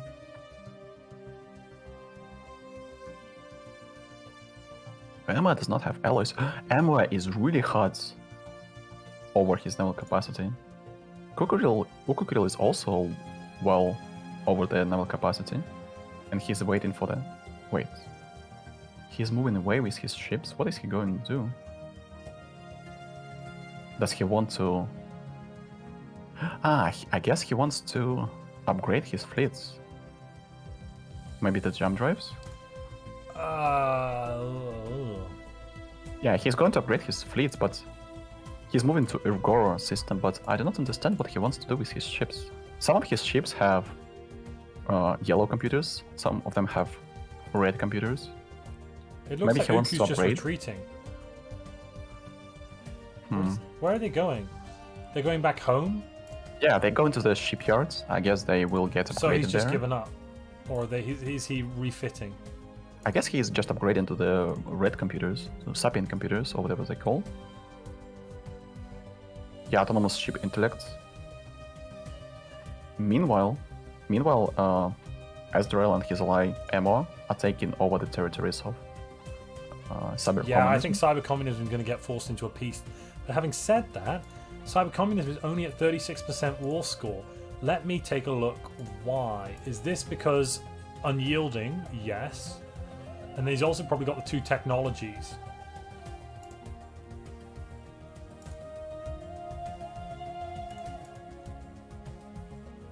Unyielding, supremacist, and society tree. I wish there was a page like in EU4 where you could see all of the modifiers on your empire. All of them. Not just the pop effect ones. Because then we could see what the reduction to his war exhaustion is. Did somebody just quit? I think it might be... Shadow Soul has quit. Okay. Emergence in real life. Okay.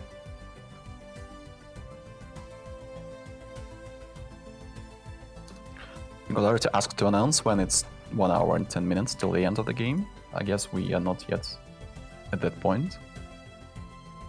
Actually, Giltanas, Cybercommunism, that empire does not have any researches for the lowering of the war exhaustion, but the fact that the empire is so huge and that he has an ally in the face of Ukukiril, who actually has it, also looks like Dragoness is searching He's for a asking if there's dragon. any dragons in the galaxy, asking for a friend. I guess he feels lonely. No, I after think he what has wants to happened. find another one and kill it and reanimate it. He's wondering if there's any, dragons. I guess he adores dragons, but in a really strange way. He loves to kill them. It's the highest form of a compliment when you love a dragon so much you kill it, stuff its corpse and make it your puppet. Friend. Slave? Pet? Something like that. Well, I guess he just wants the dragon to explore the galaxy, jump between systems, to see the world instead of just roaming inside one system. So yeah, actually, I guess he has a good friends to dragons. I see that actually fleets of Ezreal are moving in, the task force of corvettes. Oh yeah, they're moving north. Just one though. Just one of the corvettes. That's weird. What's the plan there? Maybe he wanted to scout and check where the fleets of Ukukiril are. I wonder where that wormhole goes at Dojak. That goes down south to Singularity. Oh, okay. So actually... Where is that wormhole? Dojak. It's at the northern finger of cyber communism space. And that goes all the way down south, right near to Jojo.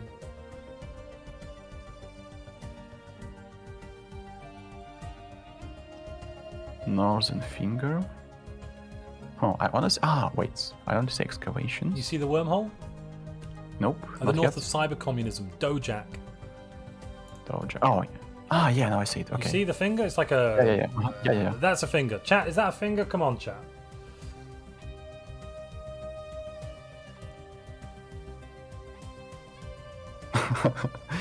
I guess you made a big mistake asking what this is. Yeah, I probably did. All right, let's not talk about. Let's talk about the wormhole. Just gonna look at some other part of the galaxy.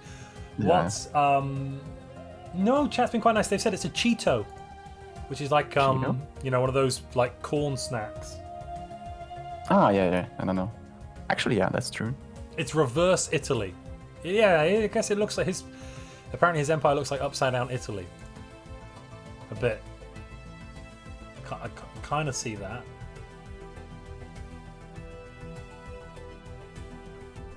Oh Wait, no.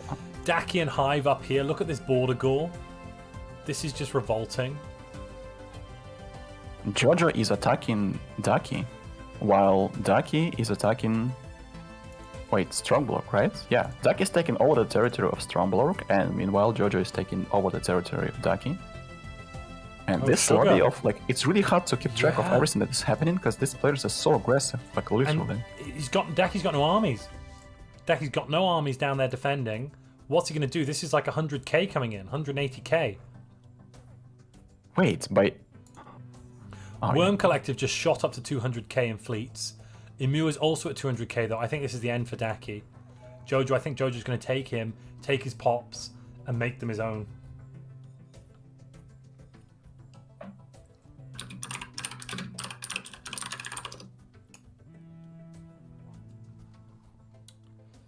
Alpha Centauri, yeah, they're now one jump away from Daki's home system.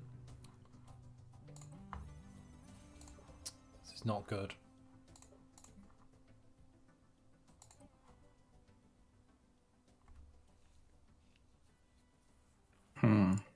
The problem of MO is that, oh wait, MO was really high over the naval capacity. Wait a minute, what is going on? Maybe this is the bug. Maybe this is the bug of the observer mode. Because I see 3 ascension perks not taken by MO. What? He could have used Galactic Force Projection easily. And on top of that, he could have used the... where is it? Has he taken? Oh, he has taken what Grasp of the Void. Well, it's at least Galactic Force Projection. Quite easy. Or this Edict capacity as well. To enable and Fortify the Void to get Daki's at minus 400 energy. Okay, he's selling off a load of stuff, but he's struggling. Can you please check the perks of AMR Ascension perks? Yes, sure. I don't understand what's I going on. see Technological Ascendancy and Grasp the Void. What do you see? Yeah, the same, and 3 empty Ascension perks not taken. It's either the bug of the Observer or Uku has gone for Defender of the Galaxy. He just forgot about this. Maybe. Daki still hasn't bought any traditions. He could, but he just hasn't. Maybe I guess this is the bug of the... It must be the bug of the Observer. There is no way so many players have forgotten about this, especially Daki. Maybe he was too busy actually doing this. Okay, Daki is dead. Yeah, this is the end for Daki. This is it. Yeah, this is it.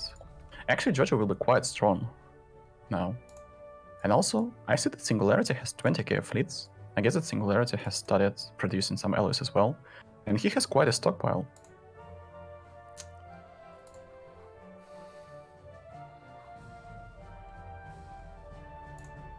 Singularity is literally funding Jojo's fleet. Singularity is paying 555 energy every single month. But Jojo's also getting money from Firebloom. Firebloom's giving another 300 energy as well. Oh yeah, by the way, Firebloom is still here. Yeah. And he definitely has a reason to hate Taki for attacking him, so I guess he's doing this gladly. 250 energy and additional 130 minerals. Uko do something. Ezreal and Emma team gonna win. Attack now. Okay, here is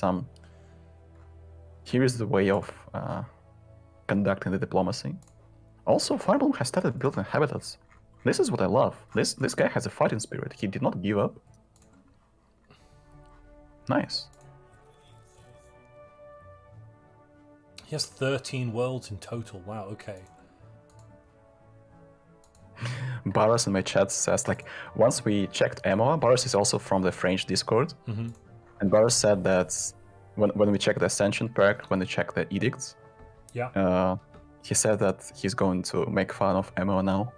Yeah. For the lobbies to come. Poor Emma. Well, Emma had a lot of fights, right? Well, not actually a lot of fights, but he has to control his fleet. I also saw that bug in the other lobbies. Then when we checked the territories and systems of players, sometimes I saw that players did not take minerals and energy in their capitals. I guess this was the bug, because there is no way so many players do not take minerals in their starting system. Yeah. I think Uku has just given up on cybercommunism. They guaranteed them. They flew their ships right up to the border, and then they just flew home. And since then, they've never come back again. He's upgrading his ships right now.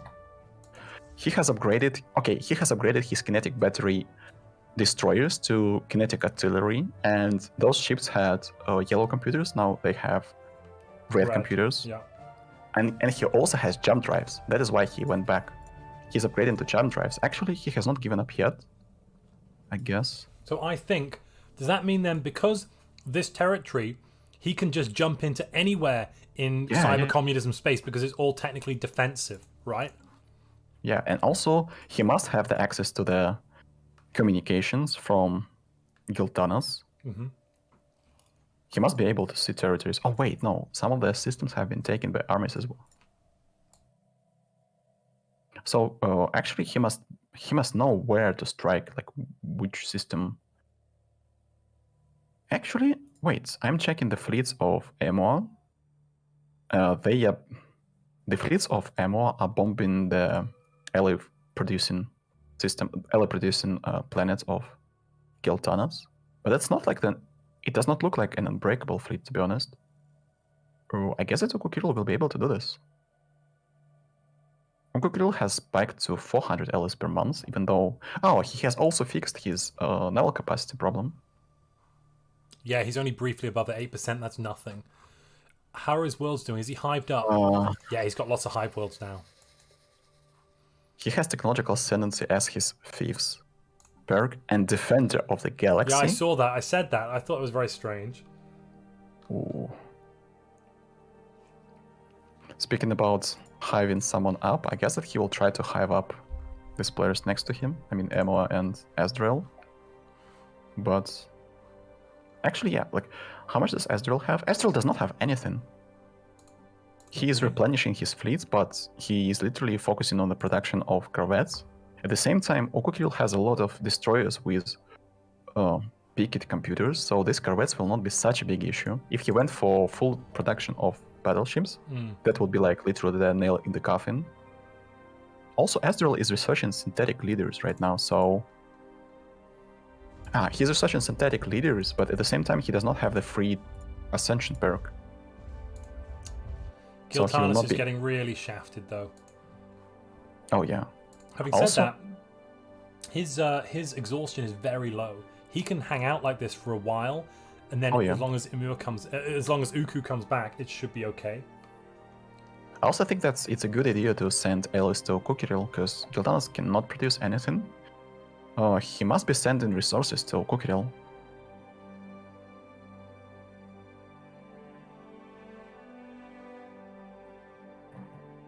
Ukukiril has upgraded his fleets. Okay. What about Jojo? Jojo has 130. Has he fought against? Oh, Jojo has just fought.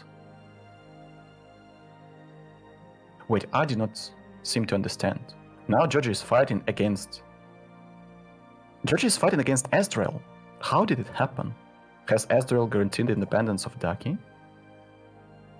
Wait, seriously? Seriously? Well, let me just... I guess it must be the case. Yeah, let's check the war. Damn it, Ezreal, it's so hard. Ezreal guaranteed the independence of Daki. Oh no. Well, that means Ezreal's just going to get Ezreal's getting crapped on by Jojo. Yeah. Jojo's just gone right to left and cut everyone off. This galaxy is literally mad, man. Like, I really want to play in the next lobby of this caliber because these players, they are so aggressive. Like, literally, they just never literally 2 or 3 years after year 30 when there is no wars in the galaxy. Ragune was saying for a while that that he was at war from 2230 forever. He hasn't been at peace since 2230. Also, what do you think about talking to Mr. Ragunes? I guess he's in his stream. Let me see if I can. He's streaming, but maybe we can bring him in. Because he said that he was available for a little talk.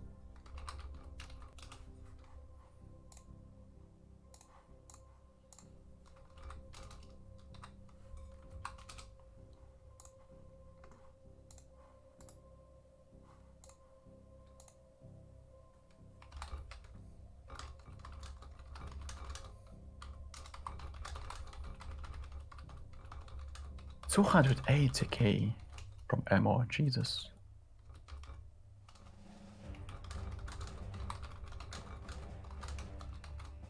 He's still making 400. Okay, Ukukiril is making 500 now. Has he rebuilt his planets into the ally producing facilities? Okay. This is the high world.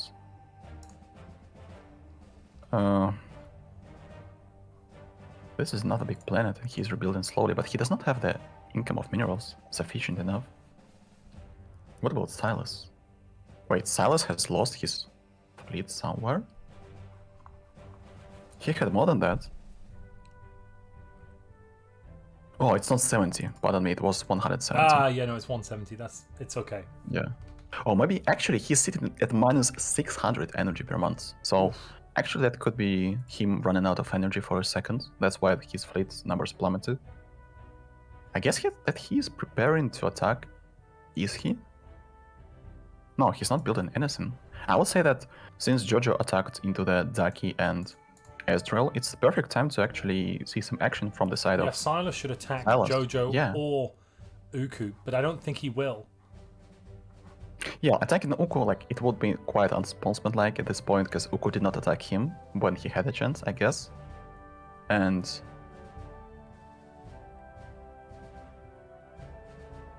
Silas is asking Jojo if Oh no, he wants to no, have he some should go on the peace. aggressive. Attack. That's interesting. Uku Kirill has at least... Okay, 3 high worlds. Okay, Uku Kirill has 3 high worlds, and he's in the process of the rebuilding of another one. He's going to have 4 high worlds soon. Uku Kirill is producing 500 alloys per month right now, and actually his economy is quite stable. Oh, and he's on the offensive, look at this. He's moving his fleets, finally. Has Where he to? jumped in? Oh no, Uku. Sorry, Oh. Uku, not I'm Yeah, looking yeah. at the wrong person. Where are we? He's at the top side of the Gildanos Empire. I see them, but they're just sat there. Oh, he's just waiting. Maybe he wants to jump. You know, honestly, Erudite's quite bad at this point of the game. When neutrons are everywhere, plus 10% to ship disengagement chance is just so pointless. You really want synthetic, because that plus 10% range is just better. You really want psionic, to be honest. Psionic admirals, like Yeah, unyielding sure. psionic admirals. But yeah, synthetic is way better in this case.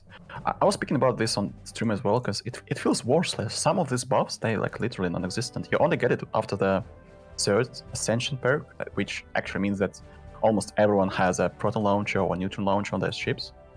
Okay, 10% disengagement chance, wow. Like, yeah, it's going to happen. It's going to help me a lot, because I will still like lose all my ships, so yeah. That's like wasted.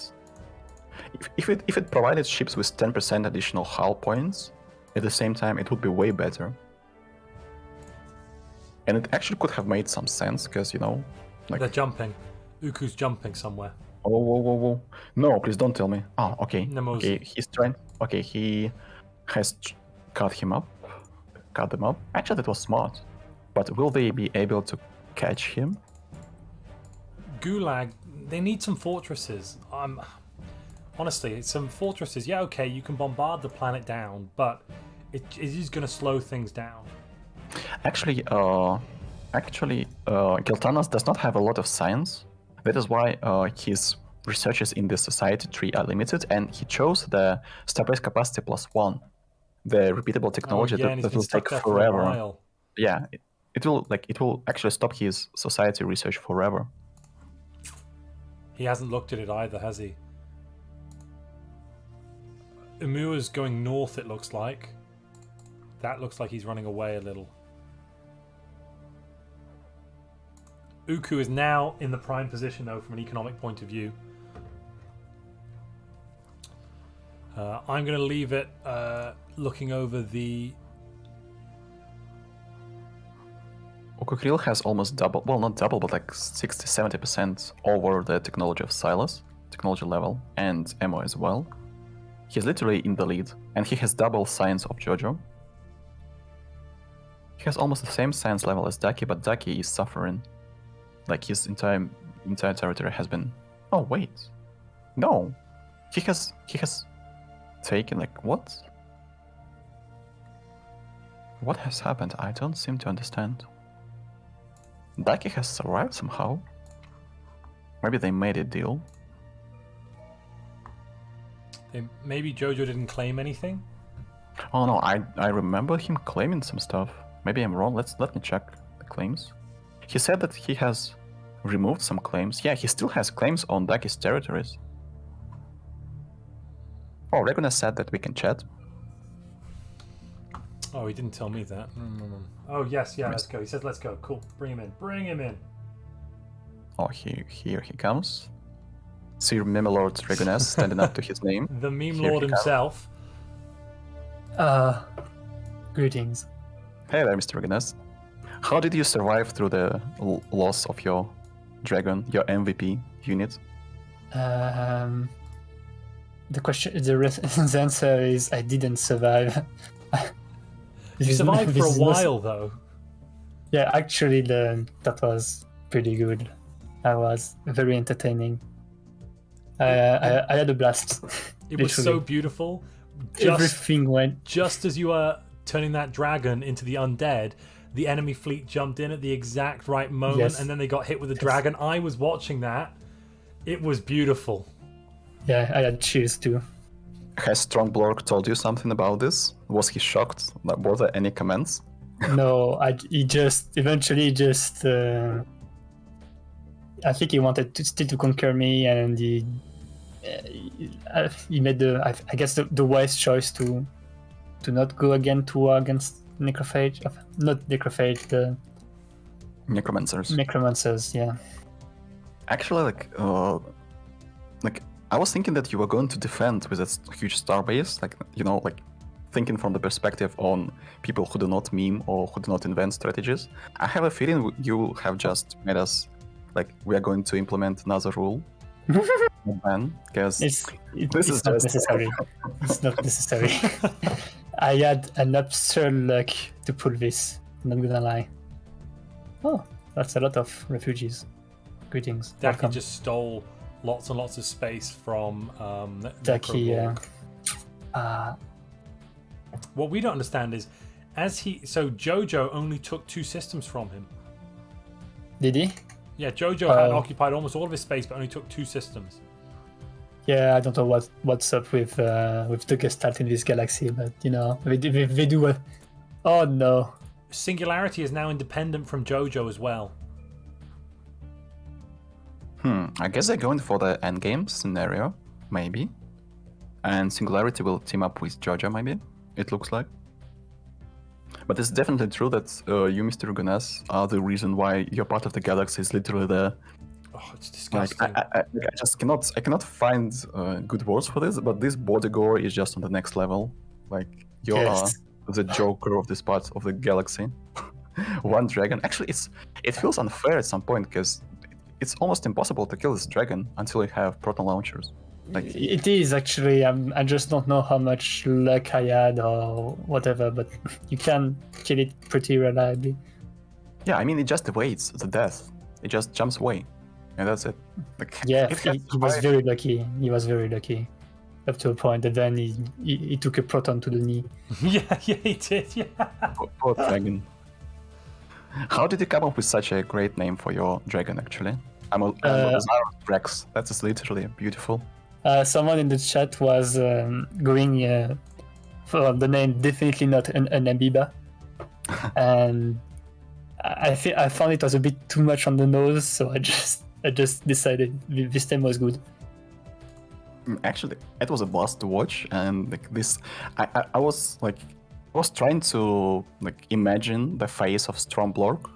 He dives into the system. There is a 15k starbase, okay. And then, literally seconds later, he has an announcement, and he checks the fleet power in the system, and it says 60k, 40k. Like, I just cannot imagine the face of the person. Like, what? Yeah. Yes, that was absolute chills. I was stunned in real life. I had chills everywhere. I couldn't touch my keyboard anymore. Actually, we could sense that he was afraid, because he saw numbers. Like, it's in the brain of any Stellaris player. You see 40k, you have 20k. Like, no, I'm not going in. Like, yeah, no, it was 60k. Like, no, there is no way. Like, but actually, he had enough destroyers to fight it, but he was really afraid, because see this dragon. Like, what? On the he had the death ball, enough of a death ball to contest it. That's why I wanted to have some kind of escort of his dragon, because obviously he works better with an escort. But even with the help of the Grunur, I couldn't muster an economy to. I guess I should have stopped taking so many minor artifacts. Yeah, that actually saved the game. I don't think it's super hard to pull off without this kind of help, I guess. But can you change your government into the necromancer later on and start with some better? Or is it impossible? I could, yes, but there is not much better than that, I guess. The thing is, to kill the dragon, you need ground forces, because for some reason the dragon is very, very hungry for ground forces. So the entire time the strategy was have a very good star hold and have like a 2k worth of undead sacrifice to the dragon god. That's what happened in this game, if you missed it. Yeah, we were watching it, and we actually like started looking at it the moment the dragon attacked. Like you attacked the dragon, and I was like scratching my head. And actually, like guys from my chat, told me like, look, Dragoness is going to bounce on the dragon, and it literally what happened. I was surprised that it works so well with armies. I knew that people done it with destroyers with plasma and with a starhold, but I have never seen armies. The thing is, Angars can be very scary. But it was a very dicey approach, because the issue with defensive platform is that when the main hold dies, all the defensive platforms dies with it. So yeah, that was close. Not gonna lie, very close. At some point, I regret that we did not have like the counter of kills on the units in Stellaris. Imagine the amount of kills on that dragon. It would be legendary. Well, it is legendary anyway. Like it's going to be. I could count it, I guess. Well, what are your ideas on the future of your empire, or is it grim? Do you have any plans? Depends on Daki, TBH. Daki was celebrating the death of the dragon. Actually, that dragon survived 2 wars, like 2 huge wars against strong players. Yeah, well, I don't know why he went so far to get Necrobrog when I don't know what he pulled in the south. So some pretty strong diplomatic shenanigans, if you ask me. I don't have the power. But yeah, I didn't expect him to come from Necroborg so far up. Oh, by the way, he's coming to finish me off. I think. Coming either. That was very aggressive. I mean, yeah, but does he have enemies besides Jojo? Who only took 2 planets? Whoa! Uku's lost his capital. Wait, what?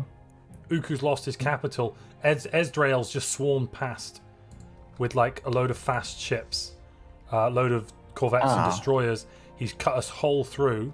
Where are Uku's fleets? Uku's fleets are slowly coming back up, but they're not there yet. Krill is taking the territories of Emoa. Oh, he is, but he's also got a couple of fleets coming up at Heze to try and deal with the fact that he's losing all of his systems. Well, he has jump drives. He must be able to jump away from the problems. Looks like. Who's Silas at war with now? Silas is at war with Chernoborg. He's going to finish Chernoborg off. Just take the remaining systems. Fair enough. Well, Mr. Gunnar, thank you for joining us. Thank you. Yes. Thank you. Yeah, thank you for showing up that strategy. You know what? It's like in League of Legends. Some person shows some strategy, and everyone like, oh no, God! Like the ladder will be filled up with the strategy. I think that after this game, we'll see a lot of stars like this. Yeah, good luck with them, because it's complicated, hard to pull off. Like I had to have the Gruner for my economy to. Maybe I didn't optimize enough, but yeah, it's tricky. Okukril just said that he accidentally deleted his armies, didn't he? Yeah. I saw the army. I saw it disappeared. I thought he jumped with it. No, he accidentally pressed G on his keyboard and deleted it. Oh my god.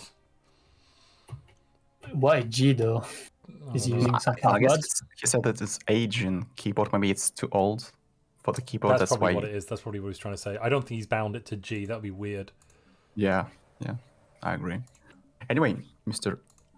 Like I just said that we know you as the Silmelord Dragoness in our server, ISL server, because you always are able to like dish out some nice tricks, and that was like literally the example of that. Thank you for showing us that Dragon Start, and maybe I'll see you later if there will be another tricks. Maybe you have some of them not shown to the public. Who knows? We'll see. Yeah, yeah, thank you for joining us. Thank you, man. Yeah. This is the voice of the mad genius of Stellaris, Mr. Dragoness. And French. Actually, I remember the first time. Like I have two stories. Okay, Go, first go, of all, go. let's check what is going on the battlefield. Are we missing some big fights? No. There's those. So Uku jumped away, and now he's moving north to come and retake his stuff. He has 350k, and Emo has 370k. But the problem is that they're not next to each other. And Emu doesn't have jump drives. Yeah, and actually, Ukukil has freed up some shipyards, and now Giltanos is taking back his territories and has shipyards and his strongholds. So this war will continue for quite some time. Yeah, and they're only around 50% war exhaustion. So yeah, it's not going to have to end anytime soon. So actually, like 2 stories I was going to tell you. First one is about Sirmimlord Regunes. I remember that first time we fought each other, it happened in the huge event. We had 72 players on one map. Don't ask me about the lag, it was just horrible. Imagine 70 players on one map in Stellaris. Actually, it's possible. And back in the days, we literally spawned next to each other, and it feels like when we both enter the same lobby, we always spawn next to each other, and like in every single tournament, so it's always me or him surviving, not 2 of us together. And the other story is about Okukiril. Okukiril is literally the person, the guy who... Yeah. He was known for quite some time when he played Hivemans back in the days, when Hivemans were not when that they were strong. completely trash. Yeah, he played Hivemans even before the Plantoids rework. So he was known for this, and actually his go-to strategy was to fortify his entire empire. This is why he takes Silent still as a trait, and over the time he had such a reputation that it's easier to not touch him at all, because there is no chance you're going to conquer his planets. And this is why, like, this is a story that is kind of familiar to the story that you had with Daki, because if you know someone, like, this guy is aggressive and his reputation starts to work for himself. The same with Ukukriel. He's not that aggressive usually. As you have seen, he has not attacked anyone. He was attacked in the end, but his reputation was playing for him. Like, everyone was like, okay, there is no way I'm going to bomb him, because he has like 1 million ground armies. Even if I take his systems, it will not give me anything. And actually, he was a guy that in the first ISS tournament, he was the only hive mind, and he had like 10k of armies on his remaining planets. And it literally took like dozens of years for his enemies to take him down. Oh, wait a minute, he's got 2 relic worlds. I've only just noticed that. One of the relic worlds was 26 size. Remember that? 25. That he has taken... Was it 25? No, there's a 26 and a 25 on the top right corner. 26. Yeah. Oh my gosh. It was, I think it gave him the Omni Codex. Yeah, he got the Omni Codex, which is kind of, the +1 gene points is nice-ish. The main shame that you have as a hive is relics, minor artifacts even, you can't turn them directly into energy and things like that. And that's so powerful for bioempires. But I have to know that actually, I guess that Hivemans are not that bad with the minor artifacts, because minor artifacts allow Hivemans to improve the stability on their planets. And actually, there is a really easy way to get 100% stability on the planets. You just build a couple of nodes. Like, I always forgot how they're called on the Hive planets. Give me a second. Does Okukil have any? Yeah, synaptic clusters. Yeah. You build them. For instance, now he has 7 drones on one of his ally producing facilities. You just click one button, you put minor artifacts to the planet, you get +14 stability instantly. And actually, with the Hivement, you have Synapse drones on almost all of your planets, because they also produce amenities. Yeah. At the same time, machines you do not usually they get... come from your capital buildings too.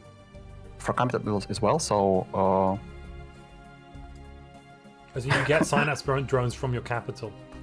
I will translate what Okukiril says. He says, I will throw away this keyboard. He's still, like, he still has a feeling of losing 5k army. Yeah.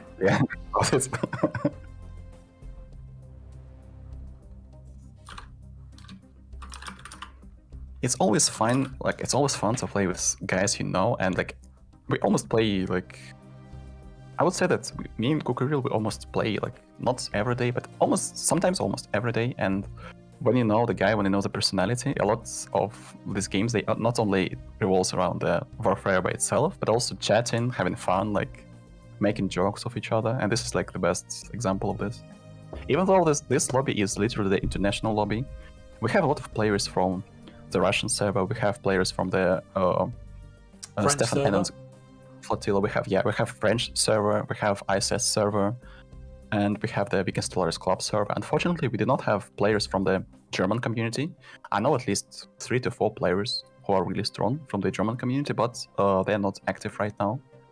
I wish we had more, but in general, we have like 30 to 40 still active, really experienced players. Some of them cannot participate. For instance, Automaton did not come. Arch was not able to come to the game. Yeah. Arch, the well-known machine player, Automaton is a well-known player from Weekend Stellaris Club. And there were some other players who were not able to participate. Yeah, that's it, basically. What are we going to have? Actually, Silas has... Ragoons is trying to take over the rest of Necroblorg, and then he'll technically be as powerful almost as Giltanus. But that doesn't make any sense. These scoring's a bit wrong, I think, because Giltanus is making 500 alloys per month and loads of other things, and Ragoonus is making like 100. Oh yeah, that's true. I'm checking the fleet powers, and why is Emo at 200k? Oh yeah, I see now. Just check the energy income of Mr. Emo. Holy mother of Job! He needs to sell some stuff. He's doing a 0 econ strat here technically if he doesn't start selling some things. Jesus Christ! I was like, why? He has 300k. What is going on? Yeah. He has 50% additional upkeep of his ships. Well, he has taken the galactic force projection at least. He has fixed that problem, but everything else is just wow. Alright, this is really harsh. Silas has a lot of... Ukukul is close to 400k, and he still has some naval capacity to fill. Yeah, and he's producing 500 alloys per month. He's got 20k worth of alloys and making 500 per month. He's completely brought all of his systems back under his control. He's pushing armies out again. Let's check what he's got for armies. He's got a few armies, not very many actually. That's quite unpleasant. Oh wait. Federation. Okay. Federation. Emo, actually, pardon me for interrupting, but actually, Emo forgot about his Grand Fleet Edict, and now he's only at minus 100 energy. Never mind, he was not exploiting. He was not the bad guy. The bottom right of the corner just became a federation, including Daki. They're all in one big federation together. That's 4 players. Isn't the maximum number 3? Wait, Singularity is not the part of the federation. Oh no, sorry, it's just the same color. Oh yeah. It's the same color as Daki.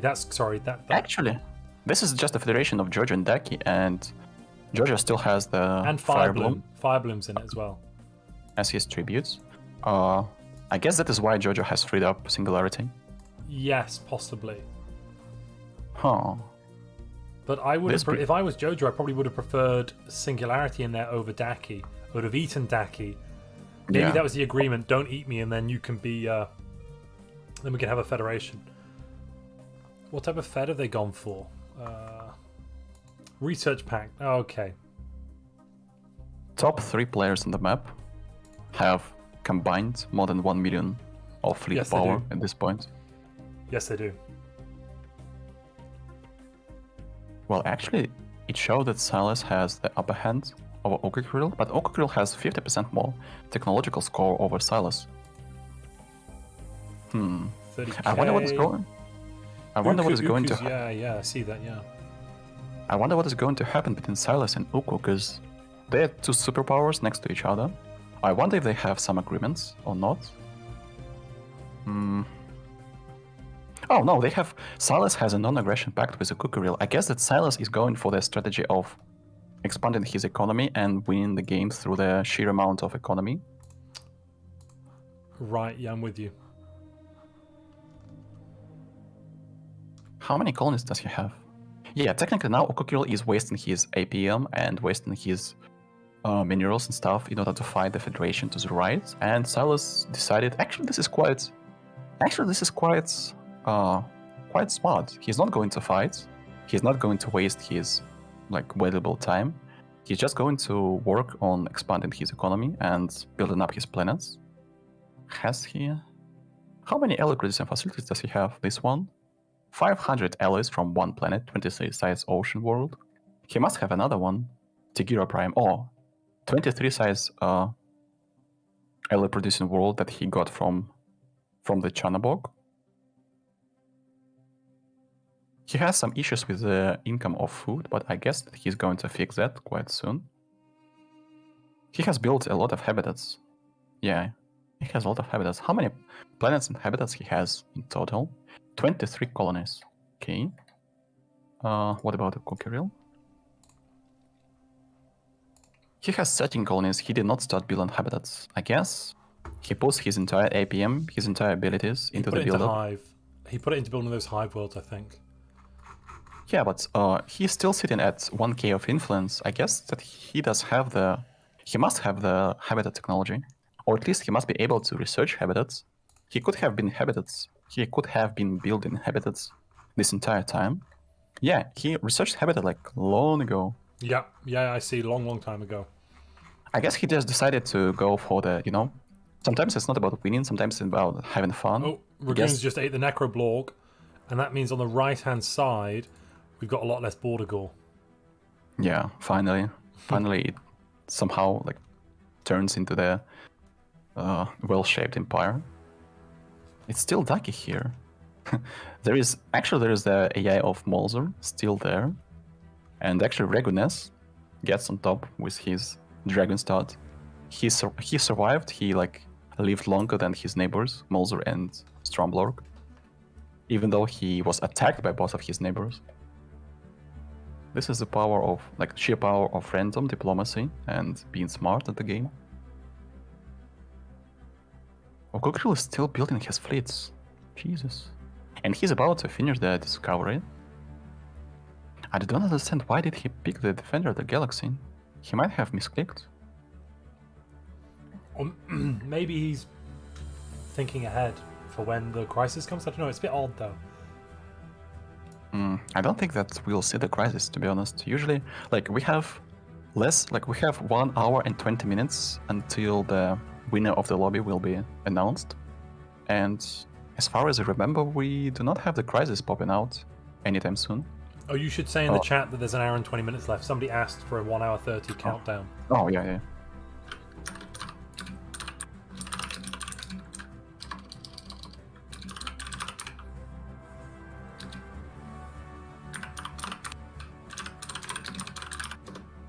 Yeah, exactly. It's very interesting how much space is just left completely empty. Oh, excuse me. Yeah, this is one of the problems that map generation implies on the players, because as we have noticed, the north of the galaxy, one of the reasons why Cookerill was able to grow so big without any wars was due to the fact that he had, technically he had the territory of 2 to 3 empires just for himself, while in the south all the empires were heavily packed into each other, and that is why they had to fight for territories. Frankly speaking, the player who deserved to be extremely strong at this point was Barras. He completely stomped Singularity, but Georgia decided to help, and actually Singularity was grateful for the save, and that is why Georgia was supplied with an immense amount of minerals and energy. Actually, let's check. Georgia, what about the amount of planets? He has 11 colonies. He must have been building habitats, right? Yeah. Yeah, he didn't have that many before. The problem is the amount of planets he can produce habitats on. He is even producing alloys on the habitats. Huh. Actually, I wish that Hivemans, Hivemans have this issue. From one side, they have the super late game hive worlds, because technically there is nothing better than a hive world in the production of raw resources, because you have all the districts for generator, mining, agriculture, whatever you want, and you get 10% output as well. And on top of that, hives have 3 mineral drones per 1 district, so technically you have 50% more workers than any other empire with this planet size. But at the same time, Hivemans really rely on having planets, because they need planets to produce alloys on, and actually Hivemans are not that efficient in producing alloys. Robots have way higher way higher outputs, 4 instead of 6 instead of 4, and bio-empires, they have the access to ecumenopolises, and like even rock servitors have the access to the ecumenopolis, so they can produce alloys at an immense amount on one single planet. They do not need like 5 to 6 planets to have like 2,000-3,000 of alloys. They just need 2 ecumenopolises, or even 1 if it's a really big one. Speaking about which, I remember that Asdril was getting the archaeology project. Yes. Has he started? Let's take a look. As No. far as I can see, no, there is not a single habitat. Yeah, he's doing it. No, he's doing it. He's doing it on he John just Moore. started. Yeah, he just started. Actually, this is a 15-size planet. Maybe he decided that it's time to make it on the planet that is ready. Because It's the best planet he's got for it, to be honest. Well, he has Skydrill. It's 20-size ocean world, like 5 districts It's not more. got the districts ready. Is the issue? Yeah. That's why he decided to go with the planet that had the infrastructure for this. Maybe he is concerned about the timer, the timing, because it's less than it's 1 hour and some minutes. So maybe if he starts rebuilding, he will not be able to finish the echo, and he has to build it up as well. Yeah. My chat are asking me to explain what an ISL tournament is. So I'm just going to briefly do that. ISL is Interstellar League, so it's the ISS server, Discord server. The link to that is in the description if you want to join. That's Comrade's server. Comrade's the space cat with headphones next to me on the bottom right of your screen. And basically, in that Discord server, there are lots and lots of very competitive players that play games regularly. This is the Invitational. So people have been invited from the ISS server. They've also been invited from Weekend Stellaris Club, Stellaris France, Stellaris Russia, a whole bunch of competitive servers to all play today. And this somewhat disgusting map of Gore and Border Gore is what they've done with the galaxy. And so, generally speaking, what's going on at the moment, we've got a big federation down here in the south. Ignore Singularity, that's not a part of it. Big federation down here, with Jojo being the most powerful player in that one. We've got Spiced Salads, which is Silas PT at the top here. That's the preeminent player at the moment, followed by Uku up here, the Hive Mind. They're currently in a war with Giltanus because they had declared Giltanus to be... they guaranteed their independence. And unfortunately, Memento Mori, which is played by Imua, decided to deprive Giltanus of their independence by attempting to conquer them. And that war has been going on for, 20 years now? Yeah, I guess it's a fair estimation. And it's not over. It is going to continue, No. I guess. Yeah, it's not over by a long far. shot. It's like they're at 50-60%. They're rebuilding up all of their forces and they're going to have another go at it. Uku and Memento are both at about 400k. Esdriel's 130, and then Giltanus is about 100k. So it's very even if they can all come down together. But actually, I have to know that Giltanus, with the help of Okukril, they were able to free up the space of Giltanus. Previously, it was all occupied by the Emo and Esdriel. So Giltanus is going to be this will be a great help to Okukril. Giltanus is building destroyers as well. He decided to not act as a shield for forces of Okukril.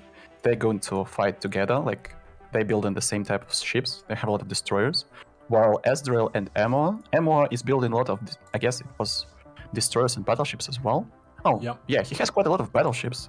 And Emor decided to go for the more of auxiliary approach. He's building a lot of corvettes. Actually, judging by the map back as a composition of fleets, I would say that actually Okukril and Giltanus have a better fleet composition. Yeah, I mean they're very heavy with destroyers, aren't they? And those destroyers, they have 60% evasion.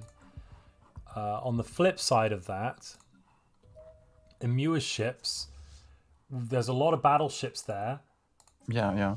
Those battleships don't have any tracking.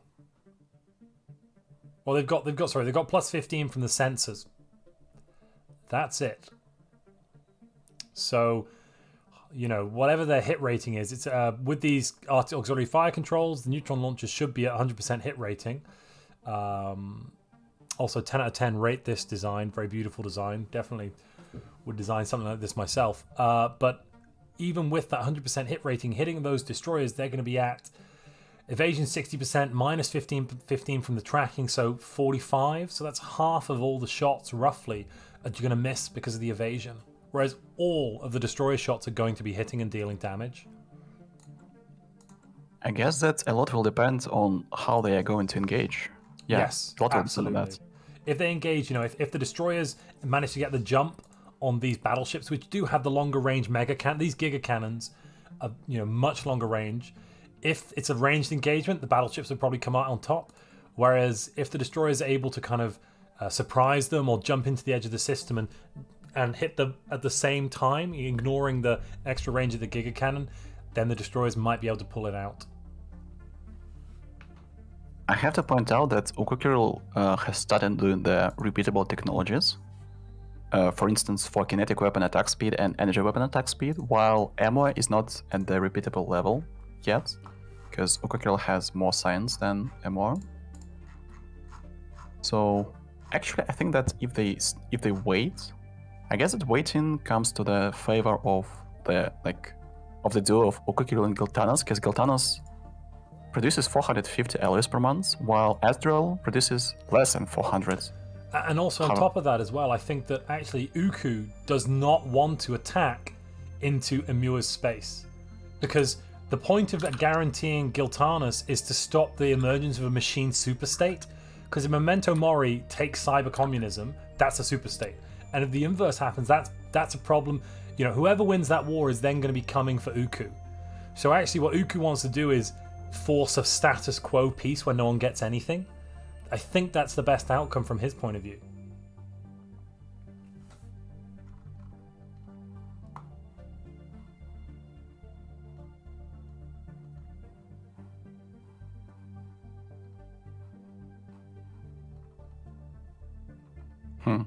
I see that there is actually a lot of chat going on. It's really close to the end of the lobby, and players are trying to settle, to decide who is going to fight for whom, or maybe who is not going to fight at all. For instance, it feels like, look at this, Silas has shot up to more than 1,000 pops due to the sheer fact that he has an immense amount of so many worlds. And he actually integrated. He must have integrated thingamajig to the south. Oh, Shard of Soul Empire. He's integrated him, and now he's taking Shard's pops and he's making them into his own. Oh yes, the simulation is going on. All right, I guess this is it. I think this is a clear win for Silas.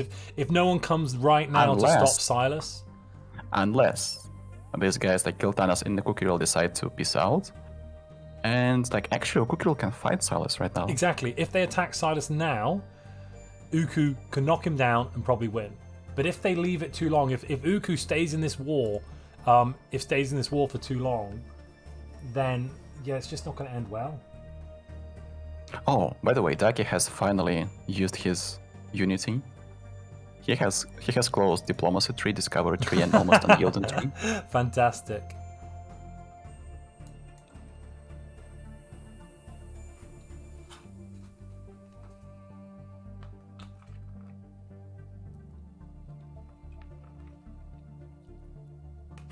It's that point of time when both parties, I mean Emor and Ezreal and Ukukiril and Giltanas, they have a lot of fleets and they're afraid to get into the territory of each other because one of them lose their fleets. One mistake, they lose their fleets and they're suddenly the vultures will be circling. Also, they definitely have that advantage of the defender in the late game, especially when you have the access to the Unity ambitions. The defender has an immense advantage of 15% home territory fire rate from Unyielding and 40% home territory fire rate from the Desperate Measures. So it's really hard to actually attack into someone of the reliably the same fleet power, because you have to keep in mind that they will have 55% fire rate more than you, and that is equal to like effectively how much? 11 repeatables. 11 repeatables for the fire rate. I guess this is why one of the reasons they are kind of hesitant of attacking each other, but Daki guess and that Federation to the south, they're at war with Ragoons. They're trying to take him. But so far, Ragoons he seems to have done well. There's no fleets up in the north. And actually, Daki doesn't have many fleets. It doesn't look like Jojo's coming to help either. Dak does not have a lot of fleets, and he's not producing allies, but look at this. Dak is producing more than 1,000, like he has nets more than 1,000 energy and 1,000 minerals. And he's producing 4K science. Huh, it looks like Daki. Wait a moment. Oh, Daki has a Federation buff. He has 4.7k of Federation in this core. Yeah. But that's why he has top 1 position. What Daki's is going top on? 1 right now. Wait, what? By the Federation. Okay, you have to deduct the Federation score, and Giorgio, Kukiril, and Silas will be on top, I guess. Actually, Daki has better numbers than Mr. Giorgio. The scores are so close together, though. We'll have to deduct 2-3, 2-3, 2-3. Yeah, but we'll have to deduct the Federation and Subject Empires from that. I guess that as for now... And Relics as well. Yeah, Relics as well. As for now, Silas and Okukiril are the 2 empires really close to the... Yeah. Like... Silas and Okukiril both have some Relics. Damn, I just look at the territory of Silas, at the amount of planets he has. It's scary. Like, Okukiril is scary as well, but... Actually, if you give Silas 39 planets. Holy Jesus. Okay.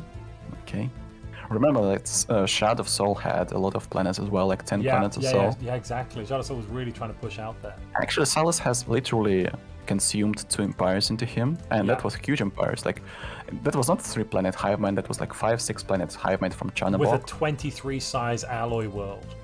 Oh, yeah. Which he's now... No, I thought he demolished it. He hasn't. Good.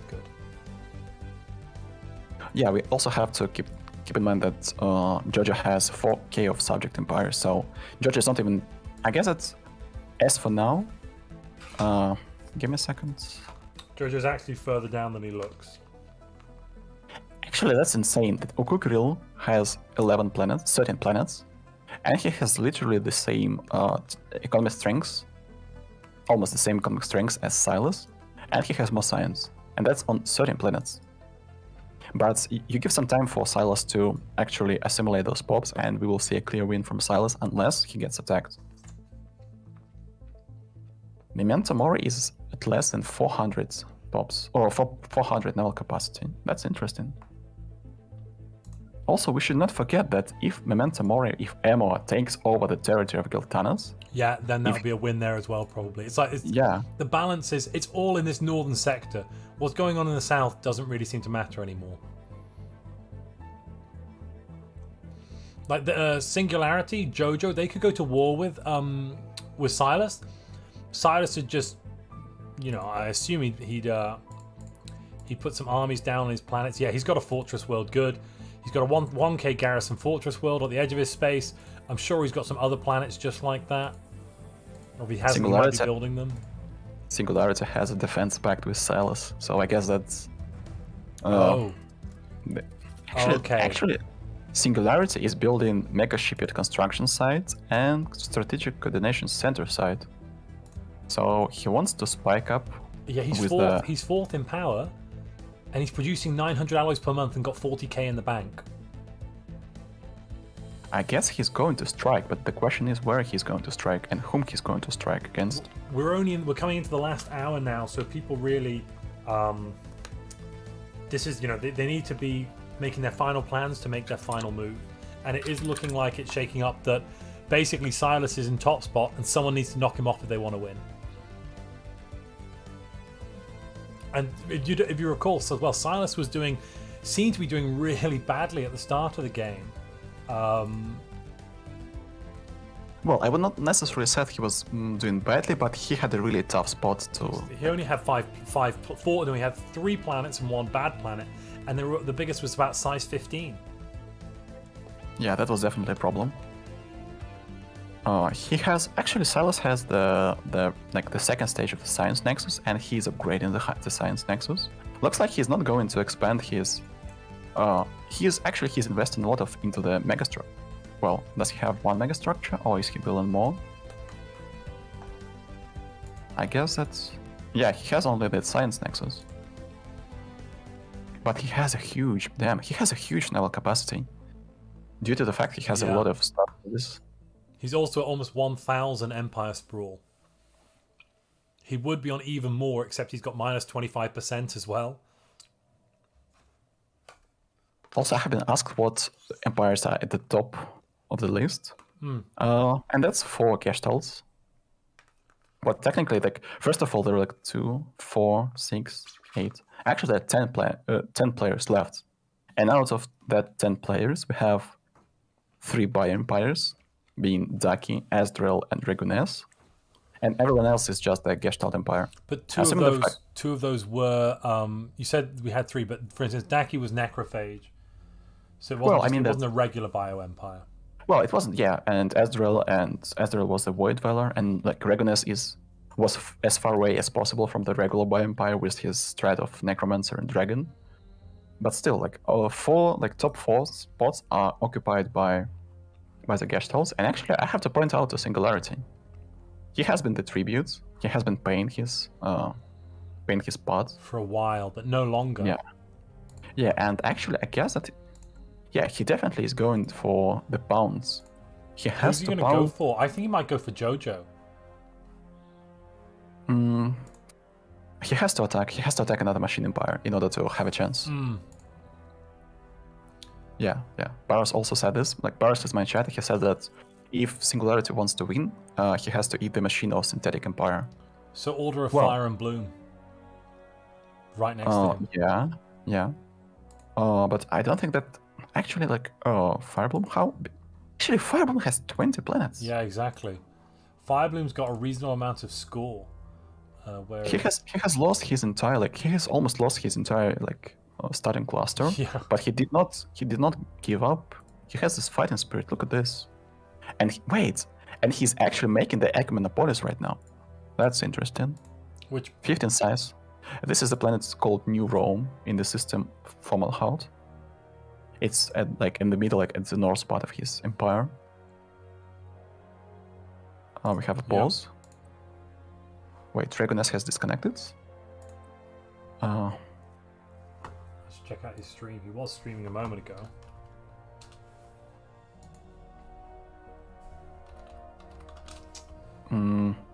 The problem is we cannot allow the hot joints at this point. Yeah. Unfortunately. Oh no, his Stellaris crashed. Yeah, he's stopping it. He says, "GG guys, thanks for sticking around." I don't think he's coming back. You should message him, but well, if you're not doing hot join, then you might as well keep going. Yeah. We cannot, unfortunately, at this point. Well, damn, that was hell of a run actually for him.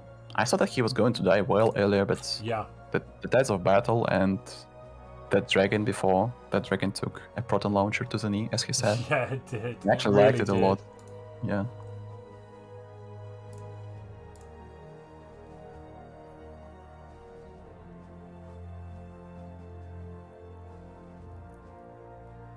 Oops, wrong chat. How many planets does Singularity have? It says 10. 10 colonies. What about the size of those colonies? Some of them are like size 12. Oh, he's also building into the machine worlds. How many traditions does he have? Okay, this is all love. Like, this is really clean. He has technological ascendancy, executive vigor, galactic force projection. However, I would say that instead of galactic force projection, maybe he was short on alloys, but I would go for the grasp the void to get more places for building up the strongholds. Oh, Jojo said getting some food, no need to pause. Alright. Then he took machine worlds and now master builders. I guess he wants to finish this. Oh, he needs a mega shipyard to dish out the incredible amount of ships in a really short span of time. Exactly. Well, the thing is, the mega shipyard will give him bonuses at every shipyard. He'll get plus a lot at every shipyard, and he's taken mega structure build speed as well. I don't think. Oh, he has researched the ambitions. Weirdly, he's gone for will for power. In a few months, he should be able to take architectural renaissance. That will give him an extra 50%. Hopefully useful. Hello, Ragooni. I can see Ragoons in the chat. I'm very sorry to hear that you just died a moment ago. But basically, well done on this end of the galaxy. You really screwed up everyone over here beautifully. And we're now basically talking about who we think is going to win. And from where we're sat, you probably haven't been able to see this, but Silas over here has 39 worlds. A lot of those were pops. He's assimilated a bunch of pops in them. Let's see if I can find some. Oh yeah, or he's still assimilating a lot of pops. And if no one comes to attack him soon, Uku could attack him now, we think. And if Uku could probably take him now, except that he's got a defense pact with Singularity, but Singularity's about to have a mega shipyard online and a strategic coordination center, and Singularity has a lot of alloys, a whole lot of alloys. Okukil just noticed the amount of planets of Silas. yeah. He's showing some exclamations. He just says, "Oh, it's only Habs. Don't worry about it."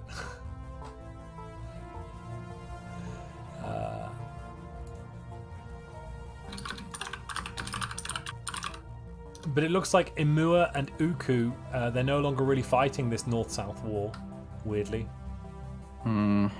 It feels like at this point Okukil might think, okay, I have 500k fleets, and I have this really strong... Okay, Okukil is trying the diplomacy. Some diplomacy. I don't want to fight you. Go away. I don't want to fight you. Okukil missed his chance. He had to attack Silas when Silas was taken to Gira system. Actually, half of the alloys that Silas is making right now, half of those alloys are coming from this system. Yeah, that particular system. This planet 23 size. 600 alloys from that one planet. Jeez Louise. Yeah, his net production is 1,370, and literally like 600 of those are on this planet. Why did you not let me eat the damn robots? Well, actually, yeah, Okukil is in a sticky situation. If he lets Emo eat Giltanas, then there is a big chance that Emo is going to win, just due to the sheer amount of resources that he will be producing. Yeah. At the same time, there is Silas next to him, and he cannot neutralize both targets at the same time.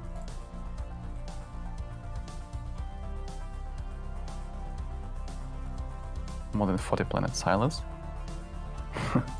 Well, Silas deserves, because Silas fought a really strong, really hard war against Chernobog.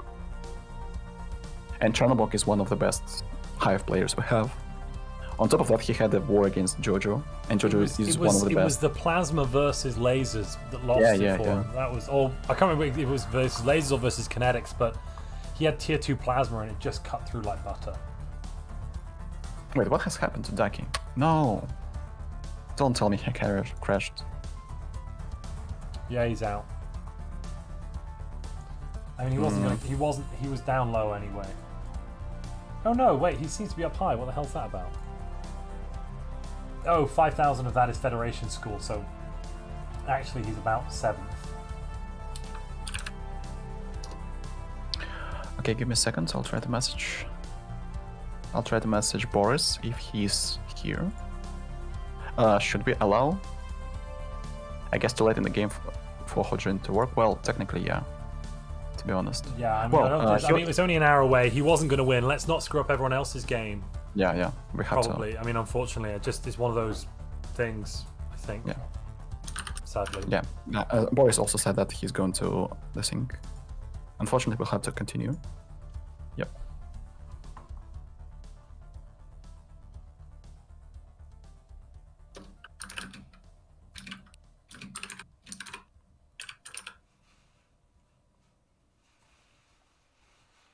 I'll message Daki, that's unfortunately.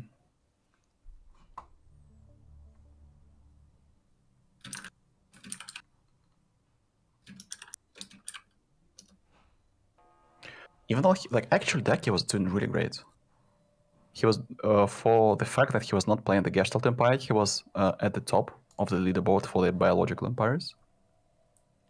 Oh, he said his game crashed and he had his share of fun. Yeah, it was well played on his side.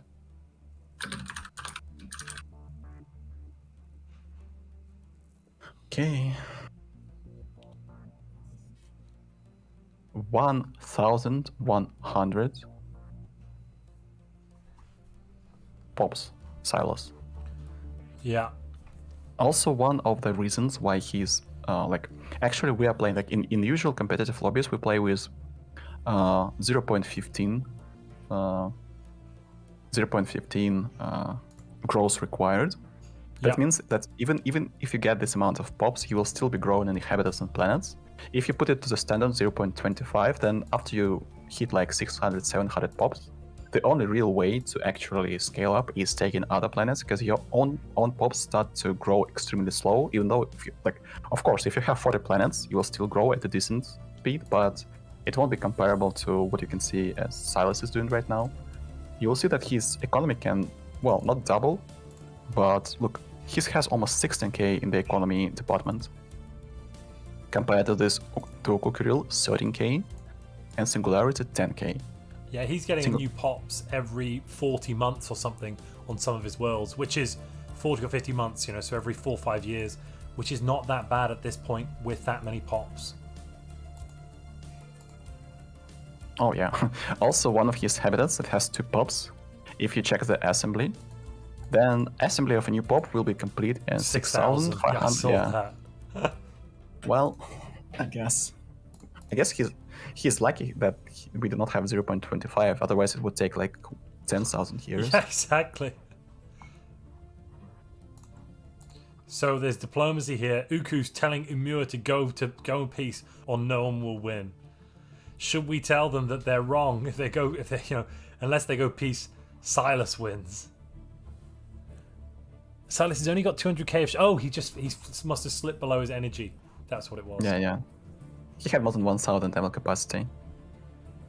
Also, what type of the relic he has? Oh, he has a plate of the hundreds. Oh, yes, yeah, that's it. That's only 200 for the relics collected, so that's...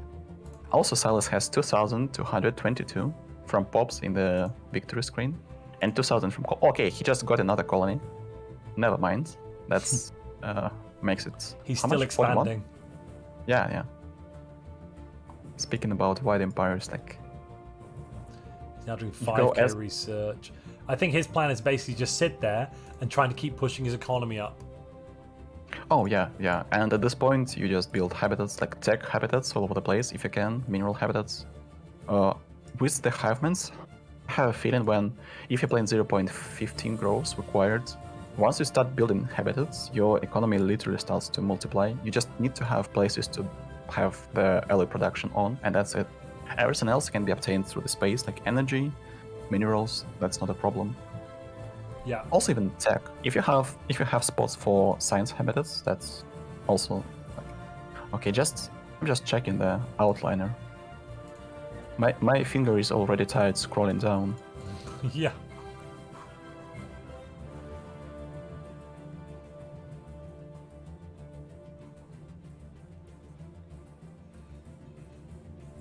Speaking about the ability to manage all these habitats, it would be really hard to also pilot your fleets and have wars and manage your fleets while building up with such an amount of... So actually what might be good is if people attacked him and then just try to never fight. Because that would use up a lot of his personal time, so he wouldn't be able to build up the economy.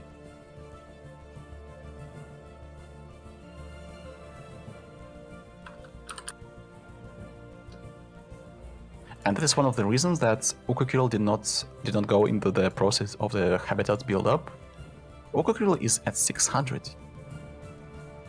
Okokrill is at 600 naval capacity of fleet power. And actually, Giltana's fleets are also stationed next to him. I have a strong feeling that we might witness some sort of You think they're going to action. go and fight Silas, don't you? Yeah. And interesting that Emua isn't coming up north. Where's Emua's? No, they are. Emua's moving up north right now. They're on the aggressive with all of their stuff. Well, maybe Okokrill is not thinking about actually attacking Silas. Maybe he wants to. Maybe actually this is some sort of like the trick. So they move their fleets away, and they want this federation to make a move, and then they decide from which side of the federation they're going to appear, like from the bottom side or the top side near the finger, or Yeah. maybe they will even use the jump drive. Actually, let me check it. Does They Giltanas don't all have jump have drive? jump drives. Oh no, he does not have jump drives, never mind, so they cannot jump actually. Well, Okokrill can jump, but he will be heavily outnumbered. They've got so Giltanas- many ships, though. Oh yeah. How much do they have paired together? 200? 150, 225. They have 800k of fleet power combined. And they're moving. Yeah. No, oh yeah, almost 800. Yeah.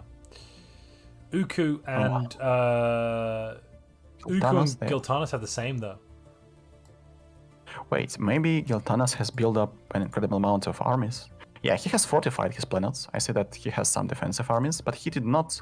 Well, actually, I have to pay respect to Giltanas. Actually, he's a newcomer. You would never say that he's a newcomer and he's a new person to the Yeah. community, but he started playing competitively not so long ago, but he progresses extremely fast. So I'm really glad that he.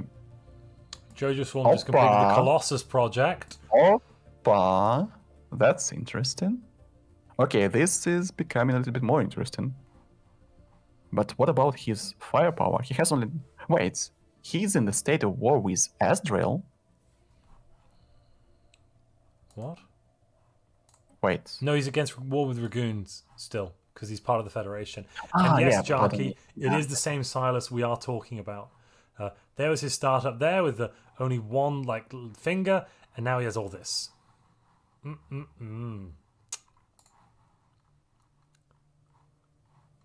Where are they? Oh no, I'm on the wrong person. Emua. Okay, Salas They've not is attacked. defending. Emua's Okay. not attacked.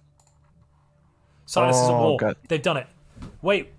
Yeah, they're at war now. Giltanas is not in the war. Giltanas is not in the war. Ah, Pipegas. Okokrill Why Pipega. is Giltanas not in the war? Okokrill did not invite him to the war. What? I guess he's just tired. He forgot to invite. He was too eager. Yeah, You see, Giltanas is like, what? wait a second. And now I think Yuku's just realized his mistake.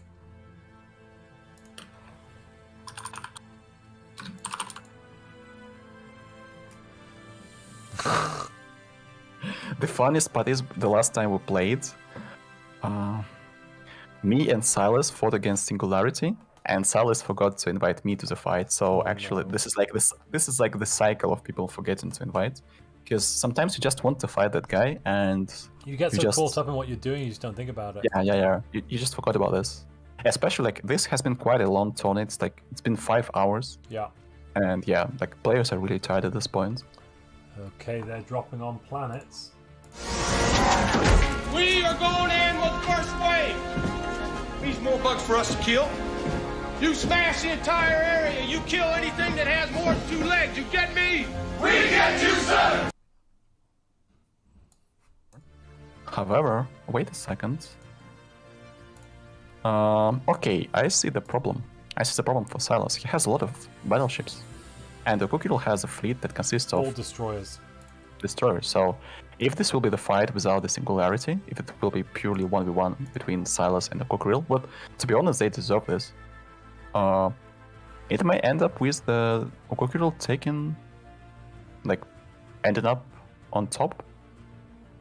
Because yeah, if I'm Except now Emua's coming through and just taking stuff. oh yeah. He hasn't fortified his planets hardly at all. Wait, Ammo has Titans and I have the Juggernauts. Okay, this is really nice. Yeah. Nicely organized fleets. Yeah. What type of... Oh, ship's weapon range, okay. And Where's Titans? Silas's fleets? Oh, here they are. A little scattered, but... Okay, I wonder if Silas is going to unite his fleets with Singularity. It looks like nope, he's going to fight on his own. Looks like he has used the jump drives. Yeah, it does. It does. Yeah, it also looks like he's got no carriers at all. Because just a sprinkling of carrier components in those battleships, and they would do a lot better against these destroyers. They wouldn't win in the long run, but you'd force them to retreat. And at this point in the game, all he needs to do is survive for 40 minutes. You know, he doesn't actually need to kill Uku, he just needs to make him go away. At this point, they're both in no retreat. They must be at no retreat, yeah. Are they? So this... Yeah. This is like whoever wins the fight wins. So actually, having carriers is not a problem. And you'll negate the evasion advantage. Yeah.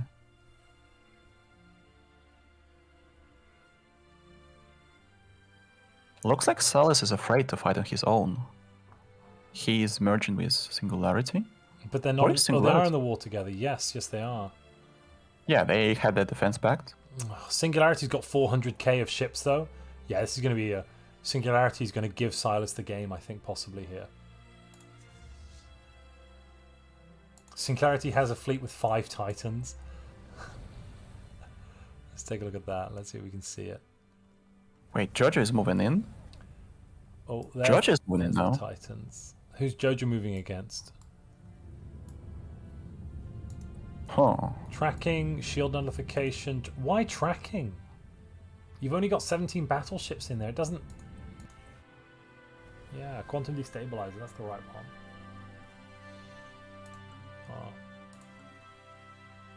Oh. I'm really interested in what is going to happen right now. This fortress world is holding them up.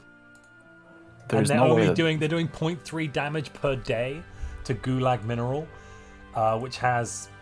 Oh no, it's losing its armies. That's unfortunate. The battle frames, they're just not going to cut it. War frames would have survived this. Wait a minute.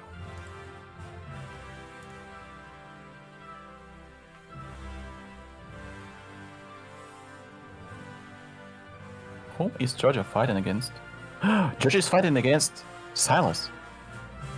Oh yeah. Wait. So now Jojo's fighting Singularity. No. He actually moved his fleets past Singularity, declared they won Silas, but I guess he didn't see that Julius Singularity has a defense pact with Silas. I don't think he did. Oh no. Oh no. Does he have the Colossus yet? No, he's just completed the project. He's still got cruisers. He's still building cruisers. He doesn't have the X slot. He's only got a mega cannon. He's only got mega cannon and nothing else. No, this fleet will get trashed on, like literally trashed on by larger ships. Titan buffs are system wide, and Titan auras, the positive auras, Titan debuffs are system wide, and the positive auras, the buffs, are just the fleet they're in. That's why I was talking about the tracking one being bad. Well, look at all these cruisers. I just don't get it. Uh-oh. Silas is coming to beat him up. Look at these. So many. Singularity has his plans as well. Wait, there is a wormhole? Singularity attack killed Thanos? I said there was that wormhole there from Singularity Space Up. Is that where he's gone? Yeah. Beautiful. Everyone's basically at war now. There's war right across the galaxy. Poor Gilthanos. He did not deserve this, actually. He performed really well from the start, but he did not... He made a mistake fighting against Emma when he just declared the humiliation war instead of waiting until Emma attacks the systems and territories of G. Stanley. Well, but he has to fight... He cannot fight against Emma, there is no way. Finally, a worthy opponent. Our battle will be legendary. They go in. And Stellaris is going in as well. Okay, there will be a fight. They jump in. Okay, this is it. Okay, This here is we it. go. Here we go. Here's the big battle. I think it's just too early to tell. I think Silas has it. I think Silas has it. Okukudo must win, but No, Silas has Silas is winning. advantage. Silas is winning. Nuh-uh. Wait, it's close. It is so close. It's hard to tell. It's Damn, it's so close. God. Look at this. This fight. Oh Holy my moly. God. Yes. Silas got it. Silas got it. I thought so. guess it- Vindication. Wait, home territory fire rate? Where is it? Yes, 55%. Due to the fact he had home territory fire rate. He doesn't have desperate measures Wait. though. Oh no, He sorry, has, Silas. he Yeah, has. he has desperate measures. Yes. Yeah. Okay. So basically, yeah. And Joji, look at this. Jojo just flies it afterwards. Are you kidding me? Okukudo wiped Silas' place and Joji's not no, taking Jojo's just like, thank you. I'll have that. Yes, please. Man, this game is wild. Like literally, this game is wild. The problem is, it will be really hard for Jojo to get to the territories of Silas, and Silas is like, he's producing his fleets at some incredible speeds. Oh wait, he has used his entire. Wait, where are all the alloys of Silas? Alloys. Has he input Uku's something? got into 28k of alloys. Silas must have used all of his. Singularity has 12k. Emua's got a few k. Oh, there's a battle happening in Red Star as well. It's Singularity versus who the hell's Singularity fighting? He's fighting Ezreal. Oh, whoa! I didn't know they were at war. And oh whoa, and okay, now Emma is attacking as well. Holy Okay, this is moly! it. Yeah, Emma's battleships is going to come here and wipe Oh Singularity gosh. out. No, those got corvettes. Well, they're dead. They're dead anyway. No, they're dead, but they're going to be a pain in the butt. They're going to sit there for a while. Wait, I see some carrier battleships. Wait, are they? Those Strikecraft were from the Juggernaut. Yeah, those Strikecraft were from the Juggernaut. Actually, Juggernaut kind of helped those battleships. To be honest, when it comes down to Juggernauts, I always turn those off. I mean, the Strikecraft. Singularity has no because- fleet. Singularity's out. Uku's got 25k left. Silas has 80k. It looks like Emua might actually emerge victorious here. Emua might be able to just grab it all up. And Silas, I think Silas is going to get taken out. Battle frame armies? Is it a mega warforms? Where? Which On- system? Red Star system. We have mega warforms about to jump on the planet. Oh, beautiful. You can do this. Go on, go. Bars, go. Yeah, they've only got 1k. Go on, you got 1.5. Just do it. Demoralizer and Butcher. That's really good set of traits. Except if you're fighting biologicals. Fighting Oh, yeah. other machines, Demoralizer is completely useless. But this mega warforms, they will solo carry this fight, like not a problem at all. Thank you, Sir Benjamin. Salute. Well done. Sorry, please continue, comrade. Oh, he's down. They've jumped. They've landed on the planet. Damn it, Singularity has 4 wars at the same time. What is going on? Silas is back to 200. Now welcome. Another happy landing. Jojo has 350, but he will have to bomb through the planets, and he will have to choose through the armies. He does not have a huge. These warforms are just so good. They're just chopping through the little battle frame armies. These circles Battleframe- are better than the other circles by like a hand and a half. So these circles are the best circles. Battleframe armies look like some primitive armies against the usual armies, but actually these Battleframe armies are quite tough. No, they're done. I think. Yeah, like I think Mega Warforms maybe are 2 good. warforms got lost. That's 3 now. There were some Battleframe armies, by the way, so maybe there is only 1 Battle Warform that went down. That's just there incredible. are battle frames. Yes, that's Yeah, right. there's some there. With this combat with Mega Warform, I just annihilate. I guess he could have defeated like 3k of armies easily. I'm quite looking And he- forward to the GPO actually in 2 weeks. Oh yeah. We That's actually really ran weird.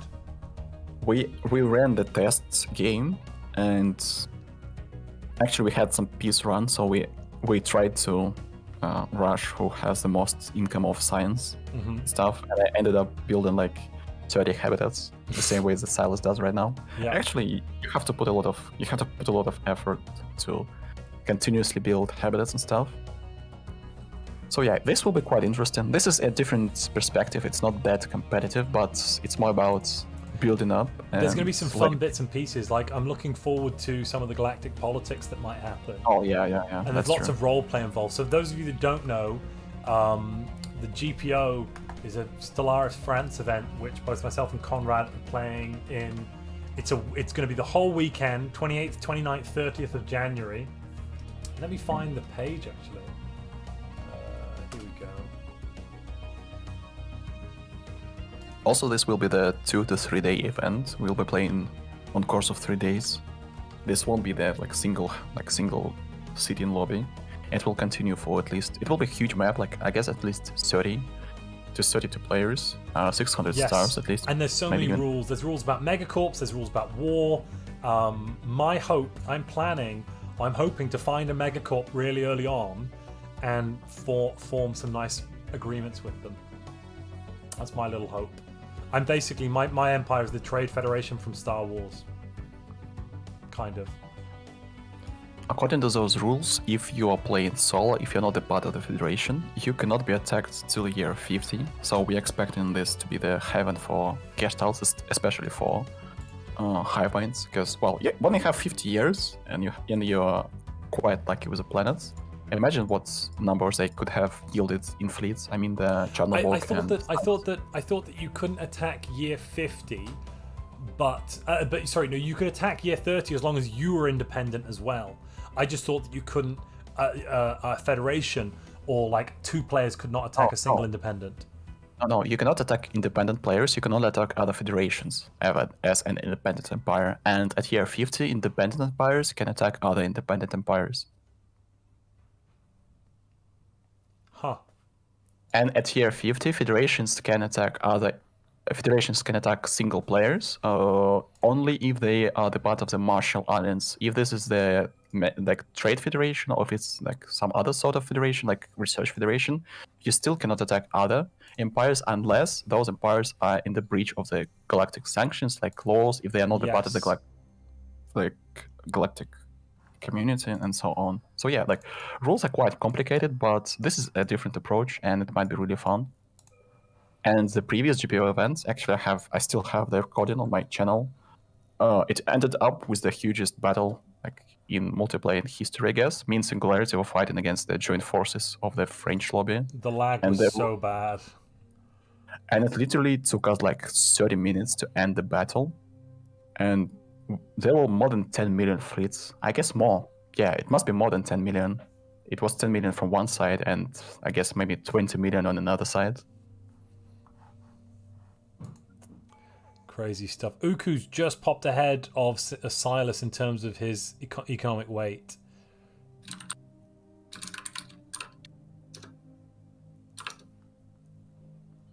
That'll be because Silas has a lot of systems occupied. Uku should peace out now. I don't think he can, though. Wait, does Uku have unyielding in traditions? Yes, he does. He's still on 75% war exhaustion, though. Good gosh. Wait, has he done the technologies for war exhaustion? I think he has, but he's lost 416 ships. That's... Well, Silas has lost almost his entire fleet as well. Silas only lost 13 ships, 22 ships in this combat, though. No. I guess that what you have the battle recap after the fight, it's kind of... I would say it's broken because remember, Silas said at how much? He had 1.3k naval capacity. Yeah, and he went down to like 0. Yeah. And he went down like maybe to 200. And on top of that, I guess that's the fact that Ukukil has such high war exhaustion boils down to the fact that Silas also has Singularity in the defensive pack. That's why the war exhaustion of 2 players in one joint war is always way lower than the war exhaustion of single player. Yeah. And wait, are we going to see the comeback of Mr. Amor? Actually, this is possible. I think he might do because, I mean, he's taken all of these systems. If they peace out and he gets them, what are his claims? So he's claimed most of the capital type stuff. He has will to power. He should try. I think he needs to peace out soon so he can get the economy turned around, get it going again. And we are 30 minutes away from the end of this tournament, where whoever has the highest points is probably going to be decided the winner. And it's all to play for still. Silas, Uku, and Mua, they're all well in the way of being in the lead. Singularity tried to throw their hat into the ring.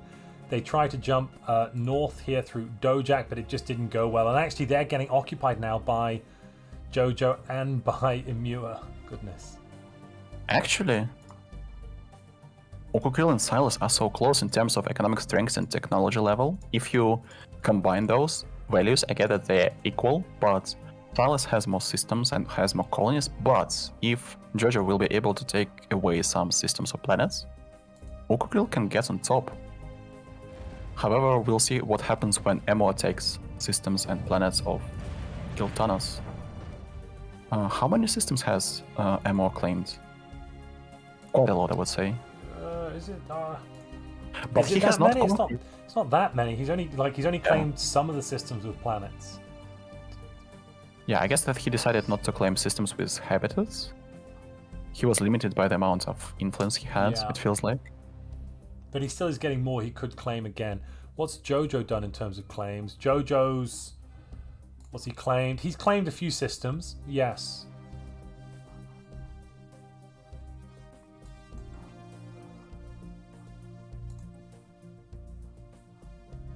What systems has he claimed? What planets, I wonder? He has to take the planets that produce alloys. At this point of time, if you want to win, you have to produce alloys, technically. Yeah. I mean, he's currently... Uku is currently producing 2k alloys. Oh, at the same time, Jojo has claimed one of the planets, one of the Silas planets that produces 400 alloys. So that's a big point, like a big amount of alloys. What just happened? Besides Uku was that- producing 2k alloys per month and now it's down. Very strange. Maybe he was buying. Oh, he is buying 900 alloys per month? Madman. What? So that's going to cost yeah. 90,000 energy per month. Sorry, 9,000. Sorry, 9,000 energy per month. He can't afford that. Well, he's making 1.6k, so every 5 months he's able to buy. Great. Okay. I mean, that's... What? Why doesn't he just click it manually? Remember when G. Stanley was selling 3 foods like 30 times? Oh my gosh, that was just I so guess- bizarre. I guess Ukukil has a little bit, like, he has a drastically different approach. He wants Yeah. to buy in big numbers. He doesn't. Okay, there's a big fight between Wow. Ukukil and Amor. What is going on, man? Oh. He's just sacrificing his fleets. Oh. No. Oh, Okay, this is it. uh-oh. Yeah, Uku's losing it. Uku's lost his Wait. fleets again. Actually, he has... Wait, no. Look at this. Is he going to win? No, no way. He's going to kill big ships, for sure, and he Yes. will be left against corvettes. Yeah, look at this. Yeah, okay. So close. You killed a lot Okay, of big so... ships. But the problem is that they are now at 100% war exhaustion. So in Both sides. in- Both sides are at 100%. Either side just has to say stop, and the music stops. And actually, not all of the planets are captured.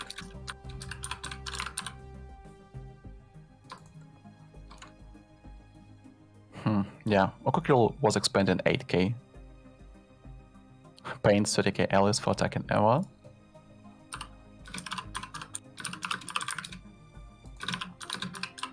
Silas is going back to reclaim some of his stuff. He's not really got many ships though. It's only about 15 15 battleships there.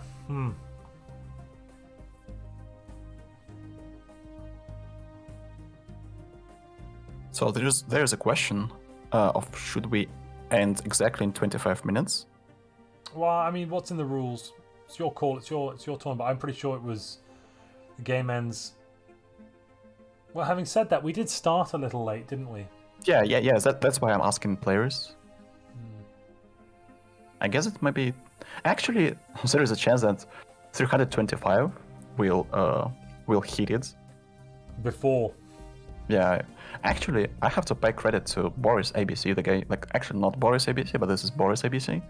He's hosting the lobby, and he has been hosting a lot of lobbies recently, and he helped with previous lobbies as well as Mr. Magikas. Actually, this host is so great. Look at this. This speed, this late into the game, almost no lag at all. Yeah. That's great. Singularity is coming and gobbling up all of those all of Giltana's systems now, though. Emua doesn't have the fleets left anymore to push Singularity out. Singularity's got like 140k in one fleet, 2 fleets.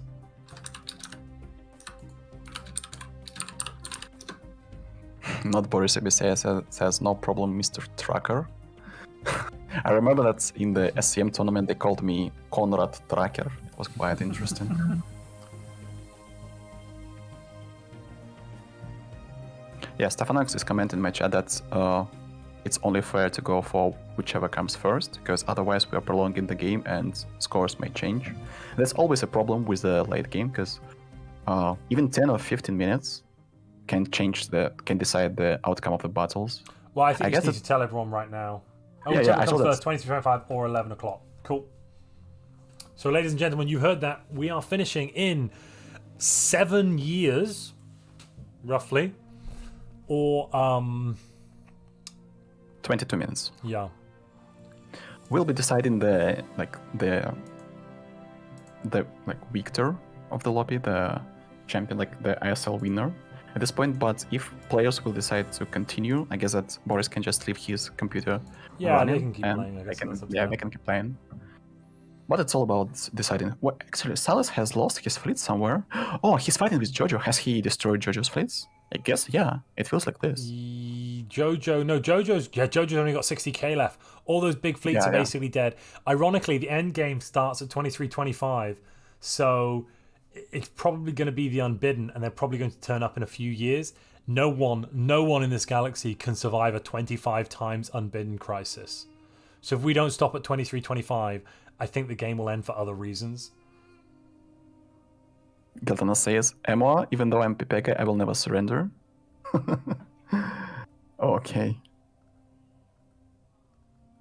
Emma has to wait. Emma has to wait and then just force the status quo.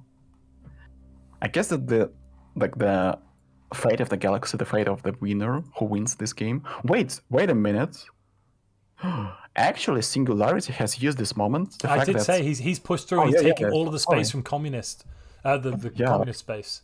Yeah, I was typing in chat and I completely missed it. So Okukirul has taken care of fleets of this federation. Estrail now has the largest fleet in the galaxy. Pretty much. Oh no, he's fighting someone. He's losing ships. Where's it happening? Estrail just lost 50k. I don't know where though. Oh wait, I know. He has ships in. They just jumped somewhere. He has fleets in the territory of Julius of Singularity, and the funniest part is that actually you can help by just bombing. If you bomb the producing facilities, and your enemies produce way less alloys, that is it. That can be like literally the blow. The nail in the coffin. Yeah.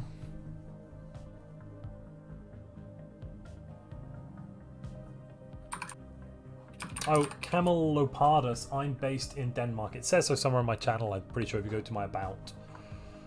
I live in Copenhagen.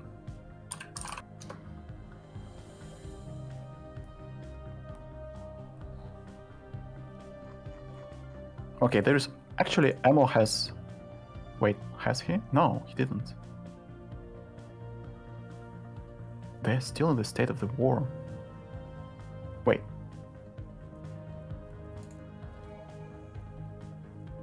Wait, have they taken only single? What is going Wait. on? Oh, they Wait. pieced out. Memento Mori pieced out. Emua pieced out, and they only took one system. Because now they're at war with Singularity. And so they think that Singularity is going to take all the systems from communism and then they can take them back. Maybe. Yeah, but they cannot take them back because they have already status quo with. They They Damn. status quoed with communists. They didn't status quo with Singularity. Yeah. So That's quite strange, I think actually. what they're going to do. I know that they decided that cannot fight for the systems because the fleet of Singularity was too strong at this point. Look at the fleets, like the entire galaxy barely has like 1 million 200K, yeah. fleet power. Look at this. And back in the days, like 2 players had a fleet of 1 million. Like everyone is Exactly. fighting with everyone, and fleets are dying left and right. Jesus. Literally everyone in the galaxy in the state of war, and some of them are in the state of the multiple wars at the same time. It looks like Silas has managed to reclaim all his territory, though. Look. Yeah. He That's- has defeated Jojo's fleets, and that's Yeah. it. And Urku's kind of, he's got 180k. He might try a second offensive. He's only got 6 years left to do it in. We will just have to see.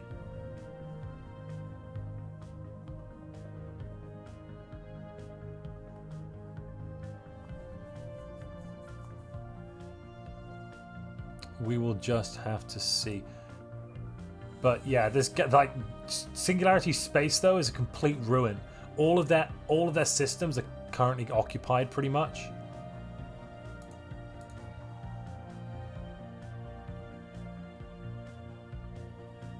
By Ezdrael. Ezdrael has got equivalent fleet power to Singularity. The main question though is, wait, look, actually Emma has claimed the main planets of Singularity. So if he Yes. and Ezreal take it, They could peace out and possibly win. They've also claimed a load of... So what they need to do is they need to make... Singularity has to make peace with Gilharnus, and then, once that's happened, then they force a peace on Singularity. So it's in Singularity's interest to wait until the very last minute and then push a peace deal through. So he can keep all of his stuff. The funniest part is that 2 destroyers of Dagger's AI were nihilistically inquisitioning the capital of Are they Singularity. actually? Yeah, they tried to, but now they are cleared off. The problem is that unless... You need to get about Wait. 50%. Is it 50% you need for devastation before it really is effective? Uku's fighting. Uku's fighting in Tigira.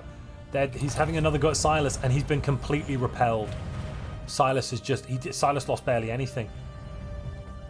Oh, did he engage in the territory of Silas again? Yes, he did. He pushed in. He tried it again, and Silas has that extra 50% fire rate. If we look at the bonuses here, Silas is getting plus 91% fire rate in total, plus 40% weapon range, plus 60% speed. And then on top of that, plus 55% home territory fire rate. So that's a total of plus 145% fire rate. But numbers almost same? Huh.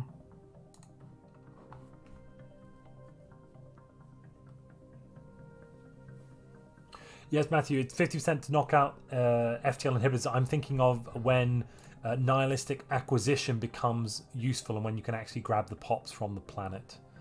Because I'm pretty sure it's until you get above 50% devastation, it doesn't really grab many pops per month or per unit time.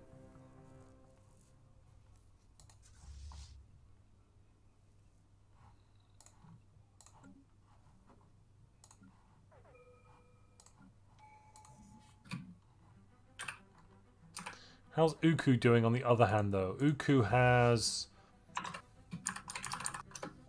plus 63% fire rate and plus 55% in own territory. So not that great. But Uku does now have a Juggernaut. Where's the Juggernaut going? Huh, over there. Fair enough. Ugril said he forgot about his Juggernaut when he jumped into the system. Oh, Yeah, people are Sugar. getting tired. Who's that? Spice Salad. Did they just jump into the home system of Uku? I think they jumped. Oh yeah, they did. That's illegal. No, it's legal since year is it? 70. Sorry, yeah, that's yeah. very true. Sorry, no, you're right. no. Actually, thank you for keeping track of these things. Now it's legal because it's past year 70, and technically almost everyone has gem drives, and you can actually outplay that. It's illegal to use the Colossi to jump Colossi into the enemy territory, because this will allow some. Imagine if someone has an Echo Monopolis making 2,000 alloys, Yeah. and then the fleet with Colossi jumps in, snipes it, and GG. You just lost the game because. What it sounds like what you have to do is defend your Ecumenopolis worlds. Yeah, but in this case, you will have to like literally give all the how to call this, not advantage, but all the map control to the enemy, because enemy can attack into you, and you cannot move far away from your Ecumenopolis, otherwise you'll Yeah, get they'll sniped. just snipe it. Yeah.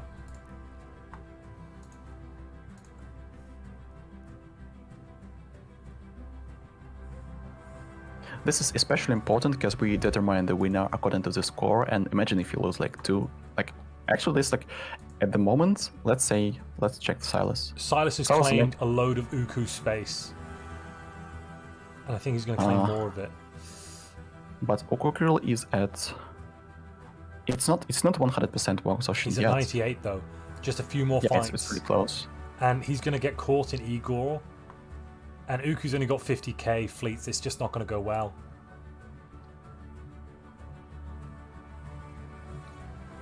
And it looks like Singularity has taken every system in Giltanis' space. Wait, is Singularity fighting against Giltanas and Ukukiril? Yes, okay. So there is no way he will be able to out of status quo. At the same time, the territory of Singularity is just... Oh god. Oh, I don't want to look at this. Look, Ezreal's flag, Emo's flag, Daki's AI flag, and Jojo's flag over the territory of Singularity. There is no way that this like duo of French players will be able to also out of status quo, because they need to take all the territories. Singularity is actually safe because there's so many people attacking him. Ezreal just declared on Georgia because of that, and Ezreal will have to. Whoa. Ragoon's AI is currently in 4th place. Economically. Sorry. No, Ragoon's AI is in 3rd place economically. Holy crap. Thank you, not Boris. My name's not Mr. Stellaris, but I'm glad you enjoyed the commentary. Actually, this I have to thank players for making this happen, because we didn't have the boring late game with one winner, there's one winner and then just a complete fight the last 20 minutes, an hour. Everyone's at war with everybody. Even the AIs, even Daki's AI has joined. Yeah. Look at this, even the AIs are trying to fight.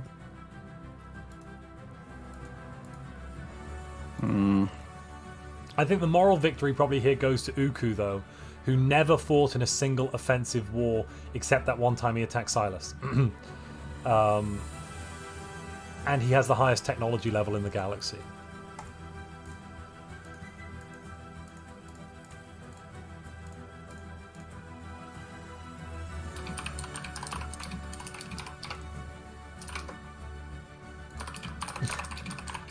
But Singularity is not going to be able to force the peace on...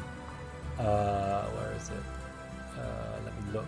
Giltanis is not going to have a forced peace. He's only at 13% war exhaustion with everything taken. There is no way that Silas is going to lose his place. No way. I guess we can, actually this can be called right now, but Silas will be the winner of the lobby. Speaking about moral victory, actually, everyone who is left, even Firebloom, look at this. Firebloom has been... Firebloom has his fleets now. Actually, Firebloom is building fleets as well. He's not sitting back. He wants to be the part of the battle. Also, Giltanas is defending for quite some time. Jojo's capital. Ezreal is besieging Jojo's capital. Or he was. He's got his fleets all over Jojo's space. Maybe Ezreal's going to try and take Jojo out? No, I guess like what they want to do right now, the duo of French players, they need to clear the territory of, like they need to paint the territory of Singularity to their colors Yeah. and to their flags. Which they've But almost done, actually. Look, they've actually almost done that. Are they fighting Daki's EI as well? Yes. They have to declare on Daki as well. No, Daki's part of the Federation. Oh yeah, he is. Yeah. And Federation will get out of the way. I don't want to see that.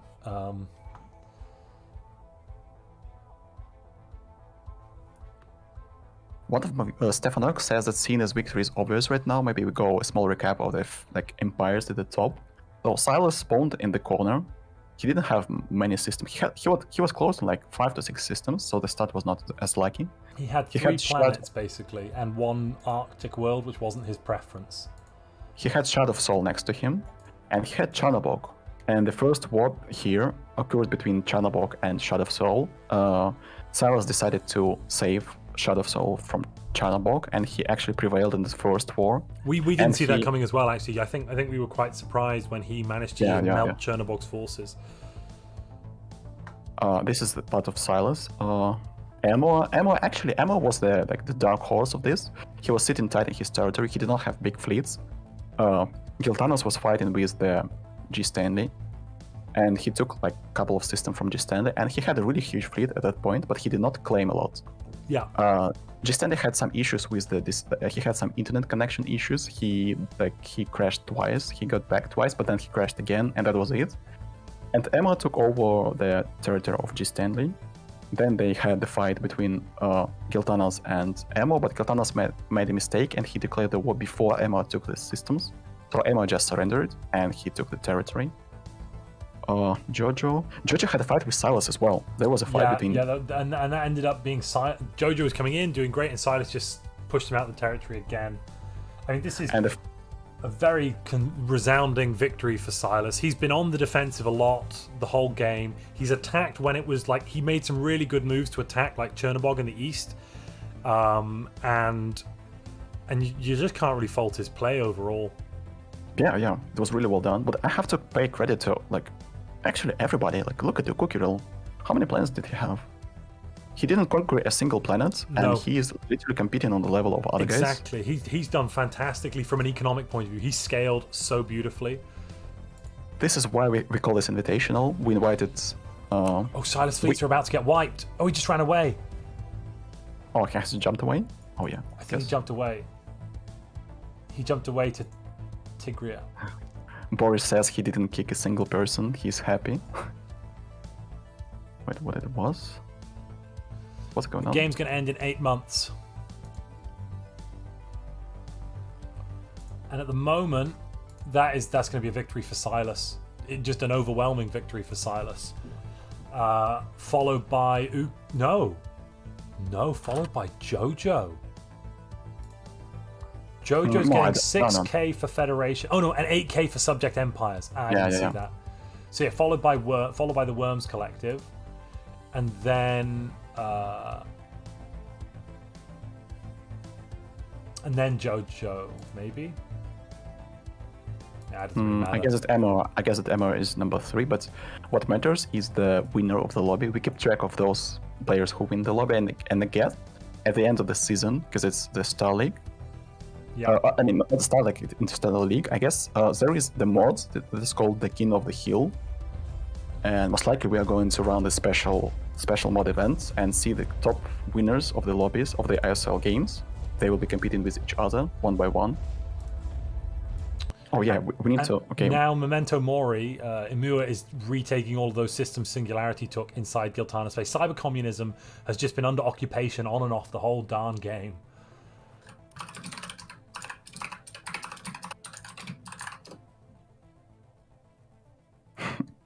Okugrill has still the request of purchasing 1,400 LS per month. Some men just want to watch the world burn, I guess. You know, it's gonna be 11 p.m. CET as well as 23:25 at almost the exact same time.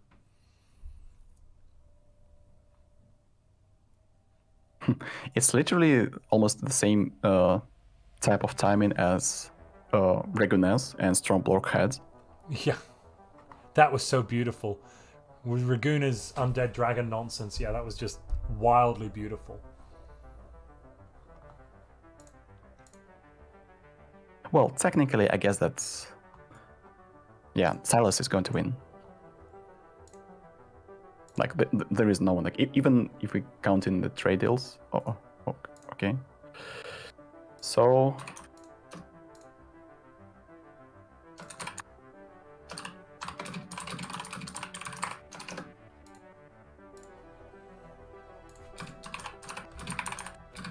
No, Sergeant Flynn, he's just using his internal economy. Uku's just using his internal economy. He should stop selling that food as well. He's selling 300 food. Well, actually, like, at this point, he just... Like, there is no way anyone can compete with Silas, and only the first place matters. Uku says cheater. I mean, to be fair, this is all because Uku didn't demand this system with this alloy world. That, there was that one thing where he said, he said I want it, and then he said no, and it just didn't happen. But ladies and gentlemen, we have a winner. First place in the Interstellar League is Spiced Salads by Silas PT, Hive Mind, Aesthetic, Natural Neural Network, Subspace E-Phase, and Prosperous Unification. Second place looks like it's Immua, which is Resource Consolidation Machine Empire. And then I'm pretty sure third place is Uku. Or maybe, sorry, Uku's second and Imua's third. Yeah, it looks like this. Well, this What's was going on? I can't click. Has Boris just disconnected? Oh, might be the case. Well, that was the lobby. This is what I can still see. I can still see what's going on though. Maybe. If someone asks you how the competitive Stellaris looks like, this is how it looks like. This is literally like, I guess that we had one of the most stacked and skilled lobbies ever. And every empire was at war at the end there. Absolutely everybody. I really liked the way it played. Actually, it was a pleasure to cast this game together, even though I wanted to play really hard. But actually, looking and watching this high level of play is also really, it's a pleasure actually to witness players doing this. Like all the fights at the end, and also Mr. Regunes with his super tactic. That was beautiful. That was very beautiful. I'm only a little bit sad that the build that Shards of Soul had, like. It just didn't work. It just didn't work. Bioempires don't work a lot of the time. Yeah. I mean, I managed to do the last game, which was that last week or was that 2 weeks ago? Maybe it was more. I can't remember. I think it was like 2 or 3 weeks ago. 2 weeks ago even. When I played Mechanist. Build? Oh yeah. Mm-hmm. I would have lost. If anyone attacked me at 2300, I would have been dead. No one attacked me, and then by 2250, at 2230, if anyone attacked me, I would have been dead. But by 2250. I managed to come out fighting, and I managed to take the capital of a Void Dweller, and that really put me up there in terms of econ. I was doing fine after that. Well, what can I tell? It's quite late already. We're here with me. I'm really thankful to you, Mr. Montu, for joining me today. Actually, it was a pleasure to comment this together. Thank you for joining as well. It's been really nice having you in the stream. I'm sure my viewers have had a great time listening to the two of us go on and on and on for the last 5 hours. Also, a big thank to every one of our players. They really performed. I'm so glad that we organized this event. And thank you to all the viewers. Thank you for guys in chat and in the stream of Mr. Montu. Thank you to guys in my chat and my stream. We'll be uploading this to YouTube, so you'll be able to watch it again. I will rewatch it as well, I guess, because there were a lot of cool moments. Maybe make some like highlights of this. Who knows? This should stay. Yeah. My version should stay on YouTube. I might make a little snippet of that dragon thing, just as he zoomed in, just a little 30-second, because that was beautiful. Oh my goodness. It's sad that we do not have the cameras that show the faces of players. I would love to see the face of Stormlord at that point of time. Like the terror. He jumped in thinking he had the system, and suddenly a 50k dragon went, "Hello." It's like it's like first it's confusion, then it's terror, then it's like sadness, I guess. Because what are you gonna do against that? Because then at the end of it, his fleets were all gone. Yeah. But otherwise, we'll both be back in 2 weeks' time on Friday the 28th. We're both playing in the Stellaris France GPO, which is a 3-day long event starting at, I want to say 20:30, 8:30 p.m. CET. That is 2:30 p.m. for the Eastern time in America. And if you're living in the United Kingdom GMT, that's 7:30 p.m. But that's not for another 2 weeks. And I'm sure, Comrade, you'll be streaming a lot before then. Oh, I guess like 10 times. Yes. Yeah, exactly. Yeah. Just a few episodes. Yep. Well, thank you, and see you everyone next time. See ya. Thank you. I'll say goodbye to you for now, Comrade. Thank you very much. All right. So, ladies and gentlemen, I've thrown out the link to my Discord server. If any of you would like to join that, there's games that I have in there. Things happen, fun stuff. Also, if you'd like to support this channel, there's a link to Patreon down in the description. You could also join the channel. That's pretty fun. If anyone wants to, if anyone's got any questions just while we're here the last 5 minutes or so, please feel free to ask them and I'll try and answer questions about possibly the channel, also questions about the game we've just seen, kind of anything you want to go for it.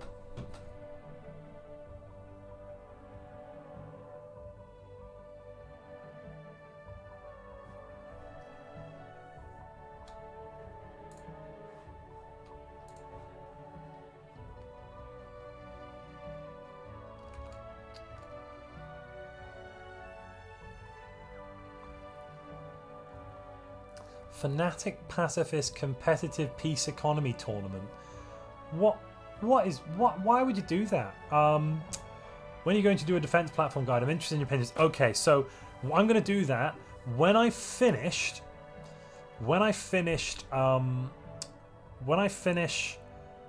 doing the testing, and I can tell you categorically what works against what, then I can bring you a guide on what's actually good.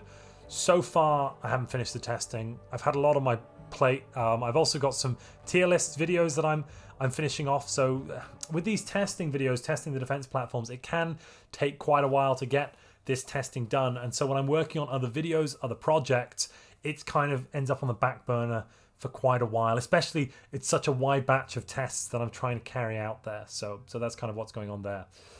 Very brief overview of the match. Unfortunately, basically, Silas won. I think if you go back about 20 minutes, you'll see, or maybe 30 minutes, it was a good overview of everything that happened. Silas won, Ragoon's memed, Jojo did well, Uku did amazingly given that he never stole anything from anyone or conquered anything. Cyber communism up here was just at war was occupied for like the last 40 years of the game. Do I think the Sprawl rework will change the meta much? Absolutely. I think the meta is going to be completely changed. Completely, very, very, very changed. Like, a lot. Yeah. We're going back to, like, pre 2.6, before we had admin cap. So what's going to happen is you're going to have lots of empires who kind of try to go tall or try to not expand too much at the beginning to try and push out their science until they get to the point where they go, that's it, I've got enough science, time to conquer. And then they'll explode outwards. And I think that kind of the wide attacks we're seeing now aren't going to be as effective. It might be much better to tributary a couple of neighbors at the beginning rather than actually taking them, for sure. Or possibly just take a couple of systems, take one planet, that kind of thing. Nothing too major.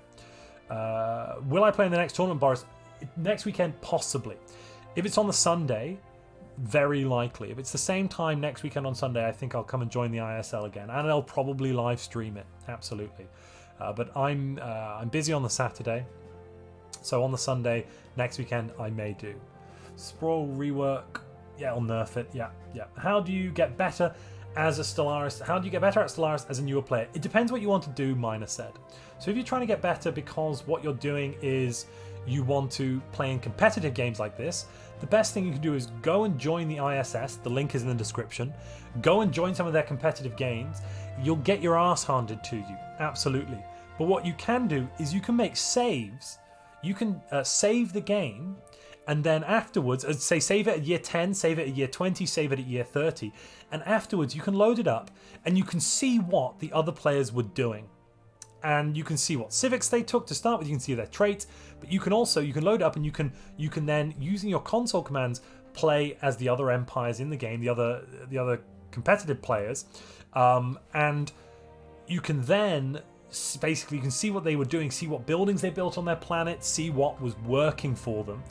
And when you've got that then allows you to have a window into what's effective and what's working. On top of that, it's really good to just play it and get your ass handed to you. You know, pain is a great teacher, to be quite honest. If you're talking about how to improve in single player and that sort of thing, I'd actually recommend watching some guide videos. There are some channels out there that make some fantastic Stellaris guides. Feel free to go and find them. They're all over the place. But that would be my my advice there. Boris says that he will share them with the ISS. Does anyone else have any other questions? Anything that is burning in their brain and they just want to get it out and ask me? If you do, please, the time is now. But I will start kind of winding up. Other than that, I've already said, please, if you'd like to support the channel, you can do so. Join button, channel members. Thank you very much to all of the members and all of the Patreon supporters. You make everything much easier. Thank you for those of you that have done super chats during this. It's very helpful and very, very fantastic to have your support. How long are the ISL tournaments? So these ISL tournaments are 6 hours. So they start at about 5 p.m. CET and they go on for 6 hours. At the end of 6 hours, somebody's the winner. And that's the answer to that question. Thank you, Vladimir, for enjoying the stream. Yeah, definitely big thank you for Conrad for coming on here and being so fantastic. Conrad's got a fantastic Twitch channel. He's also got a fantastic YouTube channel. There's a link to his Twitch channel in the description. So please go out there and watch some of his videos. If you want to get the lowdown on how to play as hive minds, how to do well, some of his older videos, he plays through and he talks about the build as he's doing it in these competitive lobbies, and they can be really good. They're a bit, it's long, it's a VOD, you have to watch for a few hours, but if you want to improve and find out what to do in some of these matches, that can be very, very good. So Jake says, just found your channel and you're far and above my favorite Stellaris creator. Well, thank you very much, Jake. It's very awesome to hear that.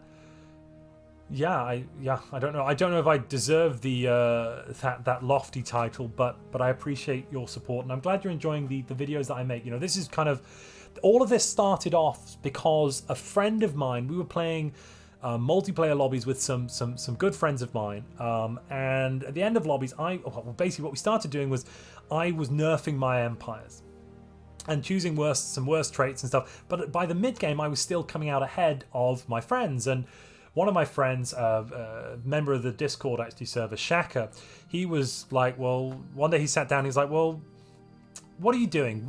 How is it you're getting ahead of me? I've got a ring world start, but you're still seeming to be ahead of me by 2270. What are you doing? What's going on? So I was like, okay, I'll screen share with you. We'd had a few beers. It was like 2 in the morning. We'd just finished a multiplayer game that went on for hours and hours and hours. And I was like, let me just show you. So I started screen sharing and talking through what I do in my opening, and I basically went through the first 10-15 years and I talked about different mechanics in the game that are useful. And Shaka was like, this is really useful, this is really helpful, and this is really good. You should just record this and put it on YouTube. And I was like, well, I'm not sure. And then I spent a few weeks thinking about it, and then I decided, well, why not? Why don't I do that? I thought that a lot of the tips and comments I had were things that I hadn't really heard about in other kind of guide videos. So I thought, and also and this is my very first series actually, which was the Stellaris 2.0 Advanced Guide series, and that was basically a let's play, a playthrough from the focus of it being a guide. So I just talked through everything I was doing. I also did an updated one for 3.0. When we get with 3.2, I'm going to be doing something similar. I'll be doing a new guide series then when we have this new sprawl rework, but that won't be until March, and also until I've got a good grasp of how everything changes. But basically, I recorded a couple of videos. I sent them to Shaka. He was like, seems good.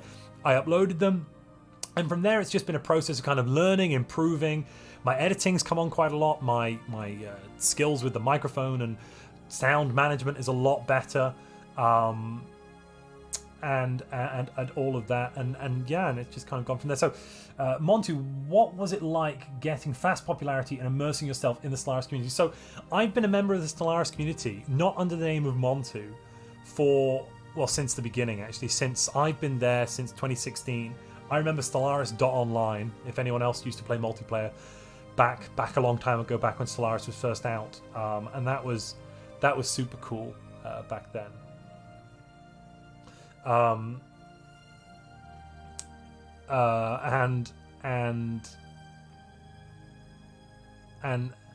so I've been in the Stellaris community for a while. I've loved the game. This is the game I always wanted as a kid. I never had a game. I never had this game. There was games like Galactic Civilization 2 or 3. There was what else was there? There were games like Civilization. That was fun. That was planetary based though. There were games like Master of Orion, that sort of thing, but nothing like Stellaris. Nothing with this depth, both economic and military, and the technological depth and the leaders and all of it. And there's these traditions and unity and so many. If we look at there's the policies of our empire. We've got edicts. We've got species rights. So some of it is a bit immoral. Spore as well. Thank you, Darth Pope. Yep, Spore as well. That's another one. But yeah, this game, I've had a deep love of it for a long time. I've not played Homeworld, but actually no, I have played Homeworld, but not for a long time. Sins of a Solar Empire as well. I loved that game. Sins of a Solar Empire Rebellion. I used to play that quite a bit. It's been very surreal though, growing so quickly as a channel. I mean, right now I'm looking at my other screen. I can see that there are 200 concurrent viewers, which means about 200 of you, or 199. Somebody left, boo. 199 of you are interested in listening to what I've got to say. Whereas 12 months ago, I could have done the exact same thing. I could have played, I could have attempted to play this game, and I would have been lucky to get 3 viewers. And it's just crazy how things can kind of grow, how things can change. Oh, Conrad's not here. I should probably transition to take him off screen. Bear with me. There we are, that's better. Yeah, it's crazy how fast things grow, how fast things change. And, now the channel's at 35,000 subscribers. Possibly next year, we're going to keep growing. I'm looking at changing up some of the content. Sorry, Boris, he's gone now. I'm looking up at changing some of the content. So I've done I did a Hearts of Iron playthrough. I did start an EU4 playthrough. Not many people enjoyed the EU4, so I'm not sure I'm going to continue with EU4. I'm deeply fascinated in Victoria 3. I think I'm definitely going to dive into that a bit when it releases. I really love some of the economic stuff there. But yeah, Stellaris is definitely kind of my first love here. I have 3,500 hours in this game, and there's a reason for that. I've dedicated, I think I worked it out, it was 7 or 8% of my waking life for the last 5 years to playing Stellaris, which is deeply terrifying to say out loud, actually. But on top of that, I've also got 2,500 hours in EU4. Actually, before I started the Stellaris channel, I've actually got more experience in EU4. I haven't played in about 8 months. I haven't really played much in 8 to 12 months. I've been playing so much Stellaris. I used to play EU4 a lot 2 years ago, but maybe that's something I should look into playing a bit if people wanted to see that. What else was that? Sorry. Hello from Ukraine. So I was a little bit further back. Montu Law. Yes, Montu Law. Where did I get the interest in competitive MP? So I started competitive MP back in 2016 when Stellaris came out, so to speak. And that was fantastic. There was somebody called, I want to say his name was Obliterator. He used to host a lot. I want to say he streamed a bit on Twitch. He used to play Slave Empires, that sort of thing. He was a phenomenally good player. I want to say his name was Obliterator. It might not have been. Maybe I'm wrong, but this was back when Slave was the meta, back Stellaris 1.0. Before we had megastructures. And, I kind of dipped in and out of it. I stopped playing for probably about a year. I stopped playing in multiplayer games, and around the beginning of the pandemic in 2020, I started playing again with friends, and I started dipping my toe back into competitive multiplayer. So I was playing on Legends United a bit, under a different name, to be honest, but that's been a lot of fun. So 20 hours, all kinds of questions. Proficient, well, it depends what you mean. You're going to keep finding new things, Philip Adams, for the next 1,000 hours. There was something new I found out at about 2,500 hours in. I assumed the Humiliate War was the same as EU4, and I assumed you couldn't conquer systems. Turns out I was wrong. I'd misread the UI, I'd made assumptions, totally wrong. But hey ho, that's what it was. And hello from Newfoundland, Canada. I don't have way more subs than that. Dwadzieczka. No, I'm just butchering that. I'm apologizing. It's late where I am.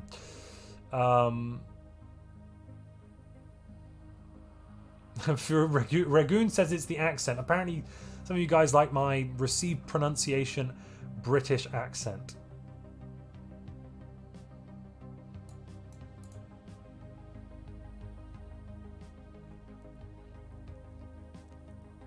Well, Camilla Dopardus, I had a gap year between my bachelor's. I did a bachelor's, then I did a master's. Afterwards, I had a gap year. You make it hard to pronounce. I had a gap year. In that time, I spent a lot of time video gaming. I was working, but I was also doing a lot of video gaming. So I picked up a lot of hours during that point. Yes.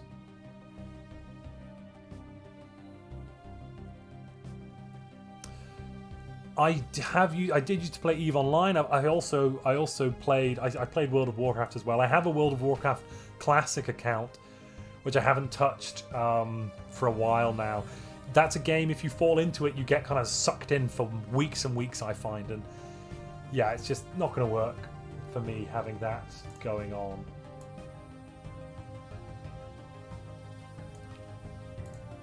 Something I really enjoy doing though is making all those memes. I do, and actually, I think this is kind of one of my signature things is putting memes at the start of my videos, and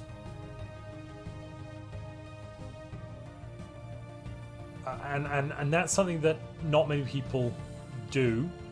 I really like films, big film buff, absolutely love movies, and I just like including. I think there's a lot of things that cinema can say better than I can. So it really, cinema can really speak to people there. We all have these kind of personal connections with scenes, with movie scenes. If you've seen them at a special point in your life, all sorts of things. And I find it really useful and hilarious sometimes, amusing other times really quite upsetting. I found it very difficult the other day editing the Marley and Me scene into the beginning of my Amoeba video. It took me like half an hour trying to edit down that awfully tragic scene from Marley and Me, and I find that quite tragic because I had a dog when I was just becoming a teenager. I was 11 or 12 that unfortunately died. So and that was just around the same time. That would have been around the same time Marley and Me came out, or maybe just a bit before. So Marley and Me definitely. Oof. Oh, if you enjoy the video, please subjugate that like button, ladies and gentlemen. Yeah, I like the addition of that as well. Yeah, Zesty, I've noticed that quite a few channels that have kind of started springing up where they're kind of doing a bit of what I did, which was taking some movie scenes, doing a bit of dub in there, and that sort of thing. The movie-related dubbing. There's lots of Ragoons makes a good point. There are lots of fantastic memes by Gentaro on his channel. Absolutely. What degree did I study? So I studied a degree in natural sciences. My bachelor's in natural sciences physics, and then my master's was computational physics. That's what I studied. Zeons, can I add the movies my meme intros come from? Yes and no. If you ask me what they come from, I'll probably reply to tell you. But to be perfectly honest, it's much better for me to not include that, somebody to then comment and ask me what the movie is so that I have to reply to them, because that increases interaction. And interaction is very, very important. Yeah, Camelopardus. I'm a bit of a computer nerd, yeah, a little bit, I suppose. I was the first meme guy for UseSD. Fantastic. I mean, I think I was kind of one of the first big creators. Where do we go when we die, says Sam Nichols. This is, ladies and gentlemen, this is Shaka in the chat. This, Sam Nichols, is the gentleman you can thank for me having a YouTube channel. He is the person that prodded and poked me into doing this, and he's come to have a laugh, it seems. Why is anything? I don't know. But no, I need to go and eat something now. I did manage to have some soup while we were playing. I turned my microphone on off. I hope no one heard it. I apologize if you did. I hope you've all had a fantastic time watching this. Oh, I am a Stellaris VTuber. Look at me with my headset in the bottom right corner. How very dare you, Pews.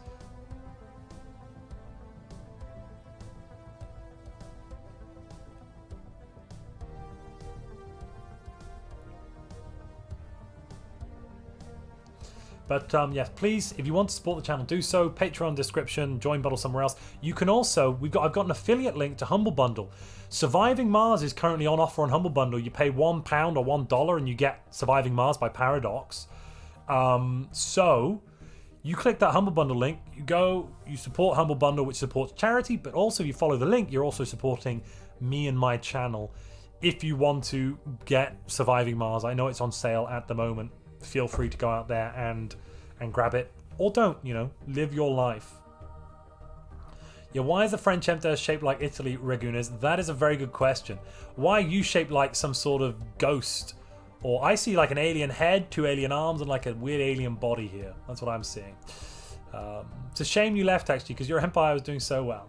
But anyway, for now though, I am going to be saying goodbye. I'll probably be coming back streaming to you next weekend, probably again at 5 p.m. playing with comrades. So I suppose until next time, thank you for coming to watch. Thank you for everyone that participated in the tournament, and thank you, Comrade, for joining me.